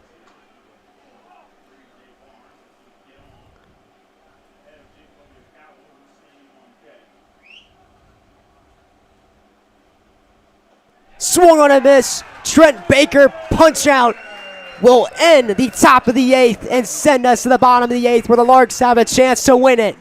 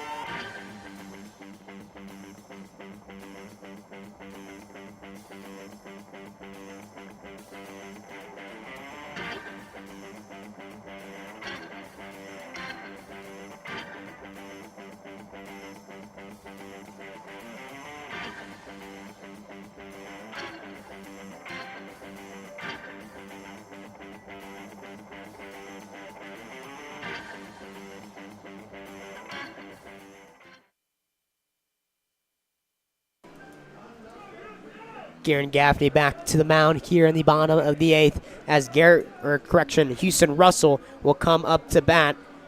Russell, Carpenter, and Stokes all due up.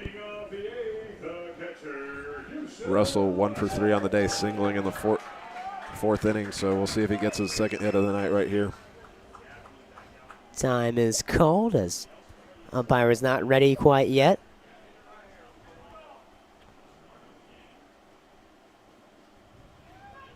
Second baseman and Bivol playing near the lip of the grass in the outfield on the right side. First pitch ruled a ball.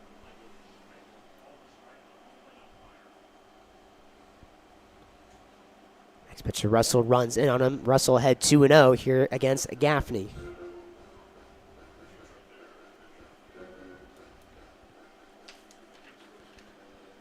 Houston Russell extended his hit streak to 6 games in a row in conference play. This one will find the zone. 2 balls and 1 strike now. And if you're Western Nebraska, this is the last guy you want to see get on as one of the Larks' top base stealers. So Russell will foul this one into the pool behind us. He had a 3 RBI day on Sunday, a 2 RBI day in Game 1 of today's doubleheader. And adding on to what I said, you'd have to wonder if they get Houston Russell on, how risky do they want to play? This will miss down low. Full count now here with no outs to the first batter here in the bottom of the 8th, and Houston Russell.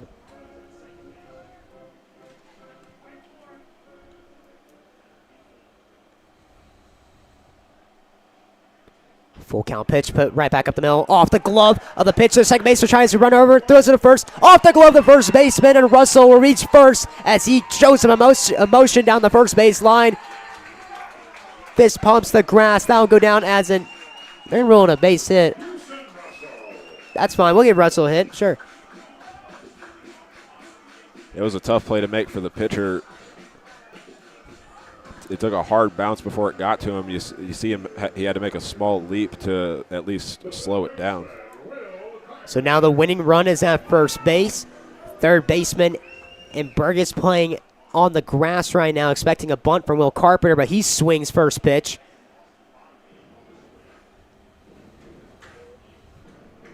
Andy Luton giving the signs to Carpenter and Russell over at third base. Carpenter with a chance to be a hero as Russell's the winning run at first. Runs inside, 1 ball, 1 strike here to Will Carpenter.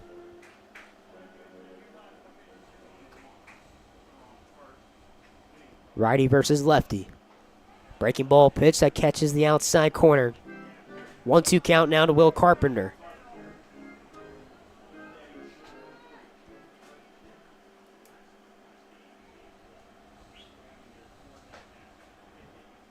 Upstairs is ball number 2.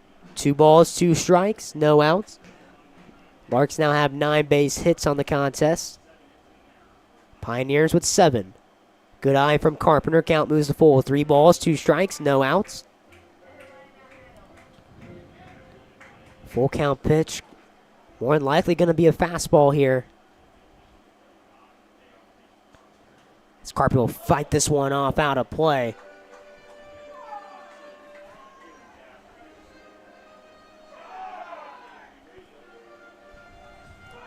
Larks fans here tonight are pumped up, as are we. This will run inside, called strike 3 to Will Carpenter as the first out is recorded. Bring up the shortstop in Tabor Stokes. The Mavericks batter, the shortstop, Tabor Stokes. Stokes is the beverage batter.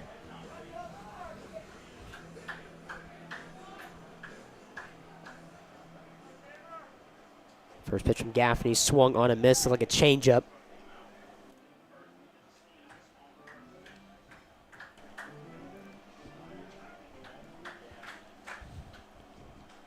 Stokes will throw this one out to right field, but into the Pioneer bullpen. 0-2 count now.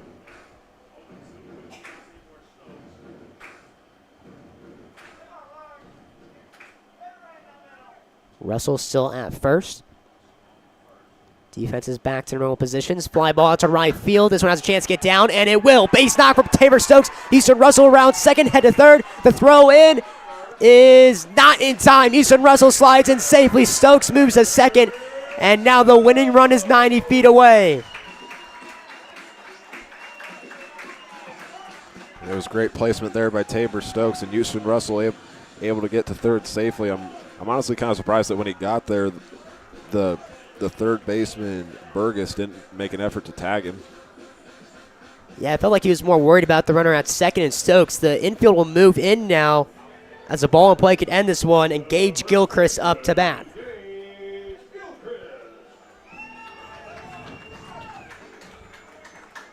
He's already gotten on once tonight through a walk, so we'll see if he can drive in the last run for the game-winning hit. As we're going to have a mound visit here with the pitching coach, as is it possible here to walk, if you intentionally walk Gilchrist, you bring up Reed, but the problem is you face off against a strong 9-hole hitter who can put the ball in play, and then you face off against Caleb Duncan, who's gone on base 3 times today, 2 by base hits. I mean, do you take the risk and intentionally walk him? I mean, it's always a tough situation to end up there, but most coaches would probably do that so you have the force out at home and possibly even a double play if you hit it to the shortstop or second baseman spot. Maybe even if you hit it to the third baseman side. This will be interesting to see what they do here. I'm not seeing the manager talk with the umpire, so it looks like they're going to pitch to Gilchrist. Gilchrist with a chance to be a hero here in Game 2. Larks fans really starting to get into this one as it's coming down to the wire. You got to give them a lot of credit for still showing out to this game a little later than our usual start times. 10:04 is the time. Gilchrist flies this one out to left field, but this is pretty shallow. Third baseman will actually run it down and catch it, and that will be the second out. So that brings up the 9-hole batter in C.J. Reed. Defense will move back to their positions as they were playing in with 1 out. But now they just need the 1 out at first. Second baseman C.J. Reed quiet at the ballpark now. This one down low in the turf. A good block by Glid Hill. It is dead silent here at Larks Park. C.J. Reed in a big spot. This one gets down the turf as well, but Glid Hill keeps it in front of him. Prevents Russell from advancing. Looked like Russell was sizing up the throwback there because the catcher was lobbing in. Curious if he was reading that. He was watching that all the way. So 2-0 count now. The pitch to C.J. Reed. Ripped to the right side. Foul. Just barely foul. That would have been a perfect place to put it if he kept it fair, because it would have been a diving play from Young, and then you have to get up and hope that your pitcher is covering in time. As the ball boy for the Pioneers, he'll run down to the corner and grab that ball. This helps out C.J. Reed. So it messes with the pitcher's rhythm a bit. 2 balls, 1 strike here, C.J. Reed. The pitch. This one fought off, fouled back. 2 balls, 2 strikes. C.J. Reed with a chance to be a hero here in Game 2 against the Pioneers.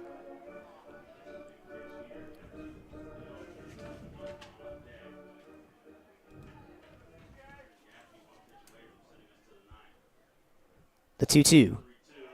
A good eye from Reed, outside corner, just below it. As count is full, 3 balls, 2 strikes, 2 outs. Runners at second and third. Russell at third, and Stokes at second. Reed can end it with 1 swing of the bat here.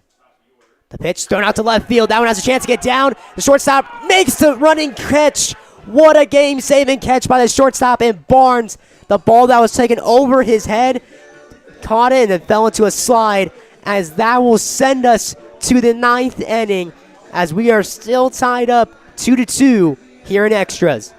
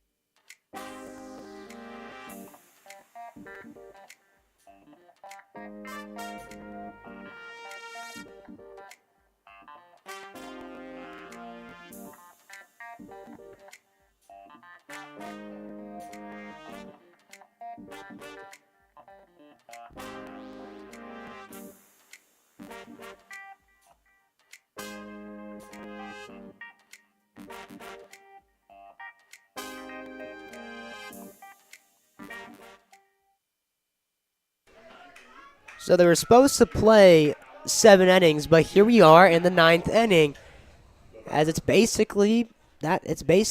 extras, but it's basically just a normal ball game now. As first pitch from Trent Baker, as he goes back to the mound here in the top of the 9th, ruled a strike. This one fought off and fouled away. 0-2 count now. Here to the new catcher in the ball game, Jin Kobayakawa, excuse me. Freshman out of Western Nebraska Community College, grew up in Japan. Breaking ball caught, looking, strike 3. Trent Baker starts off the 9th with a punch out. Second strikeout since he came in now, so we'll see if he continues to do it. There's actually a full moon out tonight over in left center field.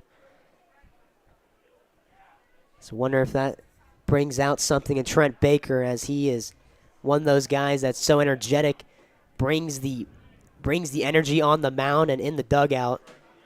As first pitch here to Cooper Burgess, finds his zone for strike number 1 of the at-bat. 4th on the day. Next one, run away from the batter into the right-handed batter or left-handed batter's box as count moves to 1-1.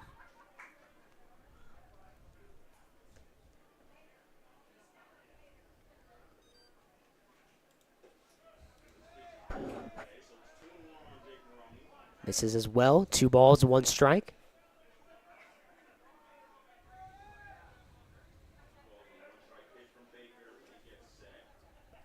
One away, the 2-1. This one catches the zone. Count moves to 2 even.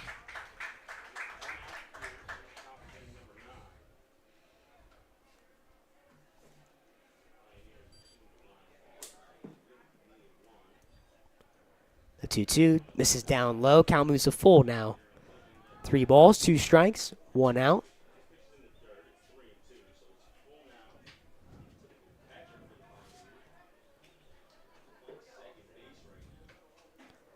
And that will miss outside the zone as well. Ball 4, and Burgess will head down to first with the base on balls. Bring us to the right fielder, and Cole Weiland. Still looking for his first hit on the day. Had a pop out in foul territory to the first baseman in the third inning, and then in the 5th inning, grounded out to Carpenter at third base, and then struck out looking as the second out of the 7th inning. Baker have to work with a runner on base, as this one will miss the plate. Baker did not allow a base runner in last inning when he pitched.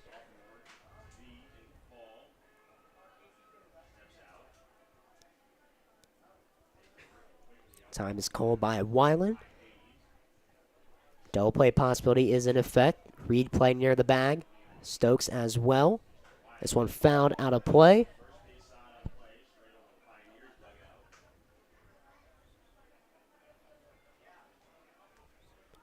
Be interesting to see if they have Weiland on the move here.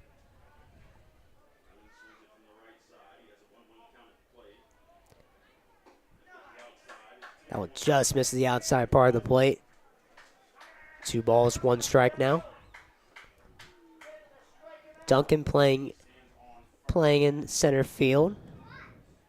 Espinal a little bit in and right. Ashton over to the left a bit, over in left field. Yeah, this one goes off the pole. It looks like Ashton's playing a little bit deeper this time. Especially with the right-handed batter up.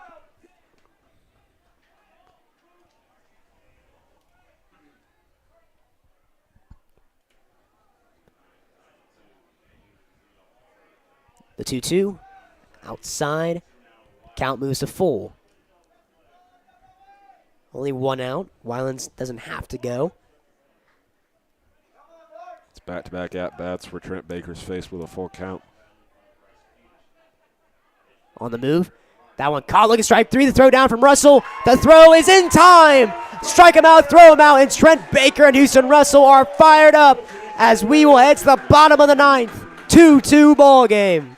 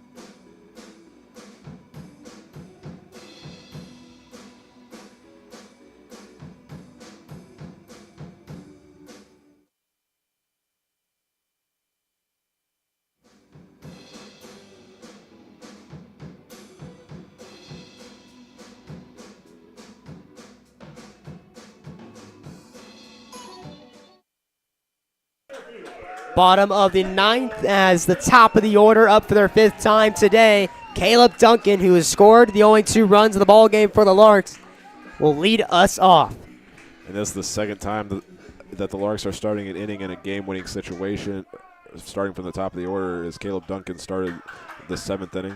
Duncan hits it to the left side, third baseman, and Burgess will fire it to first in time for the first out. Ground out from the center fielder, and Caleb Duncan will bring us to Caden Ashton. And I'm still in awe from Caden Ashton's defensive play out in left field. That helped the Larks get to this point. It was a tough play to make, and it definitely is the reason that they still have a chance to win this game. His first pitch misses down low. Kieran Gaffney back on the mound.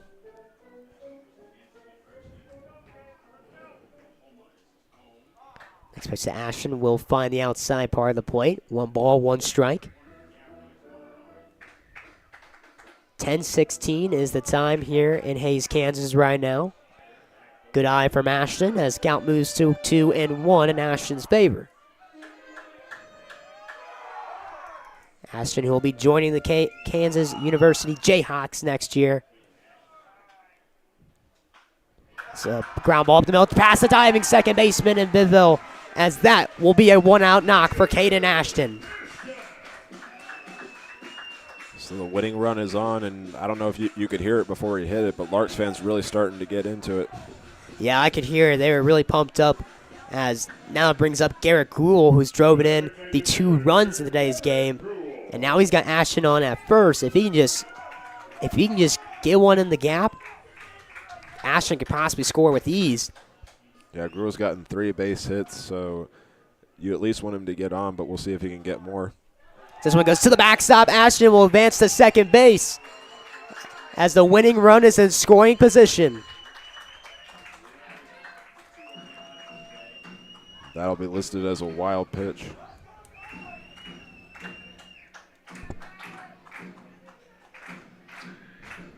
It's now 50 pitches in the game for Kieran Gaffney. And with that being said, we're having a mound visit with the head coach for the Pioneers and Shane Sharkey. Thanks to Chuck again. He's been a part of the stream since the beginning. He let us know Shane Sharkey is from Australia. Ironically, I got to talk to him before the game, and when he was speaking to me, I was like, that is an Australian man. Love their accent. Really nice guy, too, and Shane Sharkey.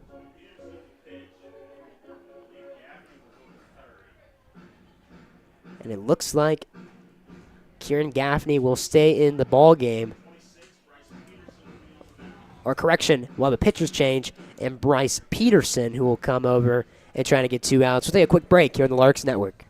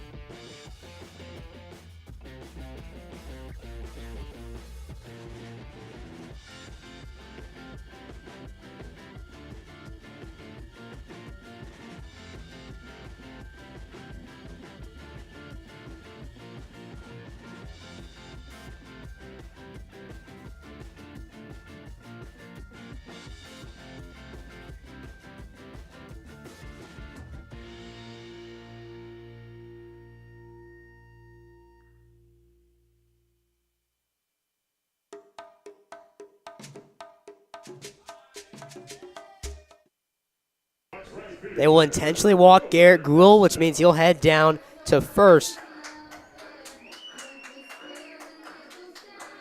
As now double play possibility is in effect here with one out with Wilbert Espinal up to bat.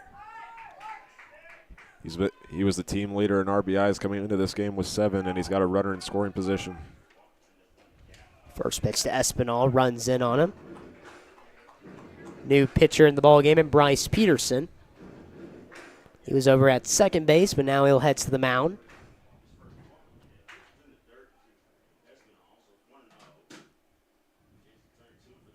Espinal throws one out to left field. That'll get towards the gap, over the wall possibly. And it goes off the wall, and 1 run will score. Espinal with the walk-off base hit, and the Larks storm the field.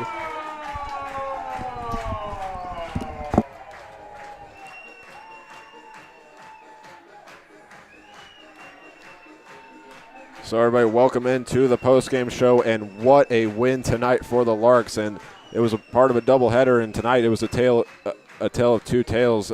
As in the first game, the Larks walked through the first inning, winning 11-2, after putting up 11 runs in that first inning, and then turn around and play the second game of the doubleheader and play a full 9 innings when they were supposed to play 7, and win on a walk-off by a score of 3-2 thanks to Wilbert Espinal.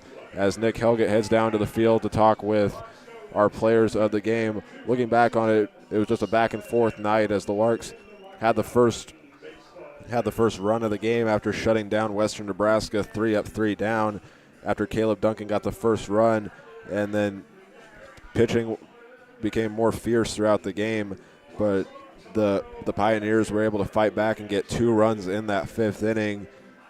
And then after that the Larks pitching pretty much just shut them down. Logan LaPierre with a big game with 5 strikeouts, and then Trent Baker coming in and getting 3 after that.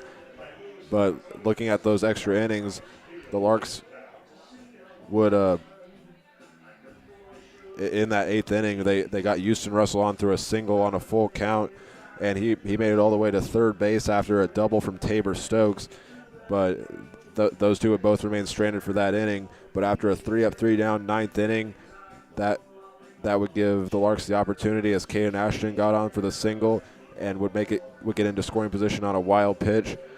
And then an intentional walk would put Garrett Gruel at first base, and Wilbert Espinal got the walk-off win tonight. As you'll see right there, Wilbert Espinal gets a Gatorade bath, and now we'll throw it over to Nick Helgett for our player interview. On-field interview with Nick Helgett, sponsored by Lewis Automotive in Hayes. Nick, it is yours.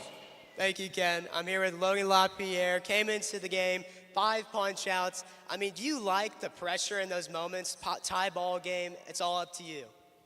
Absolutely. You got some of the great velocity on this team and some of the best we've seen. Some young guys out here might be wondering, how do you get to that speed? Like, what process does it take to throw that hard? I don't know, just work hard every day. That works? All right, where's Wilbert at? Wilbert, our hero of the game, what was going through your mind as you were rounding first? I was just like, man, I hope this ball goes over his head. Awesome. What do you guys say about the atmosphere? I mean, bottom of the 9th, these Larks fans going crazy. What is that like? I mean, nothing could compare to it, man. I do it for y'all. I'll do it for the fans. I love y'all. I love you, Hayes, Kansas. Awesome. Thank you, Wilbert. Back to you, Ken. Thanks to Wilbert S. All right, and that was Nick Helgett for our post-game player interview with our player of the game, Wilbert Espinal, getting the walk-off win. And we'll have our post-game show when we come back here on the Hayes Larks Network.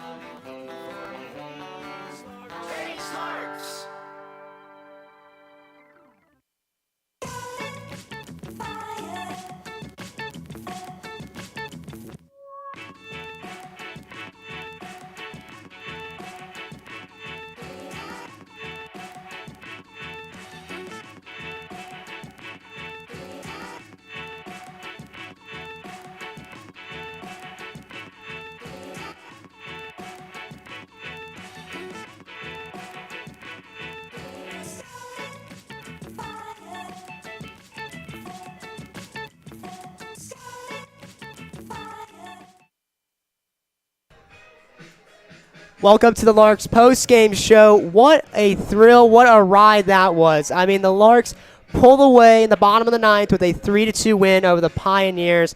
What do we got to say about tonight's game? Man, it was just an incredible game is all you can really say there. You do got to give a lot of credit, though, to West Nebraska coming back from a game where they lose by 9 runs and fighting till the very end in a game that was supposed to be 7 innings, goes for the full 9. Yeah, what an exciting game that was. Some standout performances. Caleb Duncan, who came around to score twice, couple of base hits. And then on top of that, Garrett Gruel, 2 RBI day. And the hero, Wilbert Espinal, who we've already interviewed once, but we had to ask him about that electric moment with this crowd, this atmosphere. Larks fans were wild tonight. Yeah, give them credit as well, staying later than when we usually see games in at about 9:30 or something like that. It's a whole hour difference now, and they were really into this game tonight. Yeah, great performances. And on the pitching side, Logan LaPierre, who was my standout pitcher tonight, he did the job right. Perfect. 5 strikeouts, I believe 7 or 8 batters faced. I mean, a great performance on his part. Even before that, when we go back to the start of this game, Garrett Hicks, Adrian Najjar, I mean, this whole doubleheader today was awesome. We saw the Larks demolish the Pioneers in Game 1, and then Game 2 we got a close game. It was interesting. It put the Larks in a position where they need to experience a bit more as they go along the season. Yeah, you got part 1 of today where you rely on your hitting to carry you to victory, and this one in Game 2 you rely on your pitching to keep you in this game, as Ismael Cordoba pitched 3 innings and only gave up 2 hits and held the Pioneers scoreless and threw 45 pitches and getting 3 strikeouts along the way. And Logan LaPierre, like you said, great showing from him for the limited time that he had in just 2 innings, throwing 28 pitches, getting 5 strikeouts along the way. Yeah, great performance tonight. We're gonna cut the post-game show a little short though. I got soaked in the in the shower where they dumped the water bucket on Wilbert Espinal. So we're going to cut it a little bit short tonight. But the Larks sweep the Pioneers in tonight's doubleheader. We'll be back Friday, Saturday, and Sunday as they'll start a 3-game series against the Game Day Angels here at home. So thank you guys for tuning in to the Larks Network. And ladies and gentlemen, have a great night.